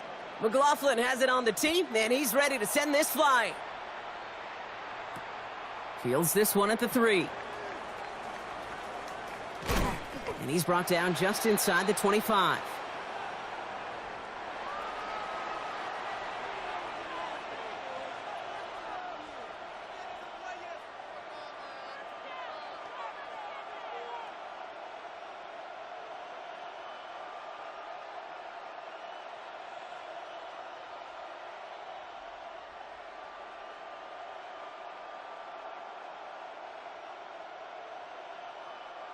New England bringing the offense to the line. 1st and 10.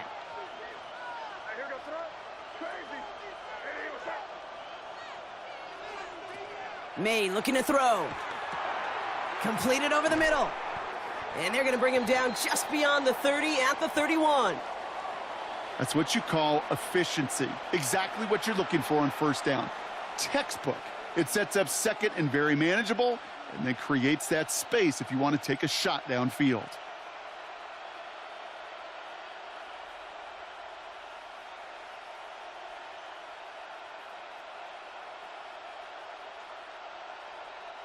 After a good pickup, they're set up with 2nd and short.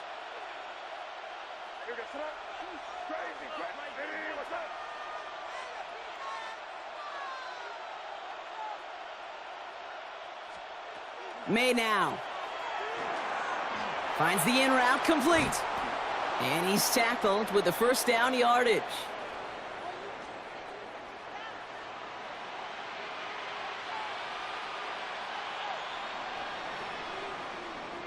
Just 1 quarter remaining in this one. It's the Patriots with possession, needing to erase that deficit in a hurry.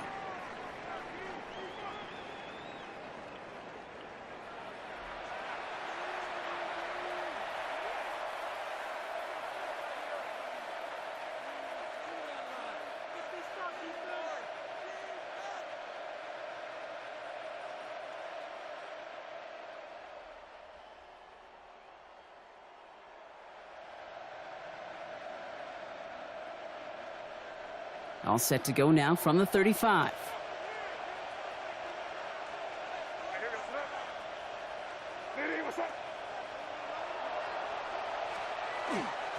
Henderson on 1st and 10.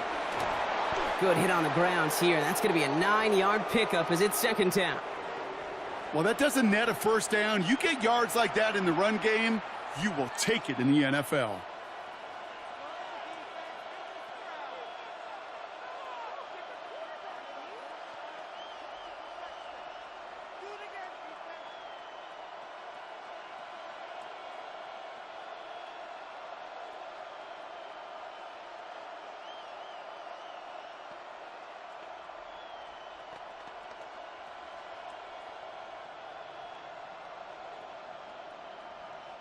First down carry got him 9 yards. Here comes 2nd and 1.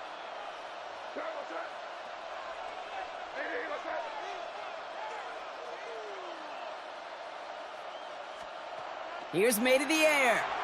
Bails out of the pocket quick. And that's going to fall incomplete. They wanted to get it right back to him after that run, but no luck on that throw. I think I got the same thought bubble as all the fans in the stands with that one. You just got to tuck it. Don't try to force the issue. You're out there in the open space. Put your head down and go get the 1st.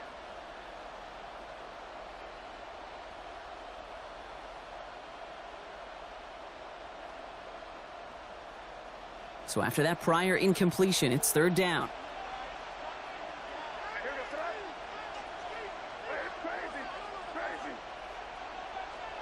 Looking to throw.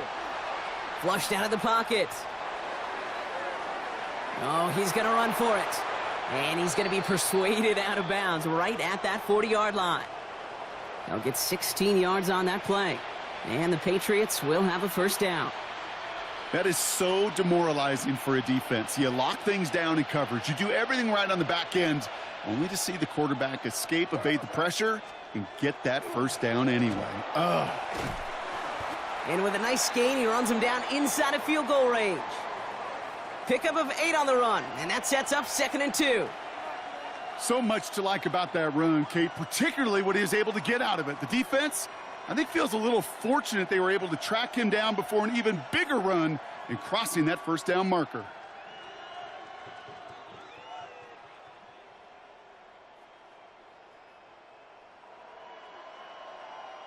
After that little 8-yard scoot, here comes 2nd and 2. Henderson here from the gun. No luck there. Ran that one right into traffic and went nowhere as a result. It's going to be 3rd down. Big man up front said, "Not in my house." Let me tell you, Kate, once you're in the grasp of one of those big old fellas on the D-line, you're done. They would say it on the East Coast like this: it's over. Over.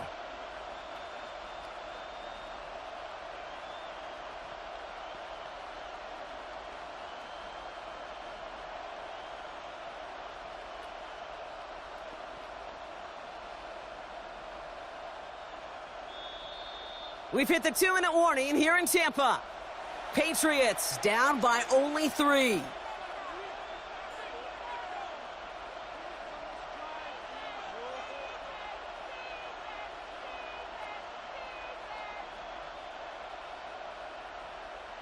Eighth play of the drive now. They need 2 to keep it going.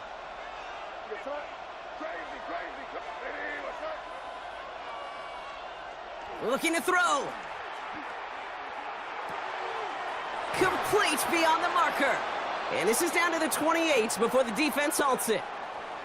It's a pickup of 4 yards. And that's a New England first down. It sure seemed like he knew exactly where he was going with that right off the snap.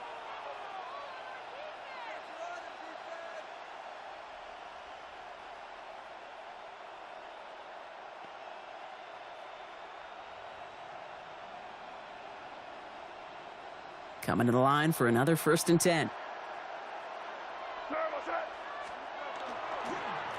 The give now to Henderson. And some nice running there on that 7-yard gain. Make it 2nd down. That does not show up on any explosive stat sheet, but let me tell you, Kate, that's the real deal right there. You run for that kind of yardage consistently in the NFL, you do set yourself up for success.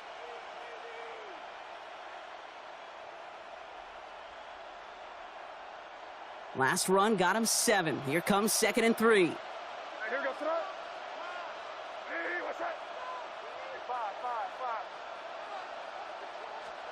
Setting up to pass. Henry on the catch. And he works this to the 15 before they make the stop. And a 6-yard gain on the play. And the Patriots will have a first down. Look up contested catch in the football dictionary, and you'll see that. I mean, I can't critique the defense there. They're in the hip pocket of that tight end. But these contested catches, these tight ends that can separate with their hands, utilize their body, even when you're covered, you're not. To the line for a new set of downs, only a lone timeout at their disposal. Here he is to throw. Headed out right. He takes it himself. And he's able to get this down to the 13. Now the Patriots calling their 3rd and final timeout. And now they're powerless to stop that clock with a timeout at least. The positive of that effort, you didn't go backwards, didn't have a negative play. If there was a negative, you didn't get a whole lot done with your legs. Got to be more efficient now on 2nd down.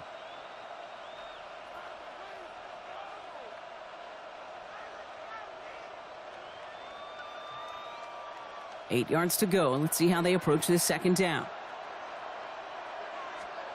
Back to throw. That one's incomplete in the end zone.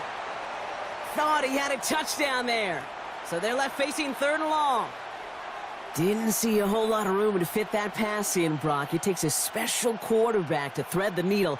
He couldn't do it. You know what that's like? That's like passing across your own crease in hockey, Kate. That's a big no-no.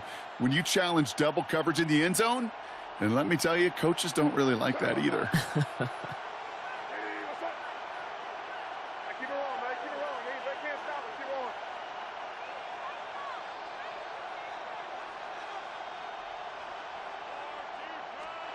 Throwing now. Rolling out to his left. Knocked away and hits the ground, incomplete. That brings up 4th down. You know, I say this all the time. You get down there to the red zone, and things happen so fast. Those windows close in a hurry. The quarterback's fortunate that was one hand and not two hands that got on the football.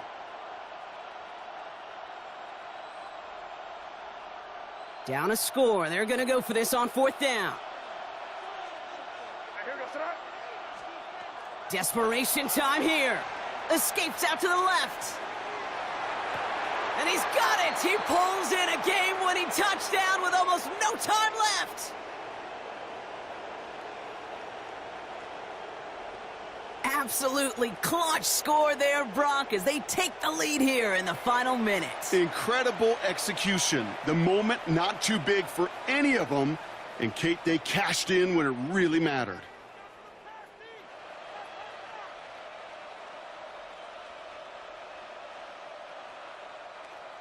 Now a crucial point after to stretch the lead beyond a field goal. And it's good, so they take the lead, and the extra point buys them some breathing room. A field goal does not tie it now.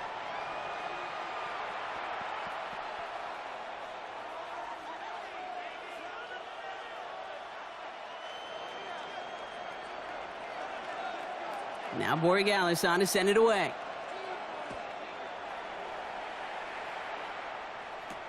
Johnson with a return here. This makes it up to the 25.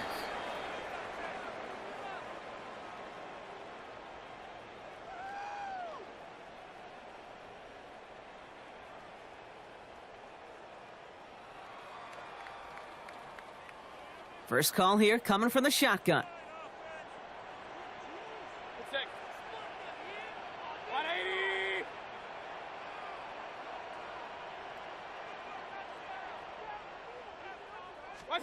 He'll look to throw it.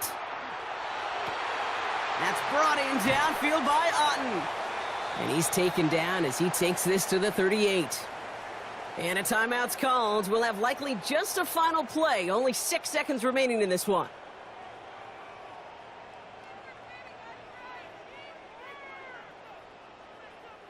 Down inside the 40 now with a first down following that last play. From the gun, Mayfield. This is for the ball game. Deflected. Oh, they couldn't bring it in off the tip drill, though. They had the chance they wanted, Brock, but no, that's how this one's going to end. So the Patriots come in and take the win on the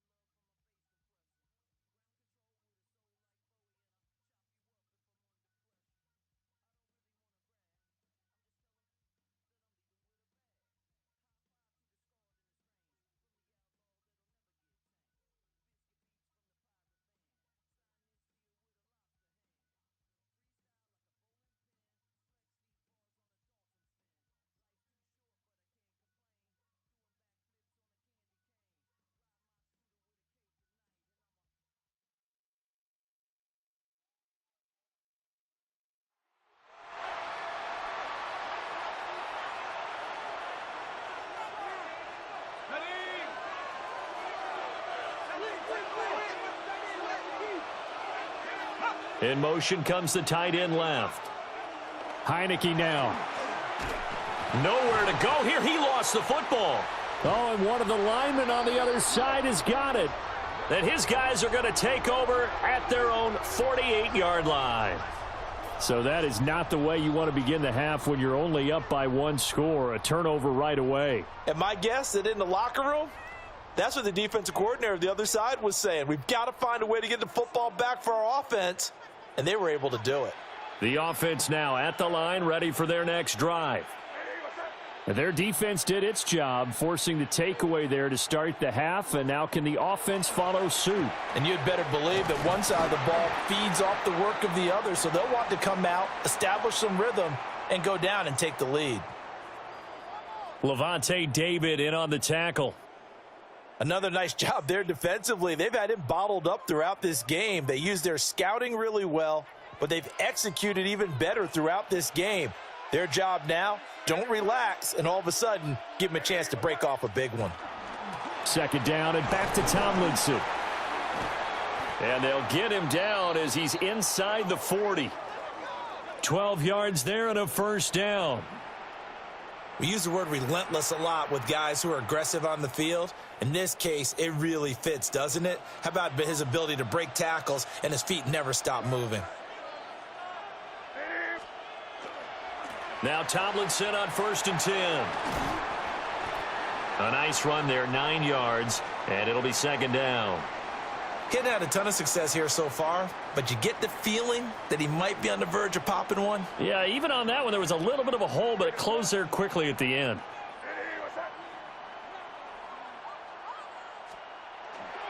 They'll go up the gut with Tomlinson, and he'll be brought down at the 27-yard line.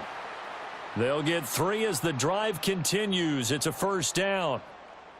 I have to think a major focus of the halftime meetings had to be figuring out how to create space for the running game to get operating. Well, what you pointed out to me at half seems accurate. That line has struggled to sustain blocks. Yeah, I would agree with that totally. They've got to focus on staying on their double teams at the first level, make sure that block's secured before they slide off and try and chip someone at the second level. And 15 yards there on the catch and run.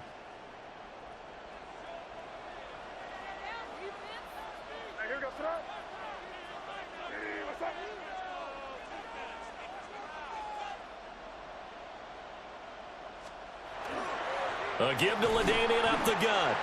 And give him 4 yards there. It'll be 2nd and 6. Well, so far, this game has gone the way the defensive coordinator had hoped. They've dictated things. They've not let them run the ball very well at all. They gave up a nice game there. I doubt it'll back off their confidence. They've played so well throughout this entire game. Throwing here is May. And oh, it'll be intercepted. Picked by Julian Love. And the Rams are going to get the football here as the ball will come out to the 20. And that could turn out to be a giant play, Charles. You got an offense driving to take the lead, but they're turned away on the INT. And I think that we might look back on this in the fourth quarter and say, that was the play of the game. Set to begin their next drive, the Rams offense at the line. And, Charles, we've seen almost 3 full quarters now, and neither offense can really get it going. Neither has hit the end zone, and neither side seemingly can make that big play. But the game hasn't been devoid of action because these two defenses, they've taken over and they've slugged it out. But I think you're exactly right. We're at that stage of the game now where one of these offenses, if they make a big play, that could be the difference. And he's got it past the 30 before he's hit and dropped. It's a Rams first down on a pickup of 10. And they'll send the tight end in motion. And they're not going to get to the line to run another play. So we will switch ends as the third quarter has come to a close. You are watching Madden Ultimate Team on EA Sports. Back now here on EA Sports. It's the Rams out in front here. They've got control of the football as well as we get set for the fourth quarter. So they'll come up 1st and 10 now from the 33. First down, here's White. Powering forward. And out of bounds on the other side of midfield at the 45. 53 yards rushing now on 8 carries for him so far. And the slot man goes in motion left. 2 yards the gain on the keeper, and it's second down.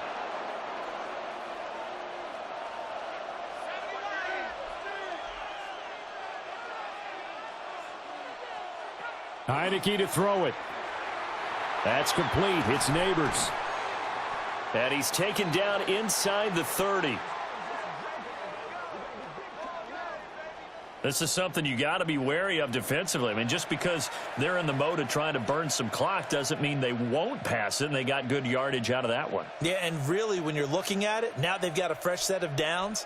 Look for second down. If they want to take another shot and try and loosen things up, that'd be the time to do it.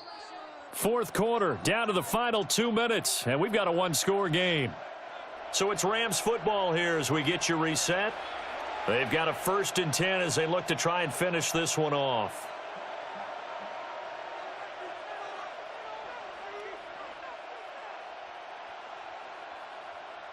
Not totally home free yet, but it's looking good as they come up 1st and 10. Now a first carry for their fullback. Might have gotten this one down to the 28, and that's all. That's someone who's pretty happy right there. That's the defensive coordinator. Body after body getting to him before he can get started.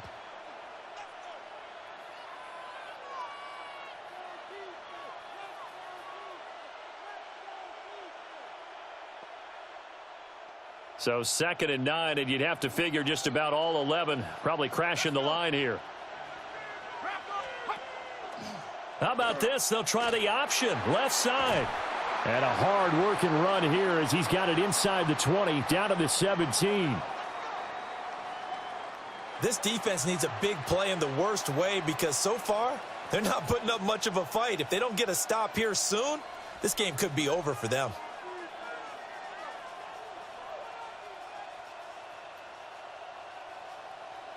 So from the 17 now, here's a 1st and 10.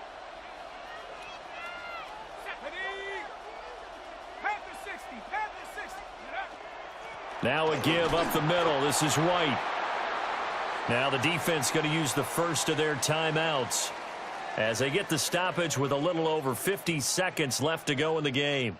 That run wasn't a big breaker, but I don't think the guys on offense mind very much. They've got a nice drive going, and they might just be luring the defense in a little bit. They could probably come back with a play action, maybe go over the top. But right now, on this drive, their playbook is open. Here's a 2nd and 8. He's going to get it again. Just looking to get forward and protect the ball. And now this ball picked up by the offense. But here in the final 2 minutes of the game, this will be blown dead. Only the fumbler can advance the football. So this will go back to the spot of the fumble itself.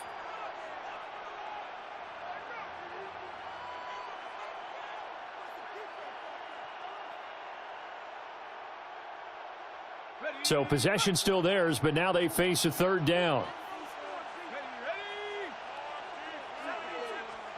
To throw is Heineke. To the end zone, but it's incomplete. Well, that was certainly an aggressive call and an aggressive play. Instead of just going for the 1st down, took the shot in the end zone, went for the touchdown. Yeah, and on 3rd down, they said, forget about the sticks. We want 6.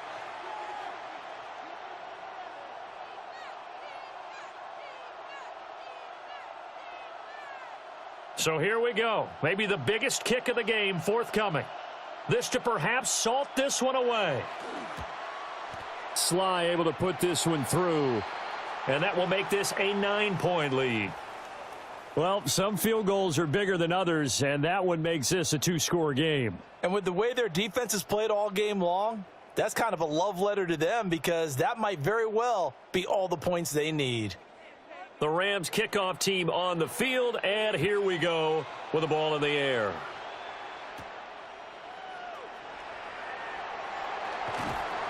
And he is out of bounds as they'll start up past the 30.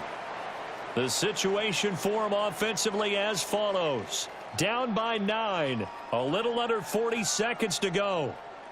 They've yet to score all game long, but now they need to do so twice in short order to have a shot.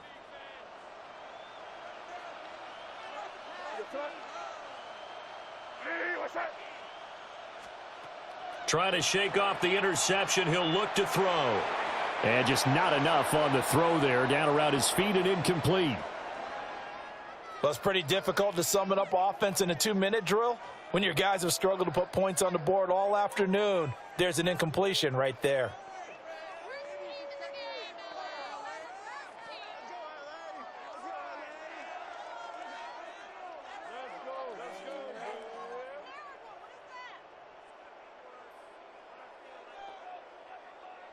Just over 30 seconds remain. Here's 2nd and 10 now. Now with just 1 second showing on the play clock, we're going to get a timeout, as the clock will stop with 33 seconds remaining.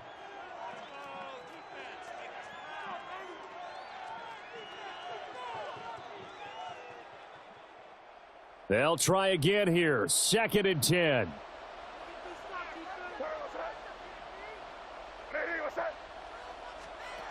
From the gun, it's May. Now he'll tuck this and run. And he'll be taken down, but not before he works it past the 50.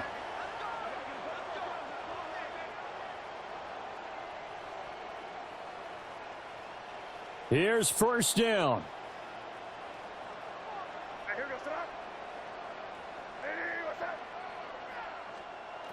From the shotgun, it's May. Now he's going to step up and run. That's caught downfield by Kittle. And they'll wind up getting this one all the way down inside the 20.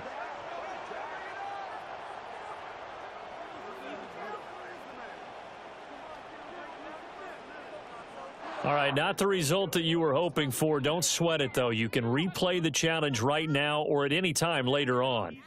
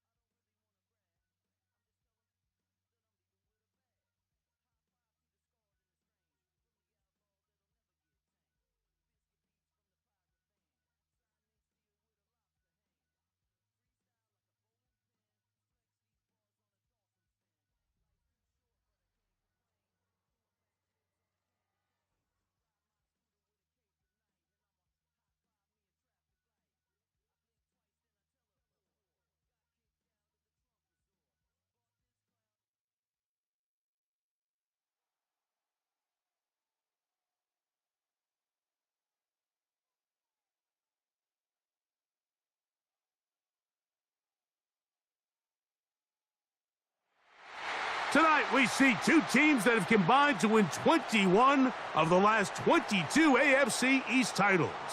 They lock horns for the first time this year. It's the Patriots and the Bills. Next on Sunday Night Primetime.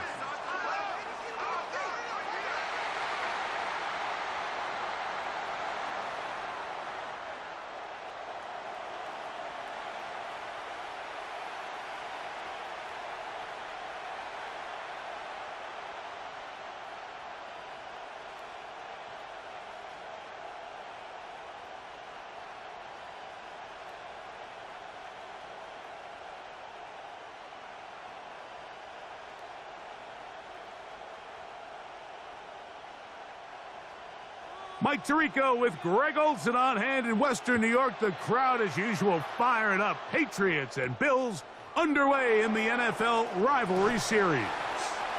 He's across the 20, taken down just shy of the 25.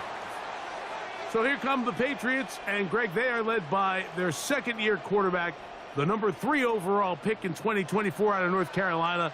It's Drake May.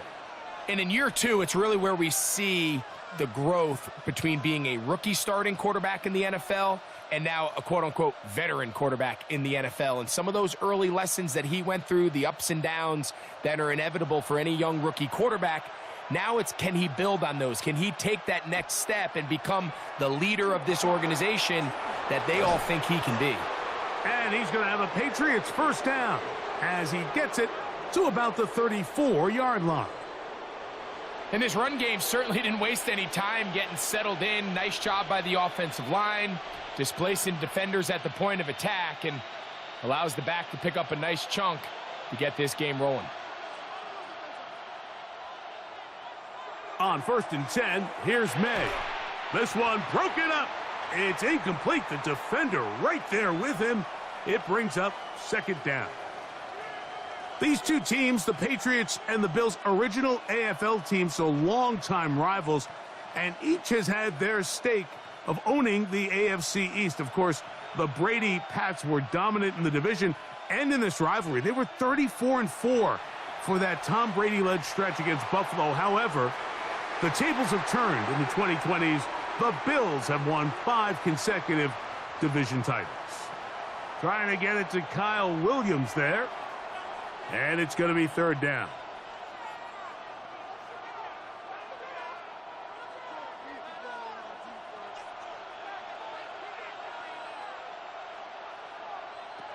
From out of the gun, here's May. The pressure, too much, and he goes down. The best thing they did here, Mike, is keep their rush lane integrity. What that means is you have to rush the quarterback as a unit. Keep him in the pocket. Keep him on that X. And when you do, man, he becomes a sitting duck for this pass rush.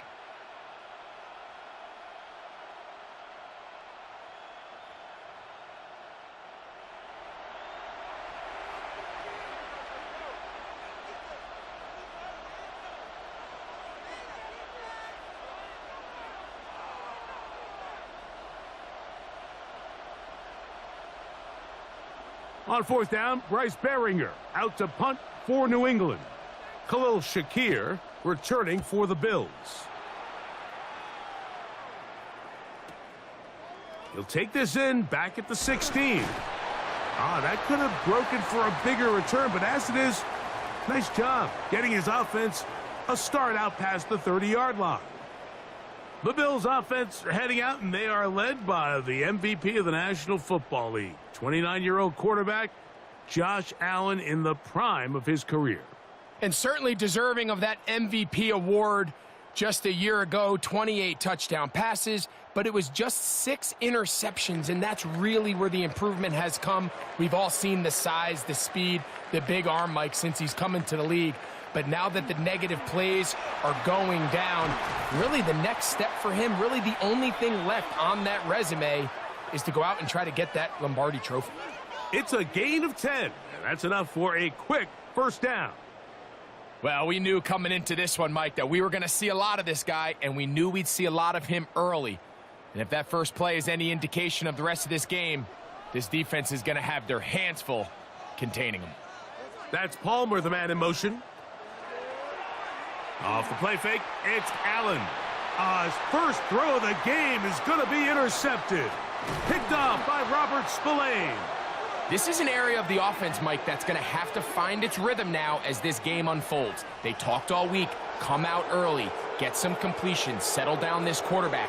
Well, in return, he throws an early pick. It's too early to go away from the game plan. There's a lot of game left, but this passing game is going to have to get on track throughout the rest of this game. The Patriots offense ready to see the football for the second time. They'll start with a short field, looking for the first points of this contest, and they'll begin 1st and 10.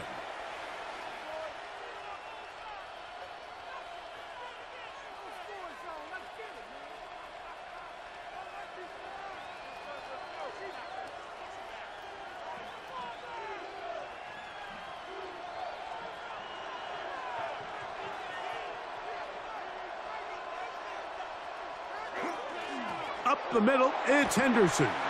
A gain of 4 as he's taken down.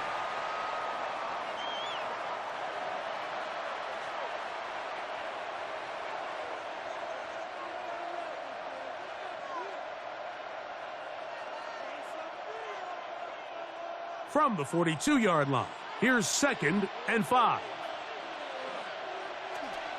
Off the play fake, here's May. That's complete to Stephon Diggs. He is out of bounds. They have worked it inside the 15. A pickup there of 28 yards. Anytime you're facing a zone defense, you're working from your first progression all the way through. But when guys are open in this level, Mike, they don't stay open very long. So what they taught us as receivers, if you're open, stay open. And if you're not open, you better get open quick because that ball is coming out. And that keeps him ahead of schedule. That's a first down completion of 7 yards. As a route runner, once you identify zone coverage like they were playing here, the key is find open space and stay in it. He did a nice job here because that was not a big hole. The quarterback had to put a little extra on that one, and they were able to make the completion. On the RPO, that one is complete. And he'll take this one in. Touchdown, New England.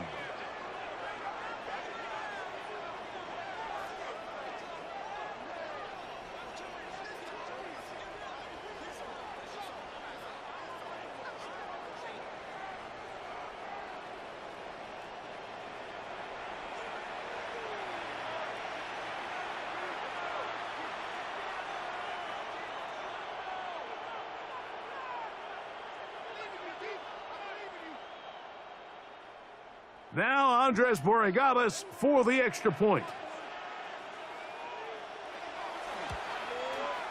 The kick is good, and the Patriots will take a 7-0 lead.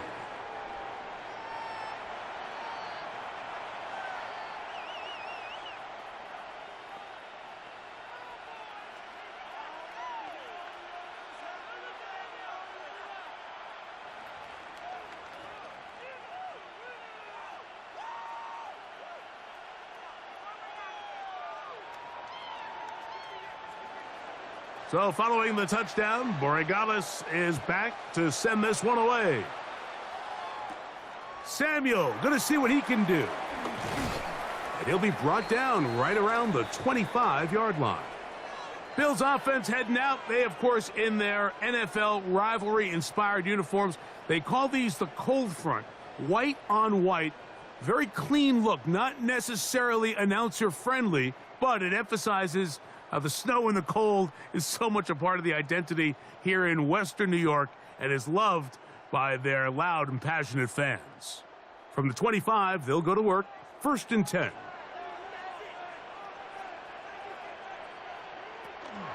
They'll start on the ground with Cook. Not much to speak of on that one. Maybe a gain of a yard. It's 2nd down.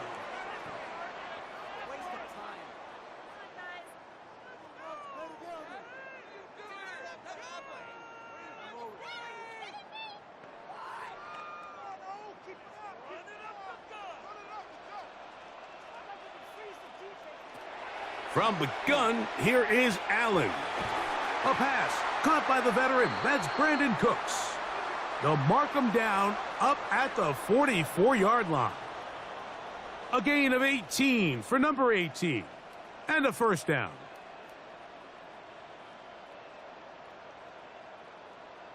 This is clinic tape for any young wide receiver out there watching this guy run routes.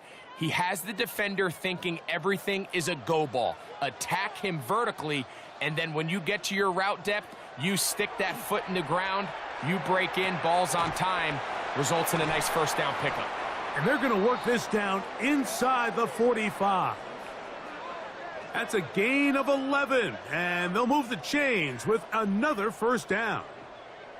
It's a really critical conversion here because after not scoring on your opening drive, you just can't afford to follow that up with a 3-and-out. So you find yourself down 7-0. Sustain this drive and at the very least, see if you can come away with some points. And this will be a short gain down to the 41-yard line. Jack Gibbons is there to bring him down.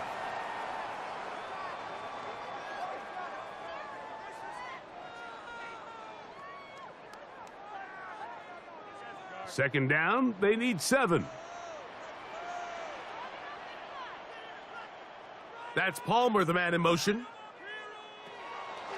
Fake the handoff, and now it's Allen.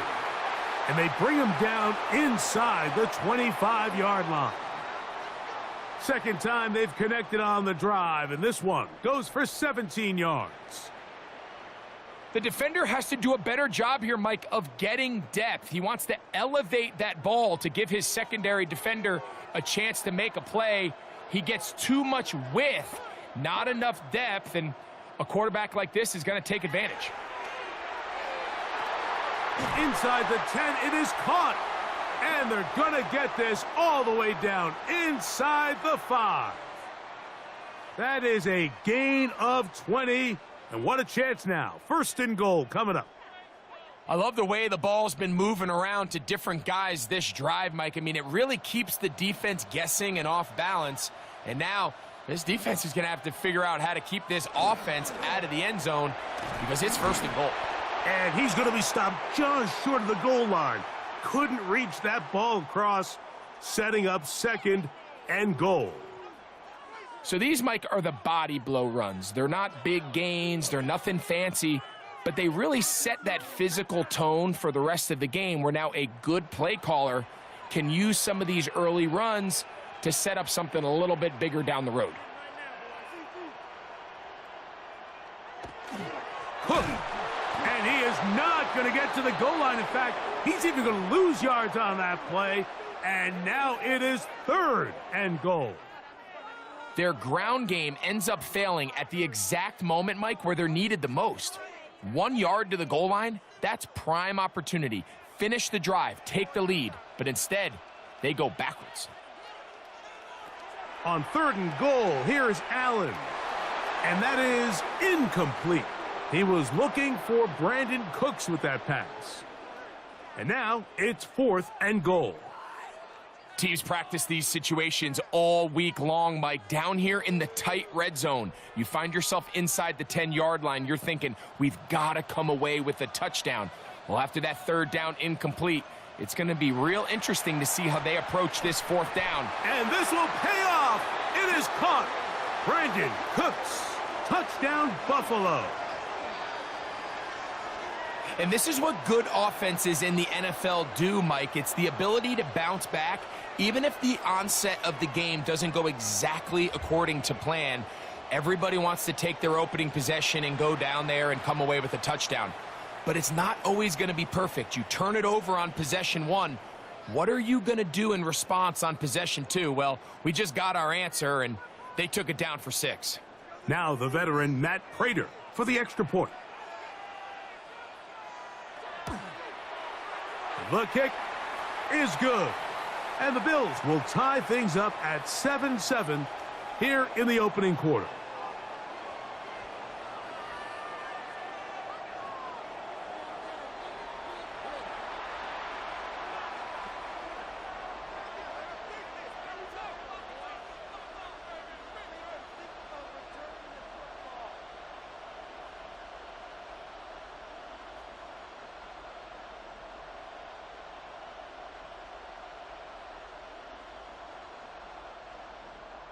So back to level after the touchdown, and time for the kickoff.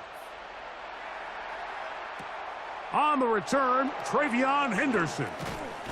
He'll get across the 20, mark him down at the 23-yard line. Our game here is part of the John Madden Thanksgiving celebration weekend, a remembrance the NFL created a couple years back. What a great job they did, because no one deserves to be celebrated more than John Madden on Thanksgiving weekend. Of course, Greg and I, all of us at EA Sports, we hope you had a terrific Thursday and you're setting up to settle in for some great football on this very special American holiday. It's the tight end Henry in motion. They'll begin it on the ground with Henderson. And he'll get back to the line of scrimmage at best. Might have even lost a yard there. I can promise you that is not how they wanted to start this drive, Mike. I mean, to get blown up at the point of attack, there was just nowhere for the back to go on that run. Last play went the wrong way. It sets up second and long. It's second down and 12. Working out of the gun, it's May. Pass completed to Douglas. And that'll go for a gain of 7. And it's going to set up third down.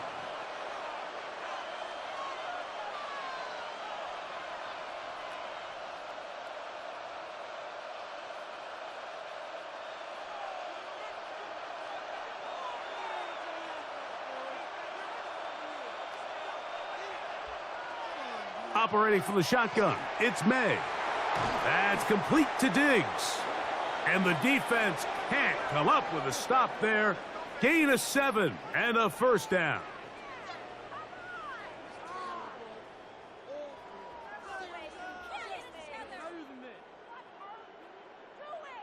Really nice job here by the quarterback, understanding what did he need to pick up a fresh set of downs. In this case, that underneath drag route was all it took. Get the ball into the hands of your receiver, pick up a first down. Open man, that's the tight end, Hunter Henry. All right, so anytime you're facing the blitz, the best thing you can do as an offense is just get the ball out of your hand. Get into the hands of receiver, run after catch. In this case, nice job by the defense, rallying to the ball. Modest gain. They'll come up here on second down and 5.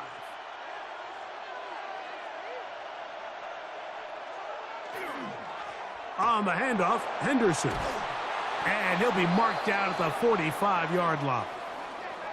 Call it a gain of 13. Good for a Patriots first down. Really nice explosive play there on the ground. And tell you what, for these fans sitting in the stadium, they're not used to seeing their home team pushed around. So continue to be physical at the line of scrimmage. Mix in the runs with the pass. And if they can continue to generate these big explosive runs, I don't think they need to go away from it. Really well done here by the defense, Mike, executing this zone defense, and they've got to be able to pattern read. You're not just going to drop back to a spot and just play like a robot. Based on what the receivers do off the line, the defenders have different rules of where their zones move to. Well, they had that one dialed in right from the jump, and they were able to stop that play really before it got started. And they'll take this down inside the 35.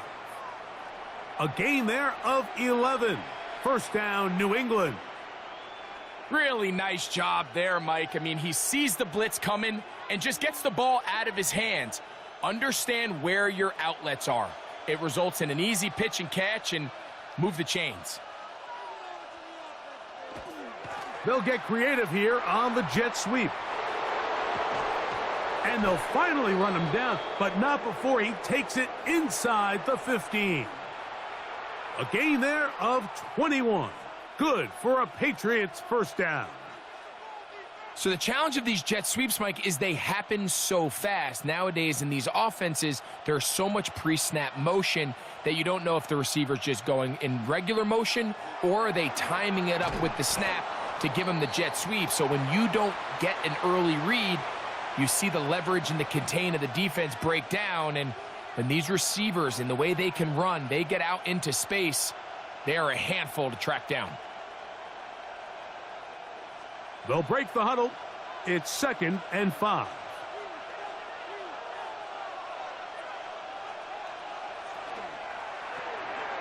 Look wide. Get this one complete. And they'll stop him just short of the goal line, but they are going to have enough to convert. It's going to be 1st and goal.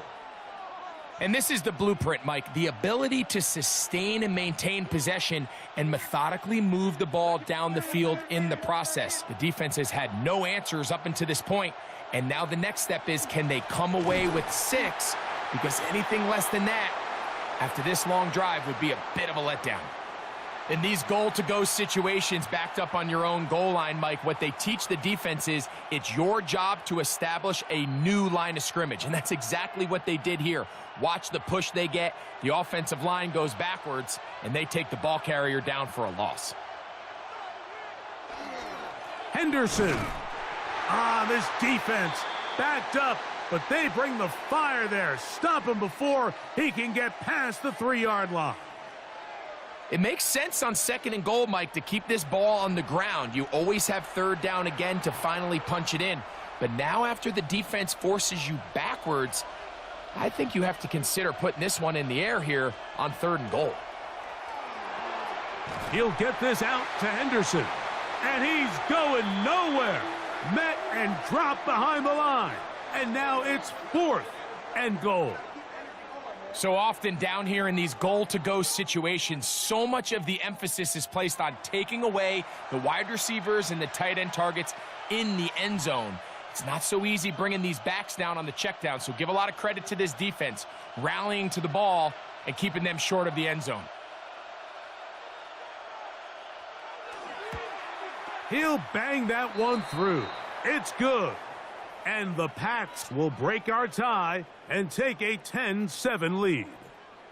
Yeah, he does a nice job handling that kick there, but I think offensively, you come back to the sideline and you're thinking, we have to find a way to finish these drives. I mean, to be in 1st and goal and settle for 3, that can be very deflating for an offense settling for too many field goals.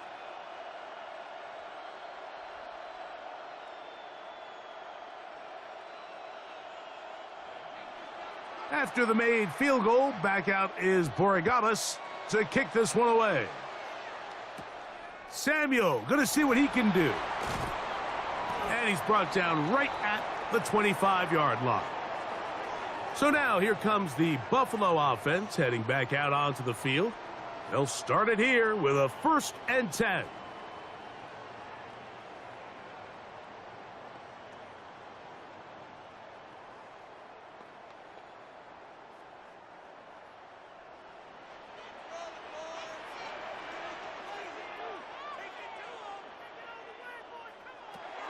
Out of the gun, here's Allen.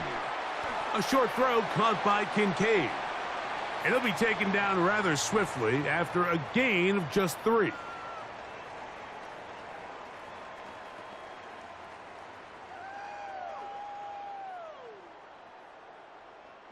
Ball on the 28-yard line. Here's 2nd and 7. That's Palmer, the man in motion. Throwing on 2nd down. It's Allen. And he's going to get this one out to the 43-yard line. A pickup of 14 on that one. Good for a Bills 1st down. I always think you can tell pretty quickly how comfortable a quarterback is in their offense, Mike, by how fast they work through their progression and get the ball to their check down underneath. And in this case, with the depth of the defense, a lot of space in the short game, get them the ball, pick up the 1st down. They'll set up the screen to Cook, and he'll be marked down at the 45-yard line. That screen goes for 12, and that's a 1st down. They've done a nice job spreading the ball around. Make the defense have to account for as many different weapons as possible here early. But think back to our conversation with this coaching staff, Mike. They identified this guy as someone they needed to get involved early and often, so that might be his first target. I don't think it's going to be his last. That's to the left side where he's got Kincaid. It's not the big play they were hoping for, but 1st down efficiency, staying ahead of the chains, is what every offense is trying to find, and it brings up a manageable 2nd down. Ball on the 39. Here's 2nd down and 4. They'll go play action here with Allen. His fullback releasing, and he's going to bring it in. There's this misconception out there, Mike, that in the NFL, you have to run the same amount of run plays as you do pass plays. And as you're seeing in this drive, you can fall on one side of that coin a little bit more as long as you're able to remain effective and efficient. So far, their passing game has dominated here early, and that last pickup leads to a first down. That's going to be incomplete, and it'll leave just enough time for one final play in this opening quarter. Up until that incompletion, they've done a really nice job on this drive, Mike, picking up fresh sets of downs. And typically, throwing the ball on first down is a great way to do it. But now they find themselves in 2nd and 10. Do you keep it in the air and try to get the first down here? Or is the idea to just make 3rd down manageable and take your chances picking up a key 3rd down? He'll find his running back, Cook. And he'll be taken down with the first down as time will run out on this opening quarter. So we are through one here on Sunday Night Primetime. The Patriots out on top. And EA Sports NFL Sunday returns after this. The Bills with it to start quarter number 2 as they've got it with 1st and 10.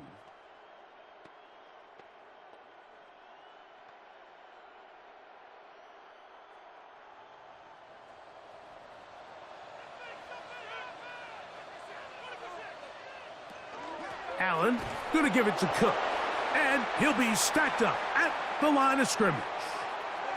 The best linebackers at this level, Mike, they have all the physical attributes. That's a given.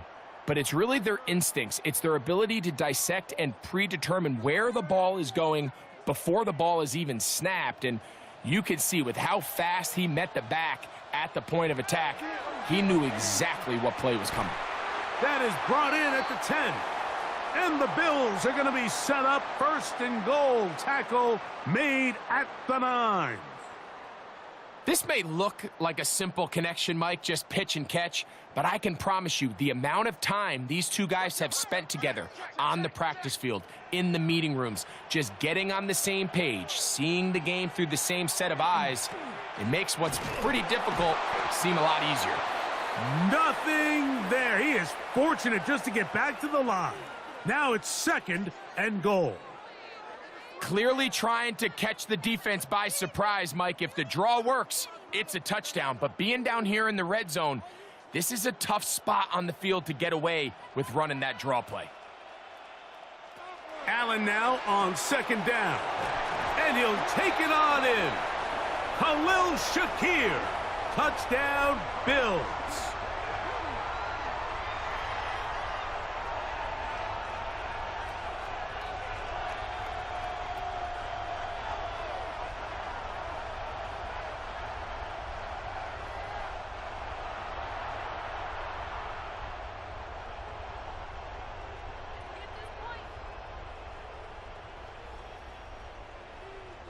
Prater on to attempt the extra point.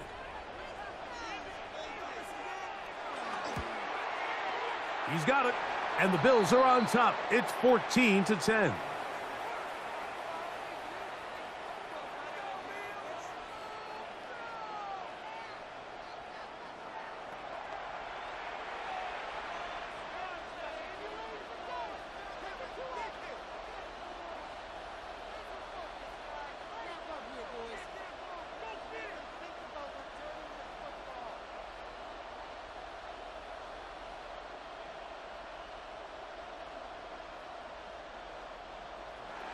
So now Prater, after the touchdown, is out to kick it away. On the return, Travion Henderson. Oh, he's got room past the 30. They finally get him down, but he gets all the way up close to the 40-yard line. So now the New England offense getting ready for their next possession. They'll start out 1st down and 10.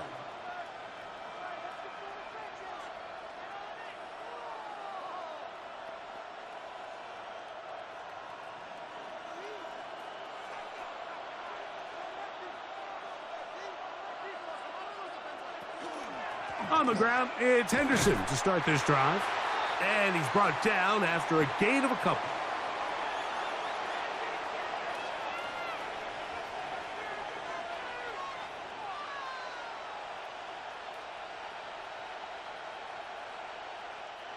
Ball on the 40 now. Here's 2nd and 8. Throwing now is May. Short pass caught by Henry, the tight end. And he'll get about 6 before he's taken down.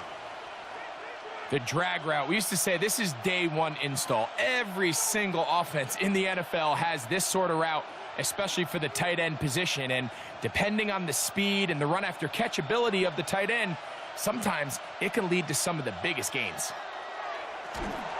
This one broken up. It's incomplete. Good job separating the receiver from the ball, and it is 4th down.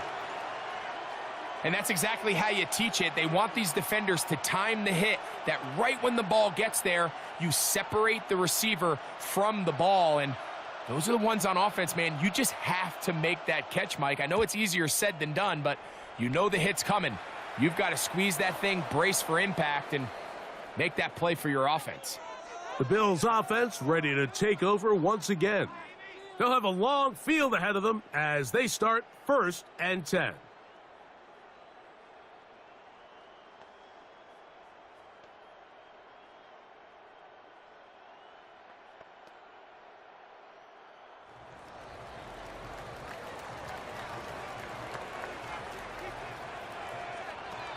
From the gun, Josh Allen.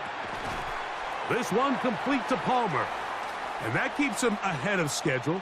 That's a 1st down completion of 7 yards.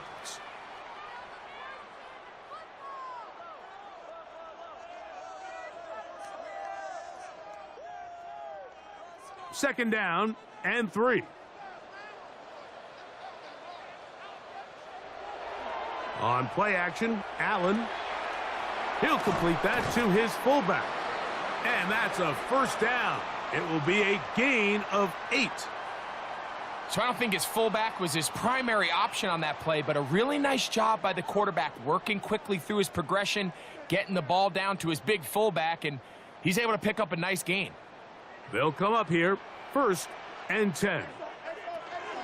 They run out of the gun. It's Cook. And that'll be good for about a half dozen. It'll set up 2nd down.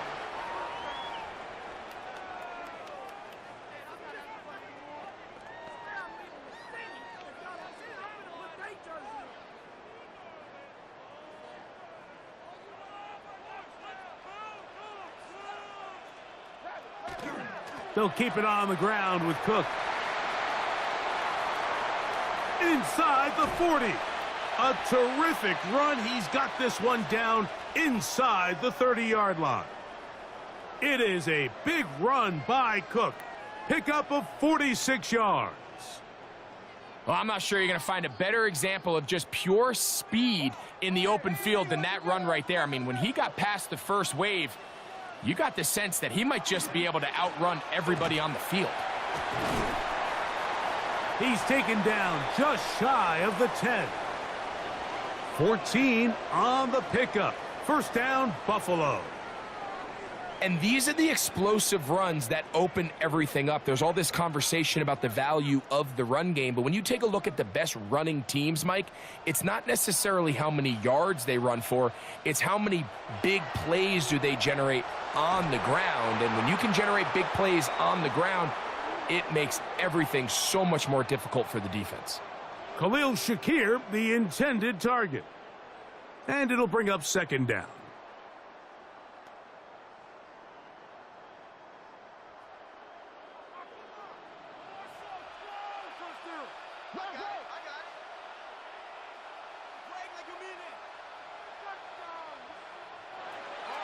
Play action now, and here's Allen. He's got his big tight end, Dalton Kincaid. Touchdown, Buffalo. Greg, it's the quarterback's best friend, and you were that guy for a lot of years. The tight end in a tight area with man coverage. Yeah, and it's really twofold, Mike, right? First and foremost, we see so many of these tight ends around the league that now have gotten to the point where one-on-one matchups, that's advantage offense. But then even in the cases they don't create great separation, Mike, it's their size, their catch radius. It's such a friendly target for the quarterback that when things get tight in the red zone, they look to the tight end. Now Prater to tack on the extra point. He knocks it through, and the Bills are out to a 21-10 lead.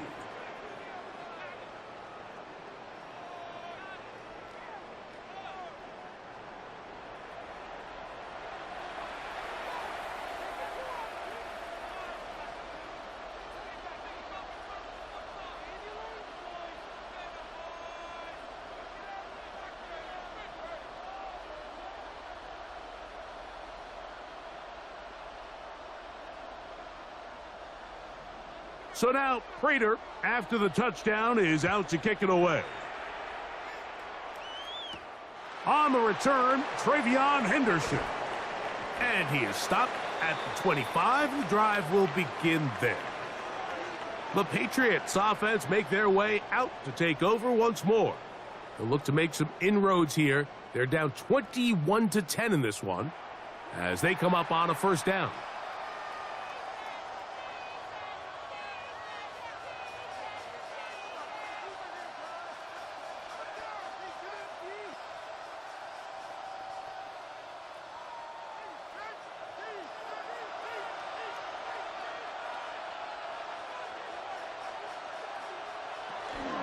They run straight ahead with Henderson.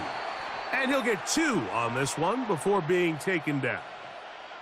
So this team finds themselves now in a little bit of a tricky situation here, Mike. If they don't find a way to start sustaining some of these drives and come away with points, all of a sudden you're trailing by double digits in the second half. You become very one-dimensional. You become very pass-heavy, and that's certainly not how any team in the NFL wants to play. On the run to the right. Give him credit for keeping this play alive as long as he could. This easily could have gone down for a loss, but he's kind of able to find his way forward and at least get back to the line of scrimmage. What can they do here on 3rd down and 7? From out of the gun, here's May. Catch is made. That is Williams. And he puts his head down and he picks up the first down.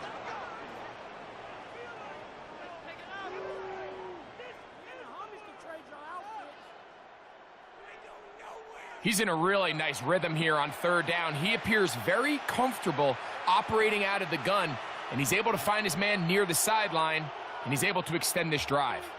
Line of scrimmage is the 37-yard line for 1st and 10. To throw now, May. Right back to Williams. They connect again.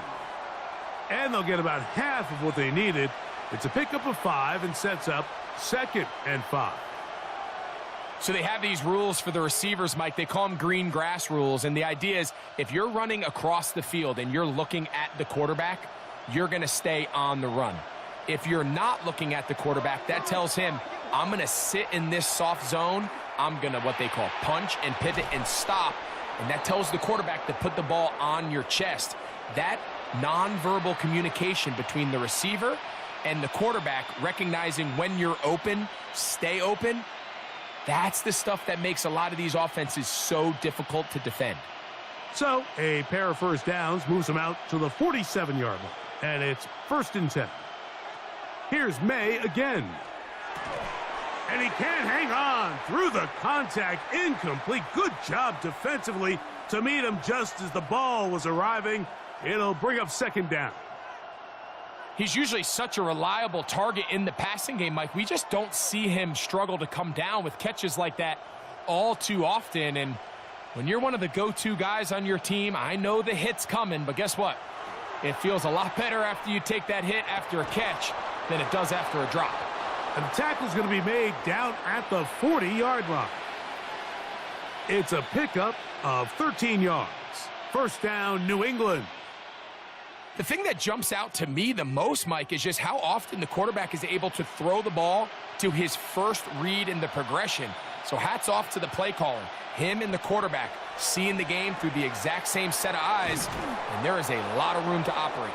And they bring him down, but not until they get inside the 30-yard line. That's a gain of 11, and they'll move the chains with another first down.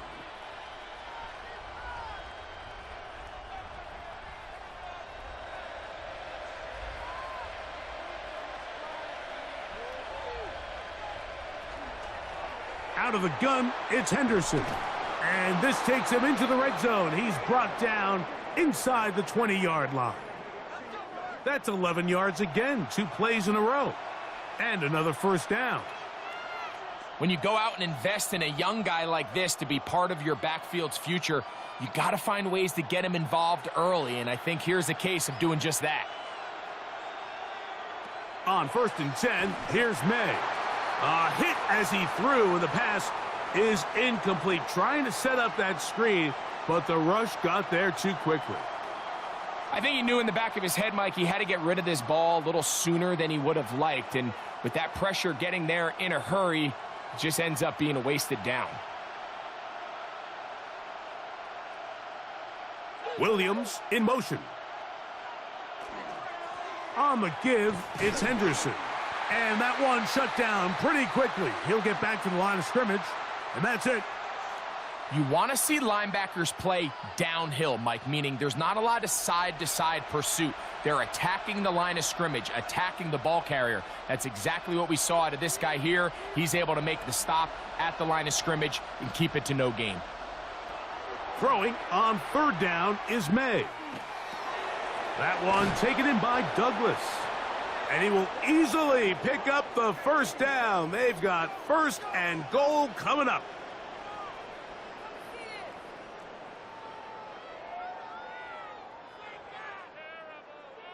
And this is what can happen when you're so worried about protecting the sticks, Mike. You force them to throw the ball underneath, but then you've got to be able to rally the ball and tackle. But they weren't able to do it before he gets to the line to gain, and he ends up picking up the first down anyway. And they'll run it here with Stevenson. Good blocking, and he's in. Ramondre Stevenson. Touchdown, Patriots. Make no mistake about it, he may get the glory, but that does not happen without unbelievable blocking up front. So let's give the big guys all the credit in the world. He's able to displace the defense right there at the point of attack, and that's about as easy a goal line touchdown as you're going to see all year.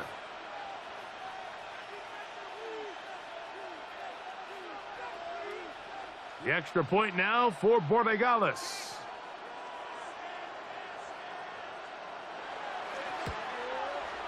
It's up and good. And the Pats are back within 4. It's 21-17.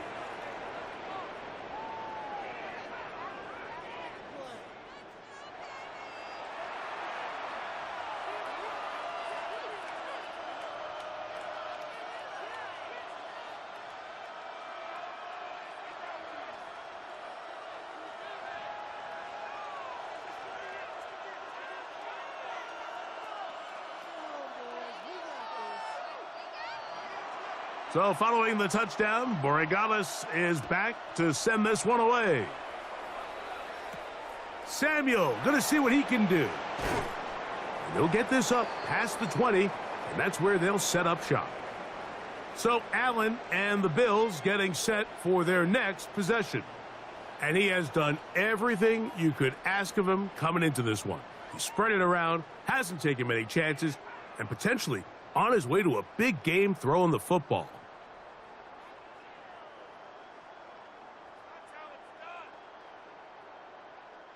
This drive starts at the 21. It's 1st and 10.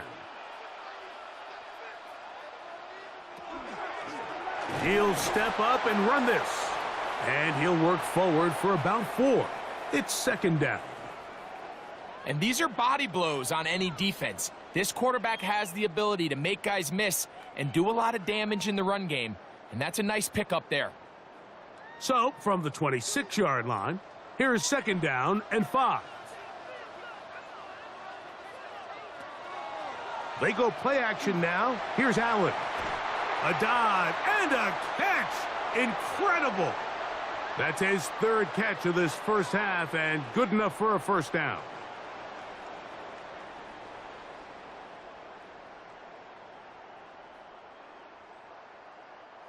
With wide receivers, I think we spend so much time, Mike, talking about their speed and their route running, and of course that's critical, but the ability to not only catch the ball, but to concentrate on the bad throws. We used to have a saying, you get paid to catch the bad ones, and saw a great example of it here, laying out, going down to get this ball, holding on through contact with the ground, and it's a big-time play. They get 22 yards there. Good for a Bills first down. Big hole up the middle. The interior of this offensive line did a great job clearing some space. The back saw it quick, and he hit it. And next thing you know, he was in the secondary for a big pickup. Allen going to make the read and hold on here. And he will take this into the end zone. What a run. Josh Allen. Touchdown, Bills. The quarterback had the decision to make, and boy, he chose the right one, taking it in for the touchdown. The key to this play, Mike, is the decision-making by the quarterback. Get your eyes on that defensive end. If he crashes on the handoff to the back, you pull it, he gets out in space, and he does the rest.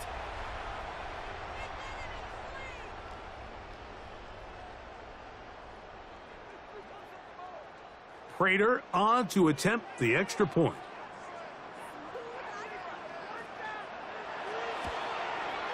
He's got it.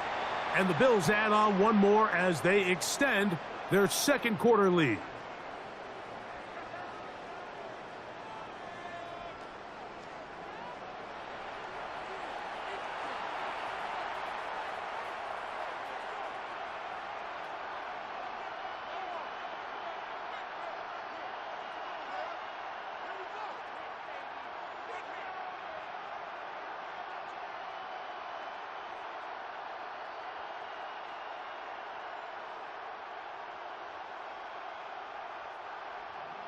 So now Prater, after the touchdown, is out to kick it away. On the return, Travion Henderson. Nice job by the return team as he takes it across the 30-yard line. The Patriots offense and their running back, Travion Henderson, making their way back out there. Will try to establish some tempo as they start this one with 1st and 10.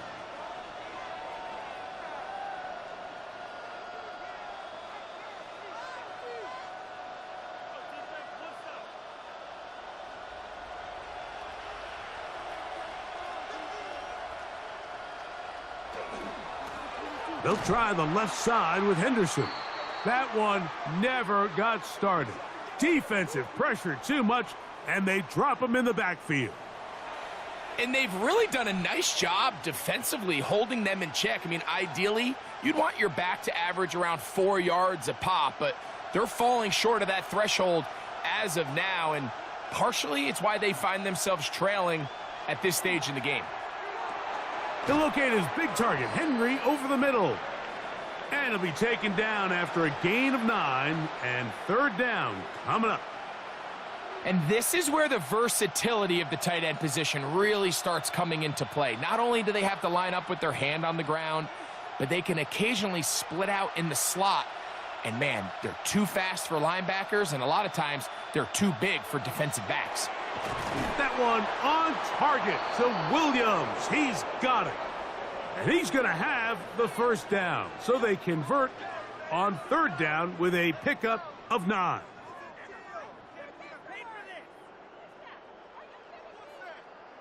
These curl routes, he's been running these routes since he was a young kid in Pop Warner football, and I like to call it pulling the string. You've got the defender thinking you're going downfield, and you stick that foot in the ground, work back to the quarterback, friendly to the ball, and really nice job picking up the 1st down. He'll work his way forward for about 3 yards. Cameron Lewis there to make the play.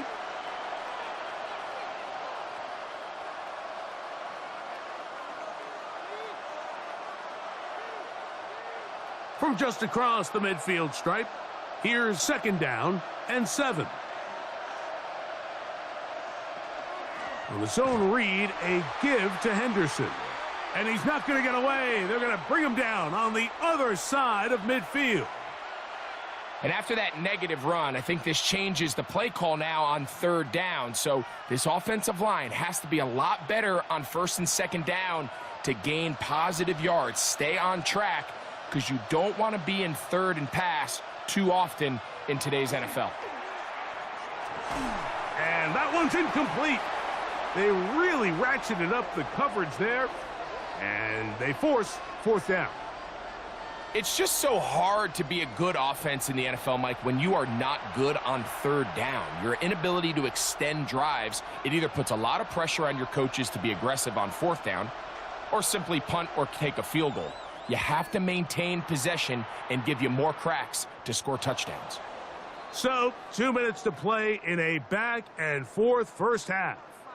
Greg and I back in Buffalo after this.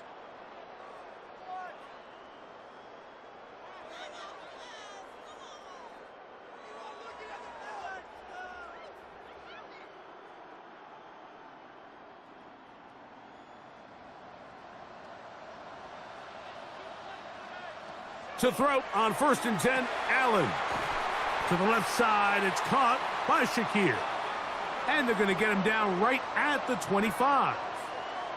12 yards on the gain. That's good for a quick 1st down. We've really seen both teams have a lot of success moving the ball throughout this entire first half, and just seems this possession is going to be more of the same as they start this drive.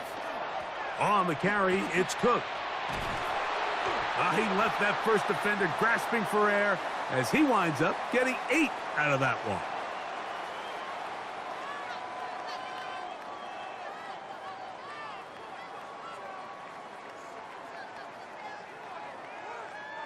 Here's 2nd and 2.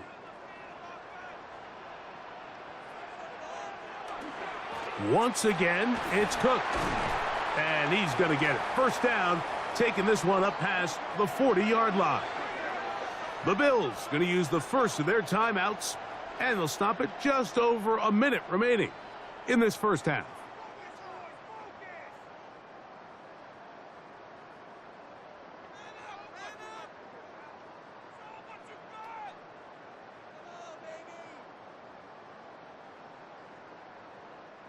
Couple of 1st downs to start this drive.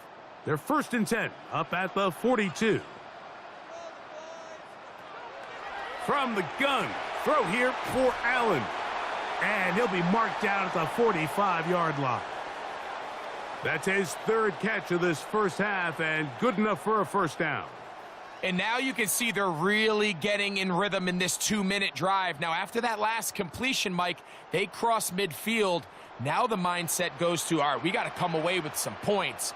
They've got a quarterback who's in complete control, and they got to see if they can finish this thing off.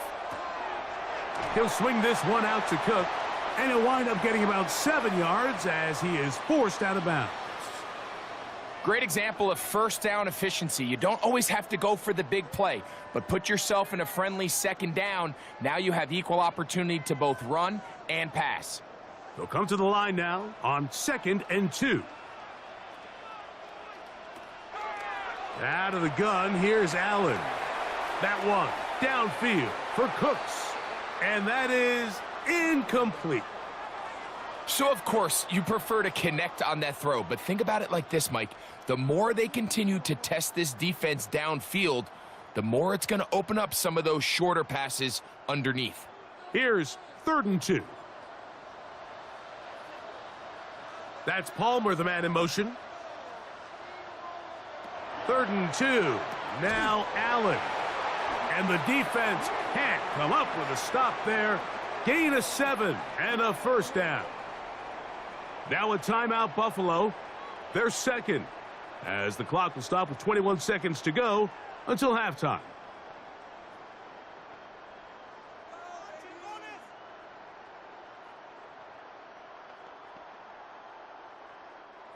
They'll break the huddle. Coming up now for 1st and 10. To throw again, it's Allen. He connects with Palmer on that one. And this takes him into the red zone. He's brought down inside the 20-yard line. That's catch 3 just on this drive, and it gets his team a first down. And with just 4 seconds left in the first half, a timeout is called.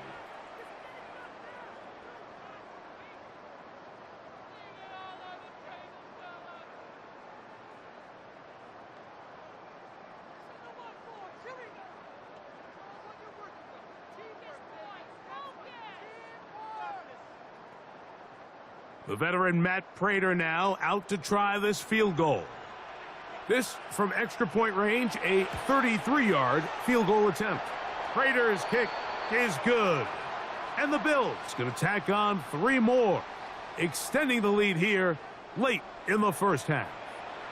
What a methodical drive to close this half out. I mean, let's not forget, Mike, they get the ball after the break as well, so they get back-to-back. They call it doubling up possessions. Last one of the first half, first one of the second half.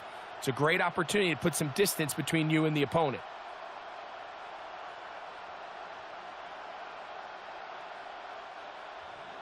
Final second now of this first half as this one is away. He's going to elect not to bring this one out. Probably a wise decision as this ball comes out to the 35.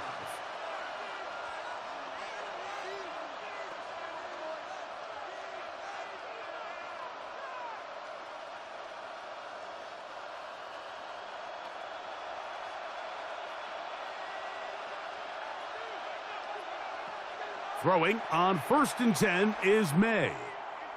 He'll look deep, left sideline. That's going to be incomplete. They took a shot on the final play. Prayer not answered. And that is how this first half will come to an end. Okay, Mike, thanks very much. Welcome in, everyone, to the Orlando studios. Scott Hansen with you for a quick halftime report. We'll let both sides catch their breath and get their orange wedges as we're going to get ready for the third quarter action. So let's go back out to the stadium as we rejoin our broadcast team, Mike Tirico and Greg Olson.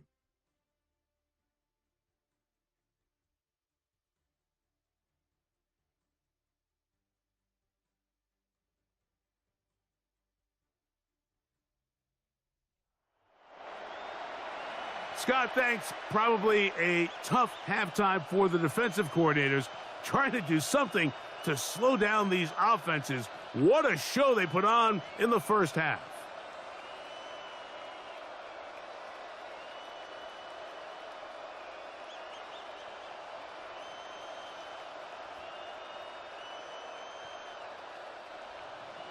Both teams ready to get back at it as we get back underway here on EA Sports. Samuel going to see what he can do. And he'll be brought down past the 25. Decent field position to start this drive. James Cook and the rest of this Buffalo offense head back out. The lead is a couple of touchdowns as this drive kicks off 1st and 10.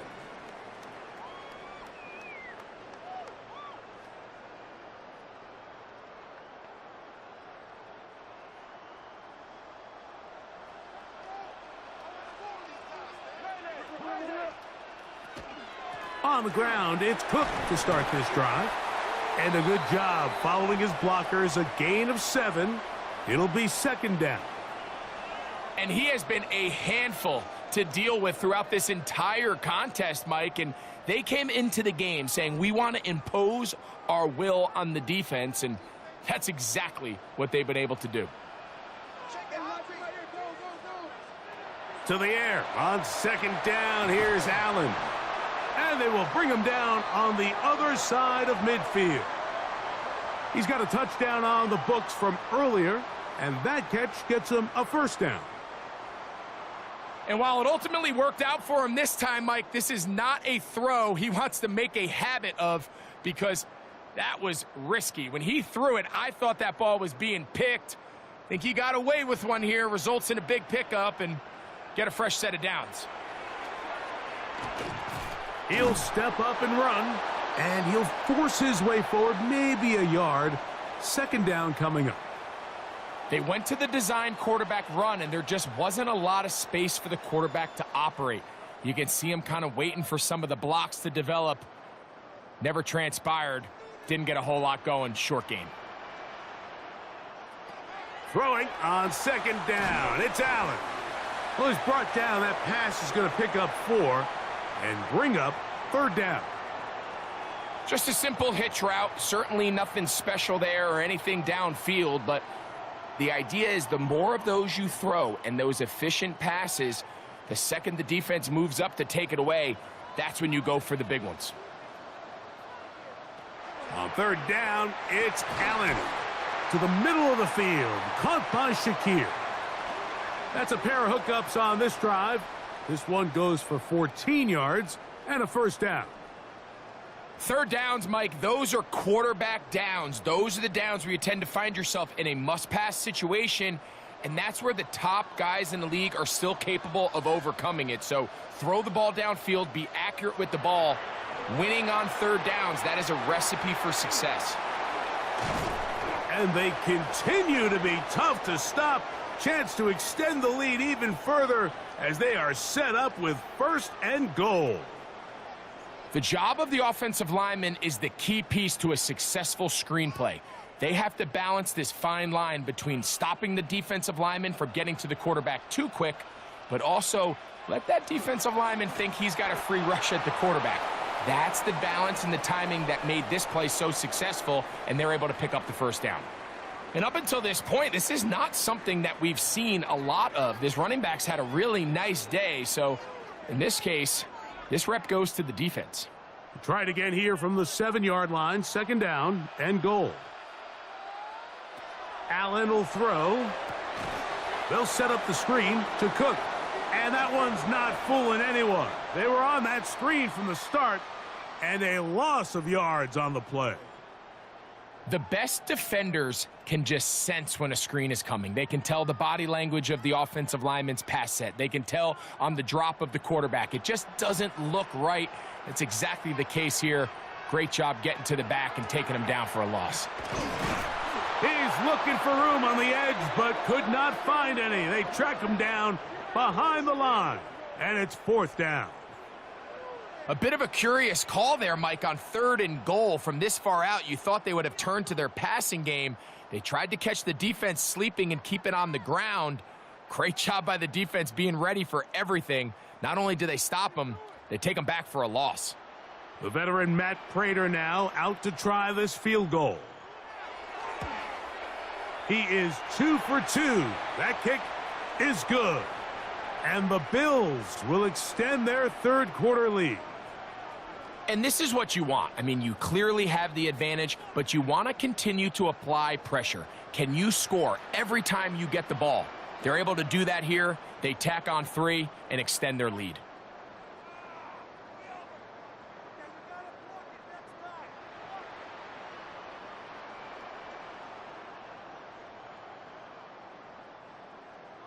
So Prater now, after the made field goal, back out to kick off.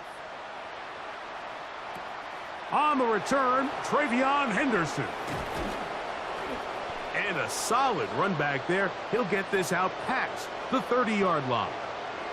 The Patriots offense trotting back out for their first involvement of this second half.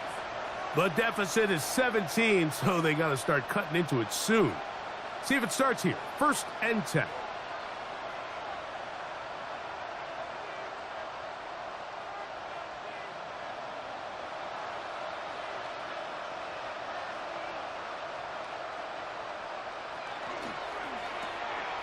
The RPO, that one is complete. And he'll be driven out of bounds, and that's a pickup of 8.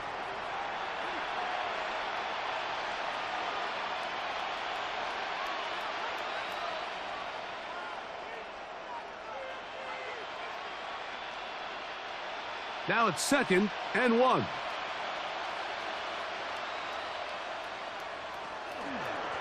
Handoff, and it's Henderson.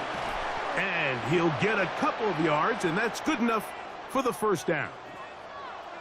This offense, they're not interested in taking the deep shot here. Second and short, the way they're running the ball, pound the rock, reset the downs, and just keep the drive alive.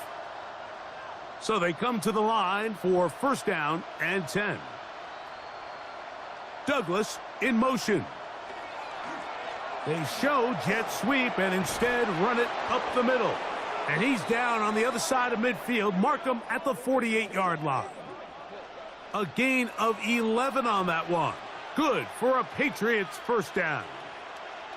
And we're starting to see the fruits of their labor paying off here. I mean, they've used this run game to throw a bunch of body blows throughout the entire contest. And while some of the carries didn't result in much at the time, it's clear they're starting to take its toll on this defense.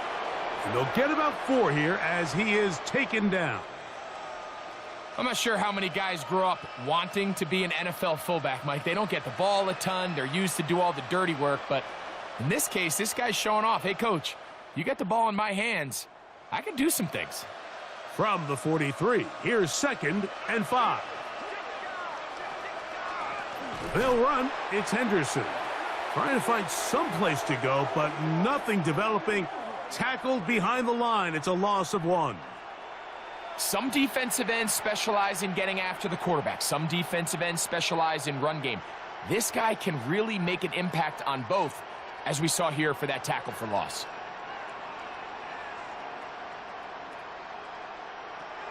From the gun, on 3rd down, it's May. That's Greg Rousseau in there for the sack. This is a great reminder of why it's so important to have great offensive tackles. When you get beat so fast off the edge, the quarterback has nowhere to go in the pocket to escape, and that's what happens.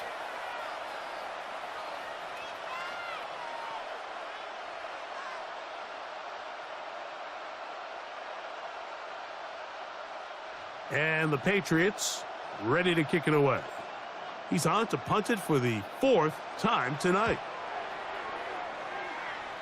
And not the greatest of results here. This is going to hit in the field of play and continue out of bounds. The Bills offense ready to get back at it. The lead is 17 as they try to maybe pull away in this one. It is 1st and 10.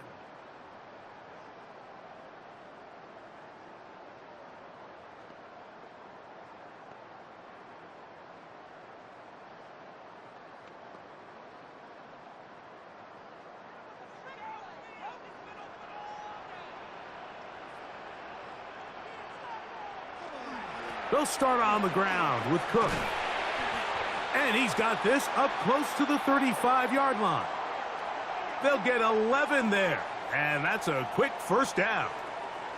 The ability to be effective on first down, Mike, it just makes everything else easier. In the event you do have to face a 3rd down the road, they're usually a lot more manageable situations, a lot easier to convert. The tight end Kincaid in motion. A carry for Cook. They converge on him quickly. He'll only get a couple. Harold Landry there on the tackle.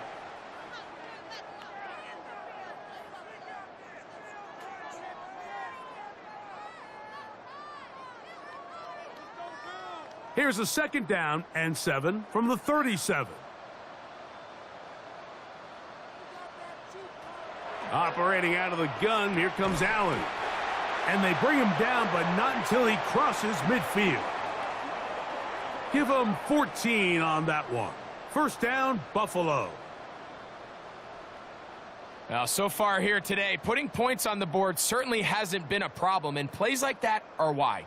Think about it, Mike. Sometimes you just have to take what the defense gives you and not force something that's not there, and that mid-range pass results in a fresh set of downs. Allen goes with a pop pass. Room to maneuver at the 35. And he is out of bounds at the 31-yard line.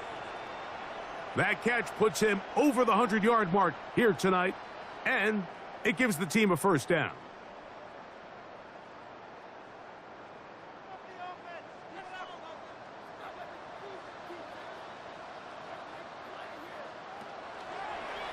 Now a designed run. It's Allen. And he will not be able to turn upfield. They'll drop him behind the line. And you could tell pretty quickly, Mike, that once the quarterback started chopping his feet, that there was nowhere for him to go. Great job by the defense, not only reading quarterback run, but getting him down behind the line.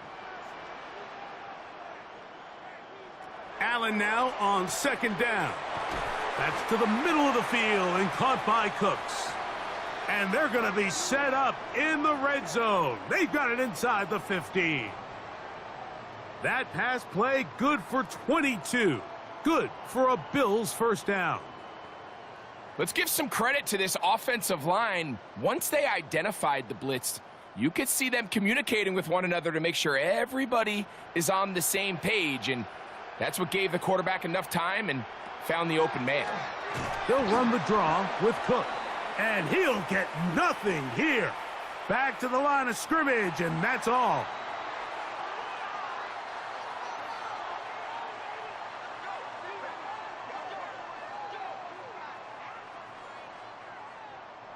So, a lot of options on the table now. It's 1st and 5.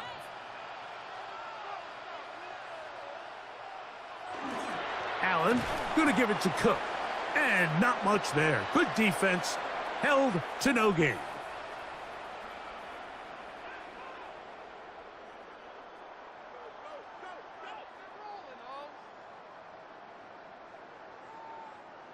They'll work now on 2nd and 4.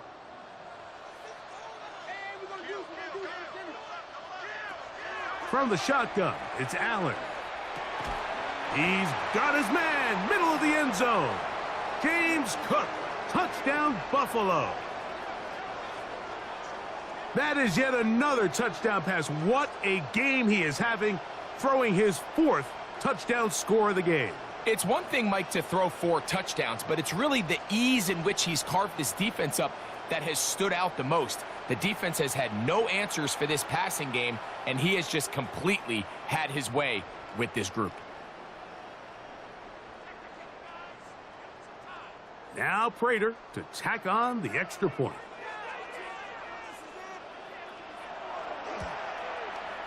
His kick is good, and the Bills will extend this 3rd quarter lead.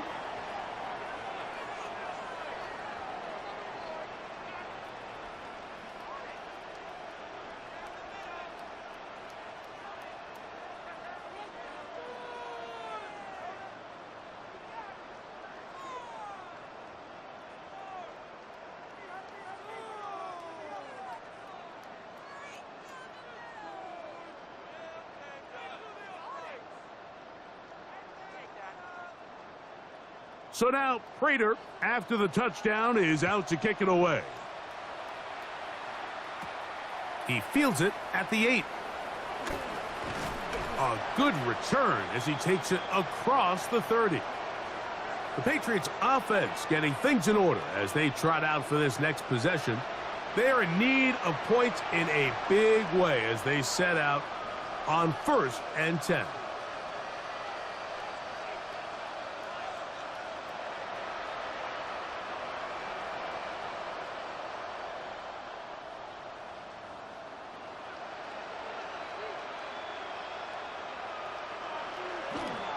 They'll begin it on the ground with Henderson. He'll work forward for a couple. That's Gregory Rousseau in on the stop.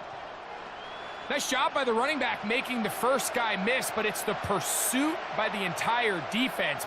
Even though he doesn't get him down on his first try, the rest of his guys are all rallying to the ball, and they bring him down for a short gain. On 2nd down, it's May. Pass caught right side by Henry. And he's going to be out of bounds, but he's got the first down, a pickup of 8. Outbreaking routes, Mike, especially outside of the numbers, everything is about the timing. If you're late with the throw, you're going to be watching that defensive back take that thing the other way for 6. On the handoff, Henderson. And that one shut down pretty quickly. He'll get back to the line of scrimmage, nothing more. Where a defender makes his tackles tells you a lot about his abilities. And for an interior defensive lineman, Mike, to make plays on the outside of the formation just speaks to his speed, his effort, his ability to run down the line. And we saw it here, and he takes the back down for a loss. Throwing on 2nd down, May. And nice work there after the catch. He's a little short of the first down after a gain of 7. They were able to complete this pass, but how often do we see these running backs run these angle routes and they catch it in stride and run a hole through the defense? So I know the defense gave up some yards here, but it could have been a lot worse. 3rd and short. And here is May. Short pass caught by Henry, the tight end. His 2nd catch of the drive. This one good for 15 and a first down. I know, I'm biased. But listen, you can't convince me, Mike, that there's a better option on the field, especially when you got a guy like this, that on 3rd down or critical moments, that's where the ball needs to go. The size, the speed, the matchup problems that he creates. If I was in a critical situation, there is no doubt where I'm going with the ball. And he is fortunate to get past the line of scrimmage. Call it a yard at most. Cole Bishop up to make the play. From the 35, here's 2nd and 8.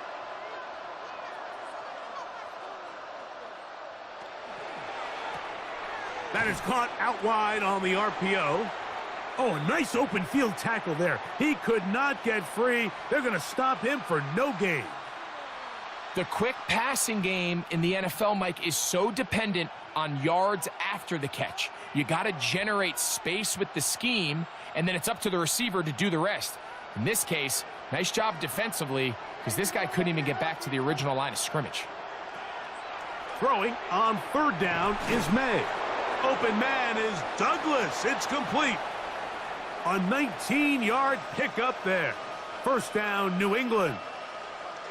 Whatever they've talked about in the locker room at the halftime break seems to have worked. They've come out with a new established energy. You could see it when they took the field. Now this offense seems to be building on it, because with that chunk play, just a little bit of rhythm that they can build off of. They got a long way to go to get back into this game, but so far off to a good start. And he'll plow forward for a gain of 4 yards.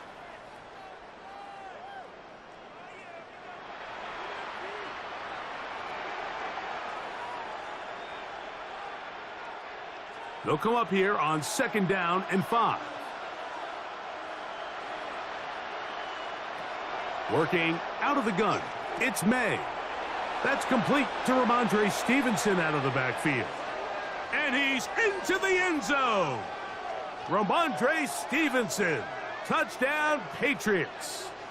He's got another one, his 2nd touchdown of the evening.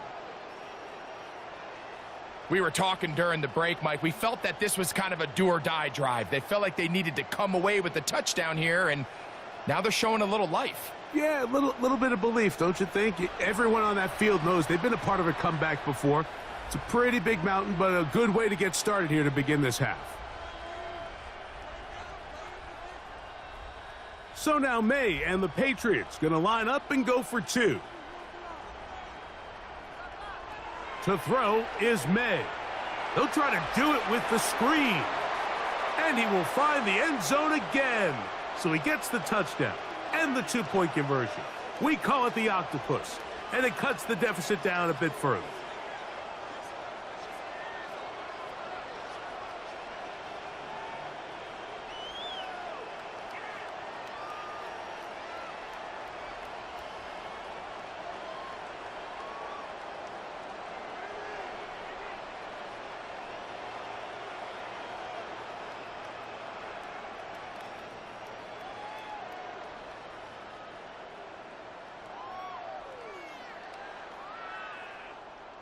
Everything's about matchups, especially down here this close to the goal line.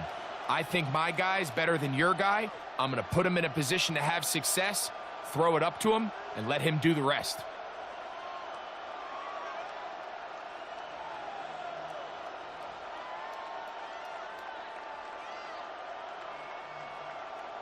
So following the touchdown, Borregales is back to send this one away. To return, here's Ray Davis. And he'll be brought down right around the 25-yard line. So Allen and the Bills getting set for their next possession. And he's had it going in the first half.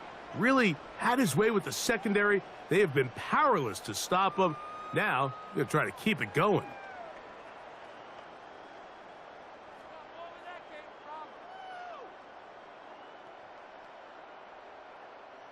From the 25, they'll go to work. 1st and 10.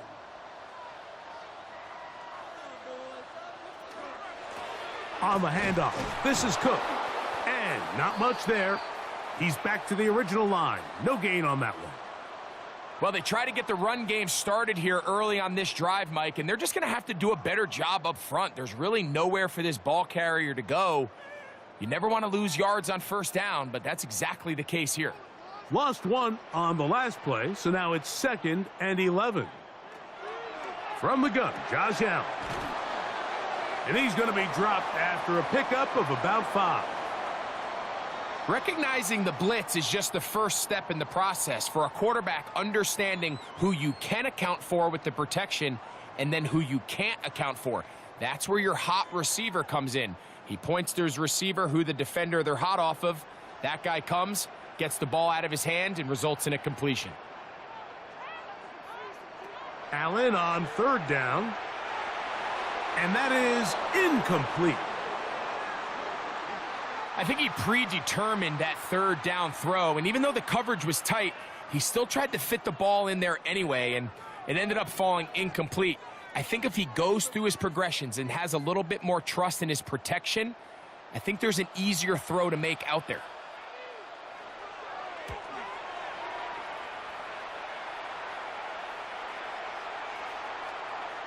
And no return forthcoming. It's a touchback and will come out to the 20-yard line. The Patriots offense and Drake May making their way back out. They'll see if they can put something together here, beginning with 1st and 10.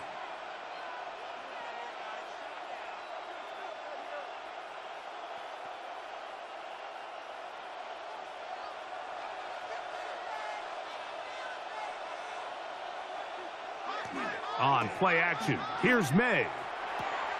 He'll get this one out to his fullback.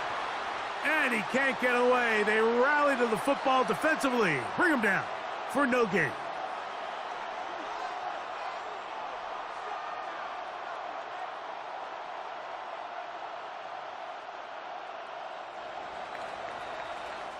So, no shortage of offense in this one as we end the 3rd. And Sunday Night Primetime continues after this.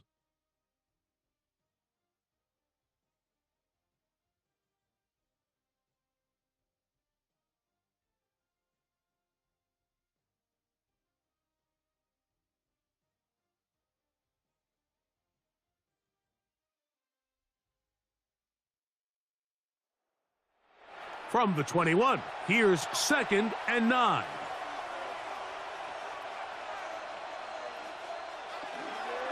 Fourth quarter begins on the ground. And he's going to be close to the 1st down.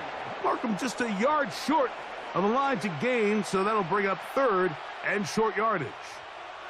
So I think as they continue to have success on the ground like they did here, I think we're going to see them continue to lean towards that ground game, force the defense to come up, sell out, take it away, and then there's all sorts of options downfield in the passing game. And he will have a Patriots 1st down, able to get the 3rd down conversion. When done correctly, Mike, this is just such a high percentage call. It's kind of hard to choose another play off your call sheet. It's impossible to defend. You can know it's coming, stack the box, whatever you want to do. But most of the time, they'll just drive forward and pick up the 1st down. To throw on 1st down is May. No chance to get away. He's going to be knocked out of bounds right at the line of scrimmage. So anytime you decide to blitz, the hope is that the secondary can hold up long enough to allow the extra pressure guys to get to the quarterback. But when you don't get to the quarterback and he's able to get the ball on time and in rhythm, there are holes in the back end, and they're able to pick up the 1st down. He's fighting to get back to the line of scrimmage, but can't get there. Dropped for the loss of a yard.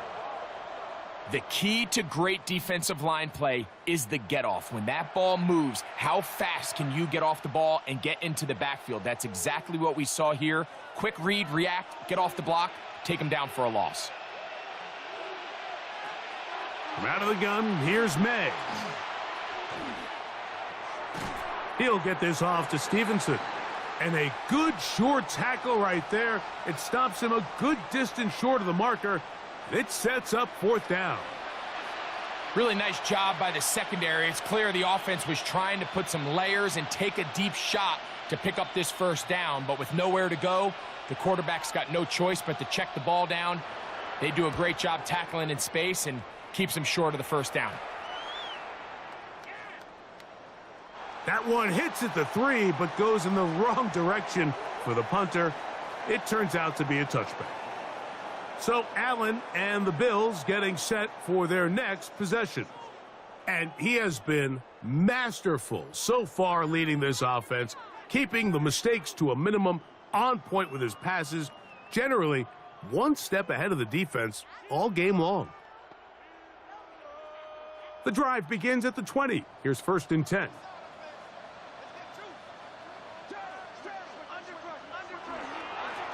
On 1st and 10, it's Cook. He'll be taken down after a gain of 2.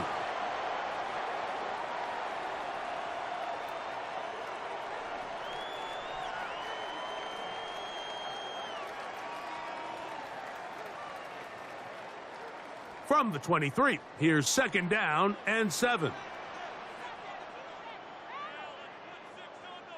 That's Palmer, the man in motion.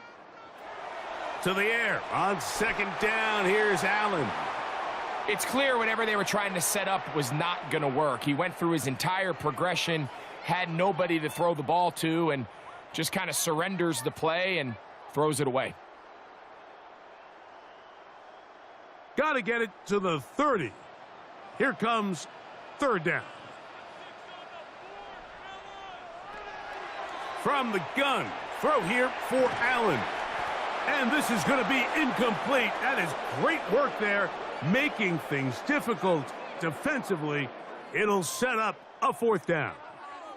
When you get the ball in this situation, what you're looking to do is not only end the drive with a touchdown to put the game away, but you'd love to chew up some clock. So with that incomplete pass now likely putting an end to this series, that's a big opportunity for them to try to close this game out. And he's going to be brought down after a short return, and that's where his team will get possession of the football. So now the New England offense getting ready for their next possession. They'll begin with 1st and 10.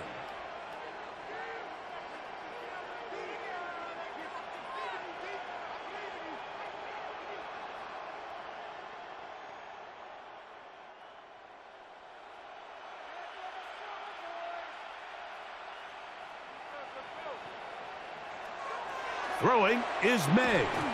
And he'll be taken down rather swiftly after a gain of just 3.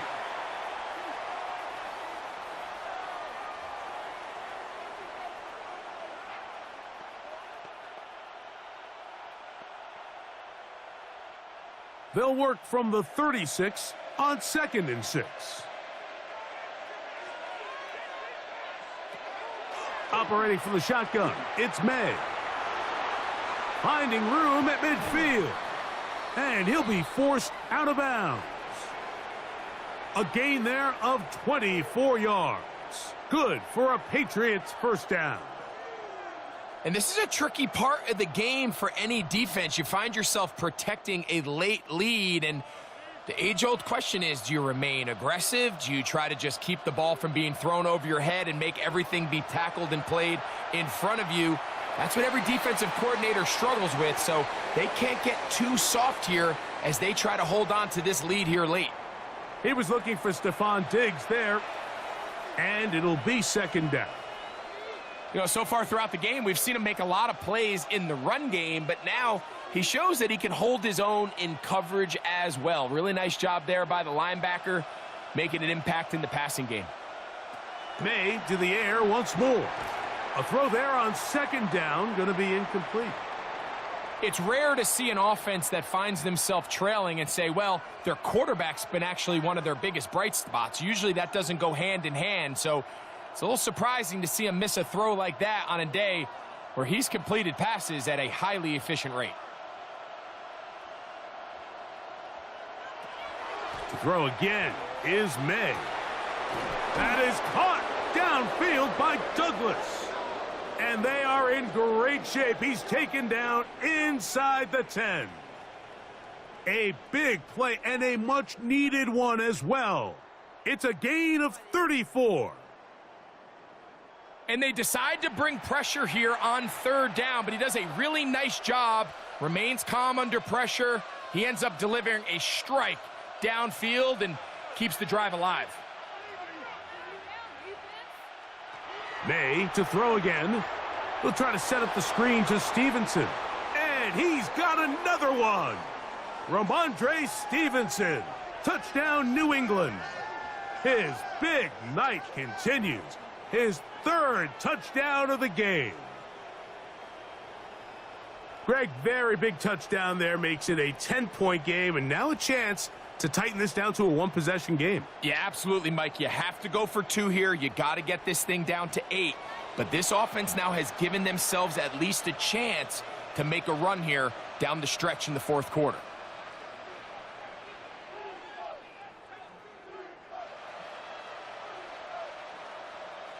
This is a big spot for the Patriots as they'll go for 2. Here's May again. That is caught. They're going to get the 2 points. Don't go away just yet. They are back to within a score.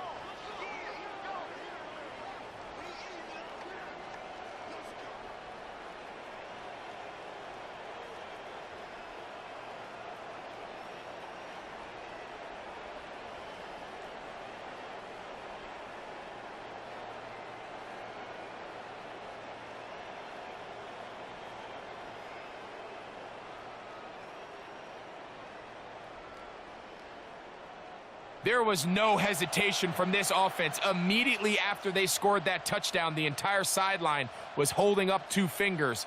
They knew exactly what play they wanted. They felt great about it coming into the game, and clearly the right choice.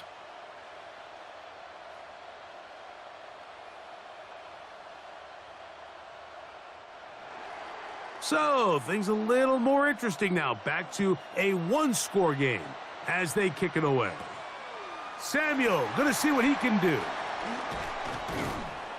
Nice job by the return team as he takes it across the 30-yard line. James Cook and the rest of this Buffalo offense head back out, and he has put in a full game's work and then some. Just an incredible performance on the ground to this point in the fourth quarter.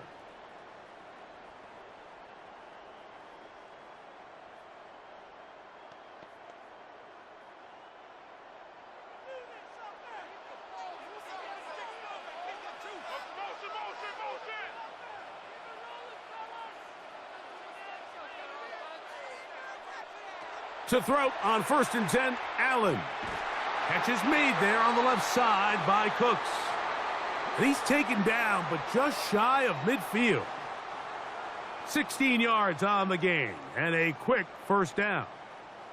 A lot could go wrong anytime you decide to put the ball in the air here late in the fourth quarter as you're trying to run out the clock and protect this lead. But at the same time, I like that they haven't gone super conservative. Just handoff right, handoff left, and it just turns into tackling practice. So I like the balance of making the defense defend everything, because right now, possess the ball, protect the ball, and ultimately just run the clock out. From the 46, here's 2nd and 4.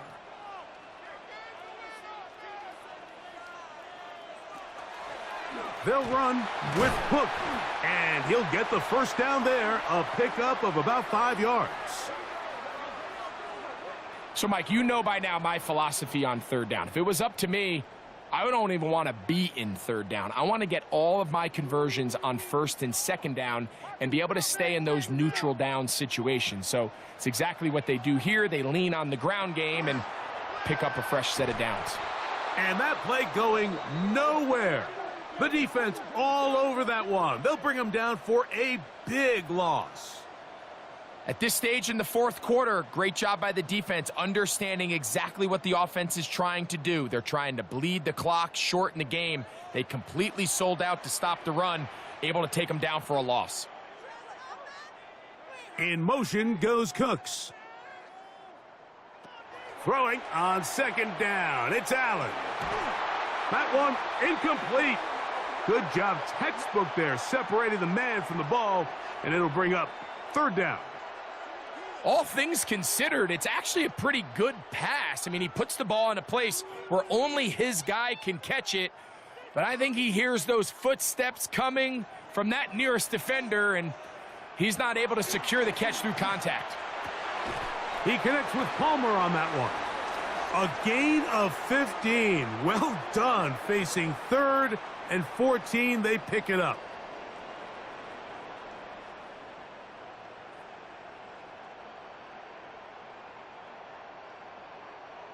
So this is a part of the game that everybody works on, Mike. They call it 4-minute offense, and you don't necessarily have to have 4 minutes on the clock, but the whole idea is we possess the ball late in the fourth quarter with the lead. The goal is we want to end the game with the ball. So that third down conversion is going to go a long way. Protect the ball, continue to pick up first downs. If they do that, I don't even think their opponent sees the ball again. Here's 2nd and 4 from the 24. From the gun, it's Allen. He's got it at about the 8. And they'll get him down inside the 5-yard line. It's 1st and goal coming up. Big-time completion right there, and this isn't just a spot where they're trying to run the game out here in the fourth quarter. They were not only trying to pick up points, but they're trying to get in the end zone and extend this lead. So really nice job here late. Let's see if they can put this one out of reach. And he's going to be stopped just short of the goal line. Couldn't reach that ball across, setting up 2nd and goal.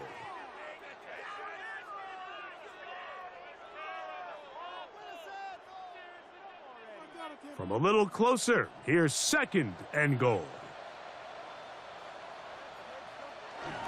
Davis trying to push the pile forward, but he's not going to get in. They stop him up short. This offense is finding out the hard way, Mike. There is just not a lot of room to operate against this defense down near the goal line. Once more from the 2, 3rd and goal.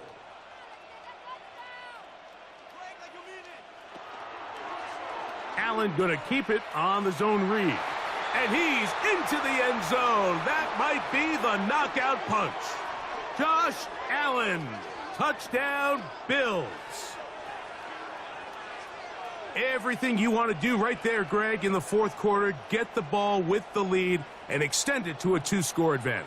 Yeah, and I think this just might end up being too much to overcome. You said it. Once you get a 2-score lead this late in the fourth quarter, there's just not enough possessions to be had to claw yourself back in it. Prater on to attempt the extra point.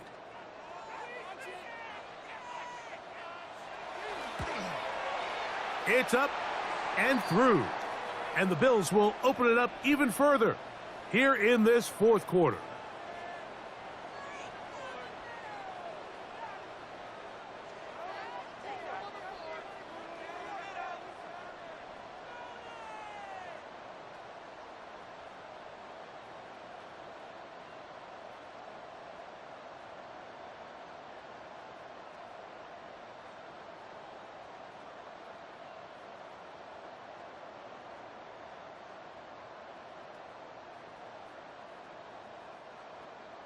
So now Prater, after the touchdown, is out to kick it away. This will be returned from the 6. And a decent return there. He'll get this up just shy of the 30. The Patriots offense ready to see what they can do with this next possession. They'll do so with 1st and 10.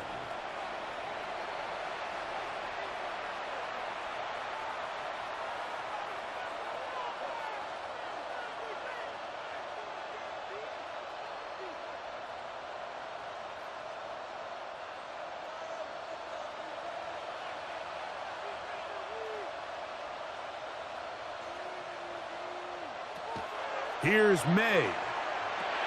He'll locate his big target, Henry, over the middle. And they'll be set up now. Up past the 40 with that one. They get 13 to begin the drive. It's a 1st down. Things certainly look a little improbable right now, Mike, but I wouldn't say impossible. I think they've got to capitalize on this possession to pick up some points. Every single possession right now is priceless. Points, possessions, and then they got to get some defensive stops. They nearly connected on the big play downfield, but he's not quite able to hold on to that ball through the contact. You can chalk that one up as a win defensively. They'll try again. It's 2nd and 10.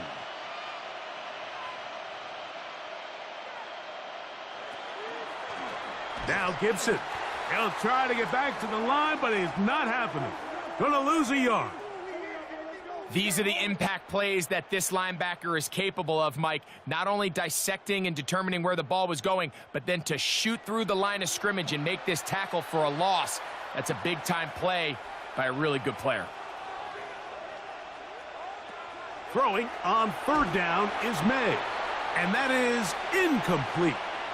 At this stage of the game, things haven't been going your way, so one more mistake, it could just be too much to overcome. So a nice decision there. Just throw it away out of bounds and give your team a fighting chance. Trailing late, they've got to go here. It's 4th down. They're going. It's May. A ball deep for the end zone. That is hot. Touchdown, Patriots. That his 2nd touchdown tonight. So they get the touchdown, and now it is a 9-point game. Greg, you can go for 1 and make it a 1-possession game. Or some people think about going for 2 here. What would you do? I think I'm going for 2, Mike. Listen, the way you have to look at it is I need a 2-point conversion at some point. But I want to know now, am I down truly 2 scores, or am I able to get it down to 7 and truly make it a 1 score? So I'm going for 2 now, and I want to know what the rest of this game looks like. How many possessions do I need? And now it's a 9-point game, so they'll go for just 1 here. The kick here is good, so they are back within a possession. That gets it down to an 8-point game.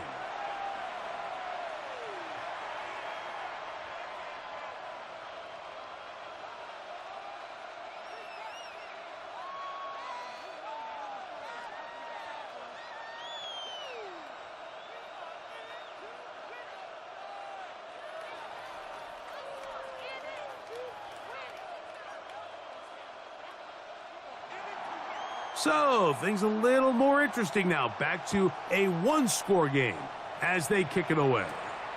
Samuel going to see what he can do. And they will finally get him down, but he gets all the way close to the 40-yard line. James Cook and the rest of this Buffalo offense head back out. The advantage is 8. We'll see if they can make this a 2-score game on this drive. 1st down and 10.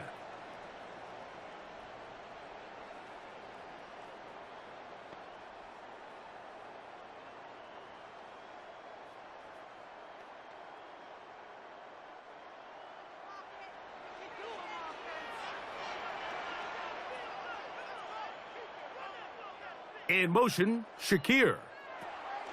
Allen going to throw on 1st and 10. And he'll be brought down just shy of midfield. They get 11 and quickly pick up a 1st down. The ability to generate explosive plays is the greatest correlation with the ability to score points. So every defense nowadays is trying to say, cannot let them throw the ball over our head. But what does that do? It gets you a little bit more depth in your drops. Makes it a little bit easier for some of these check down pickups. The pass rush gets home, and he goes down. Sometimes, Mike, your greatest strength can also be a little bit of your weakness. In this case, he is so used to being able to buy more time with his feet, extend the play, give his targets more time downfield to uncover.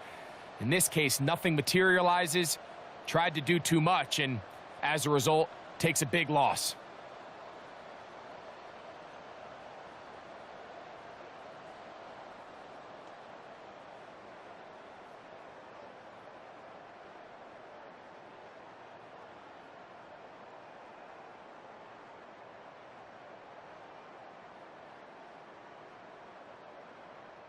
Work to do now as they come up on 2nd and long. Out of the gun, here's Allen. There's that man again, another catch. Defense does a nice job here initially using zone coverage to take away the middle of the field. That's the most valuable real estate in football. Quarterback gets off his first read, sees some openings to the sideline, and him and his receiver are able to connect.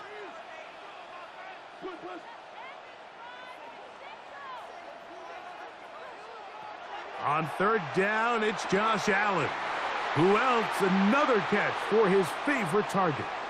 That catch puts him over the 100-yard mark here tonight, and it gives the team a 1st down. So here's a play, Mike, that is clearly designed to attack the middle third of the field. So think it's roughly the space between the numbers. That's the most valuable real estate in football. And once he understood where his leverage was and he gets his head around. Oh, they got the turnover they needed. It's intercepted. Picked off by Marcus Jones. And the Patriots will take over here just shy of the 30. Just a brutal mistake there, Mike. I mean, they have a chance to put a late scoring drive together and increase their lead. But now with that interception, all the momentum shifts to their opponents, and now they got to rely on their defense to hopefully get a stop and get them the ball back. The Patriots offense makes their way back out to the field for their next possession.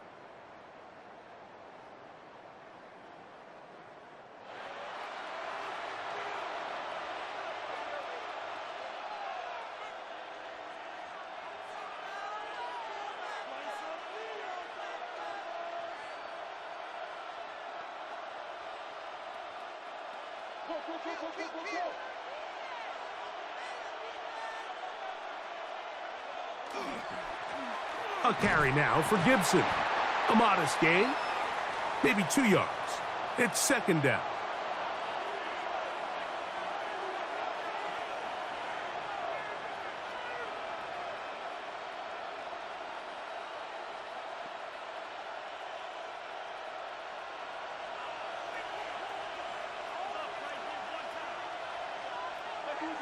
They'll go play action with May. That's caught downfield by Diggs. It's a gain there of 26 yards.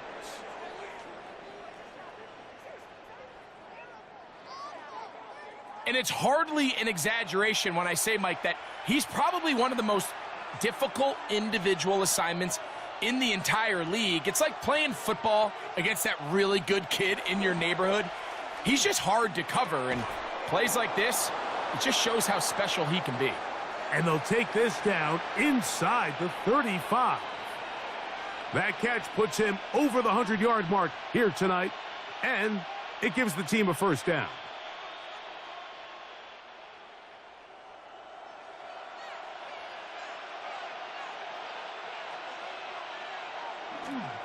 Here's Gibson. And a nice run. Get him about 9. It'll bring up 2nd down. The best offensive play callers in the NFL, Mike, do a great job tying in their under-center run game, like we just saw here, with their under-center play action game. And the ability to make those two things look alike, man, it puts a lot of stress on the defense. They'll run here with Gibson. And he's going to be taken down, and that will take us to the 2-minute warning. Plenty of time, all 3 timeouts left. It's 1st and 10. Gibson. And he'll be stacked up at the line of scrimmage. Well, this play, Mike, was clearly about the job of this defensive line. Great job holding their ground, forcing these blockers to be stood up. Nowhere to go for this running back, and they hold him to no gain. Another try, 2nd and 10. They'll drop to throw. Rush comes. They're setting up the screen. This one going to be sniffed out, blown up in the backfield. That's just bad timing by the offensive line. They've got to get their linemen out in front of him, so either the linemen need to go faster or the back just needs to be more patient. But either way, they're just not in sync on that screen pass.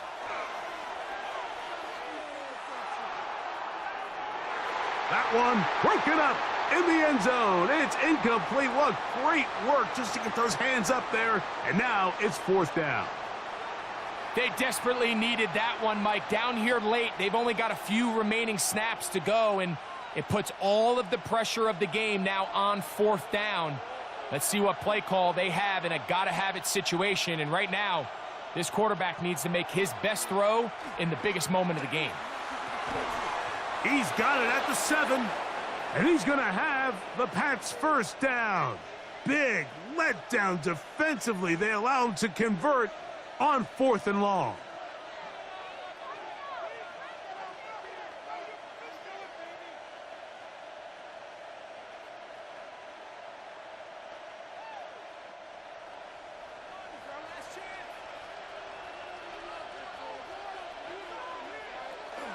And they'll run it here with Stevenson. Nothing there. He is fortunate just to get back to the line. Now it's 2nd and goal. Coming off that edge, Mike, you have to quickly determine, is this a pass or is it a run? And once he realized it was a run, he's able to shed his blocker, make the play, no gain. May to throw on 2nd down. And this will be a touchdown. They are within a 2-point conversion of coming back to tie this game. What a finish there to get the touchdown, but of course the job's not done, and this is where the defense needs to regroup, Mike. It's one thing to give up the touchdown, but now you're still one stop away from being the hero. They got to dial in, get their best defense called, and somehow find a way to keep them out of the end zone.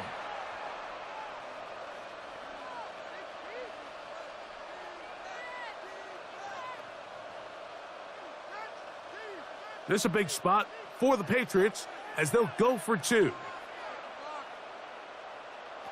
From out of the gun, here's May. And this is caught. He's able to hang on. They get the 2 points, and we are tied in the final minute of play.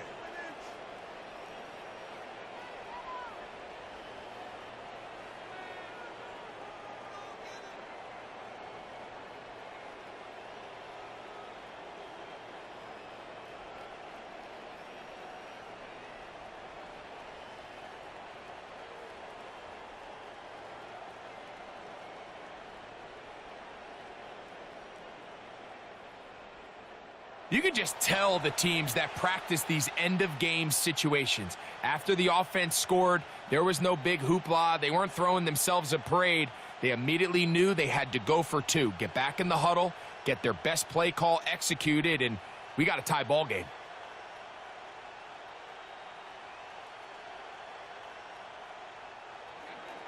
We are in the final minute of what is now a tie game as we are set for the kickoff.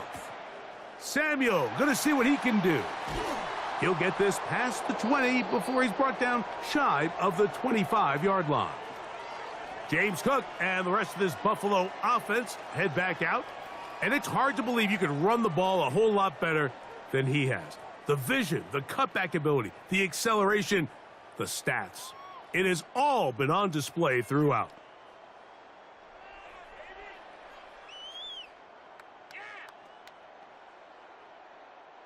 Here's 1st and 10.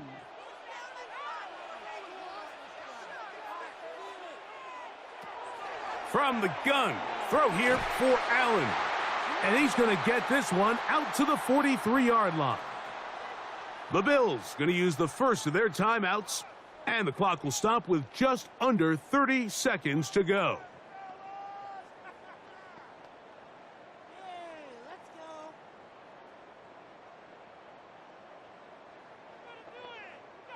Two timeouts still in their back pocket. It's 1st and 10. Play action now, and here's Allen. And he's got Palmer. It's complete.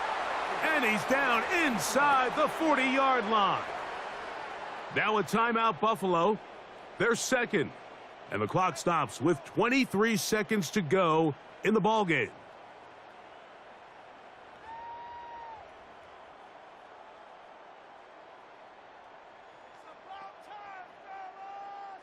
Here's 1st down.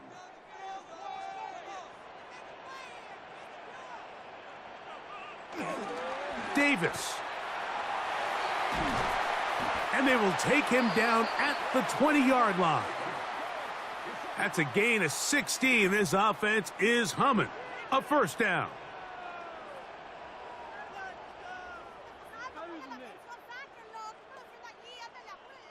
New England going to take their 2nd timeout.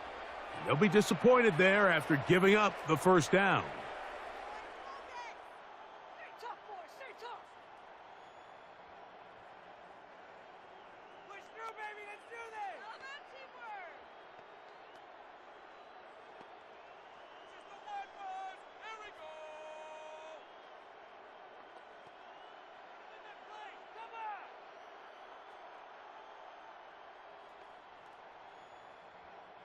So a big kick coming for the veteran Matt Prater.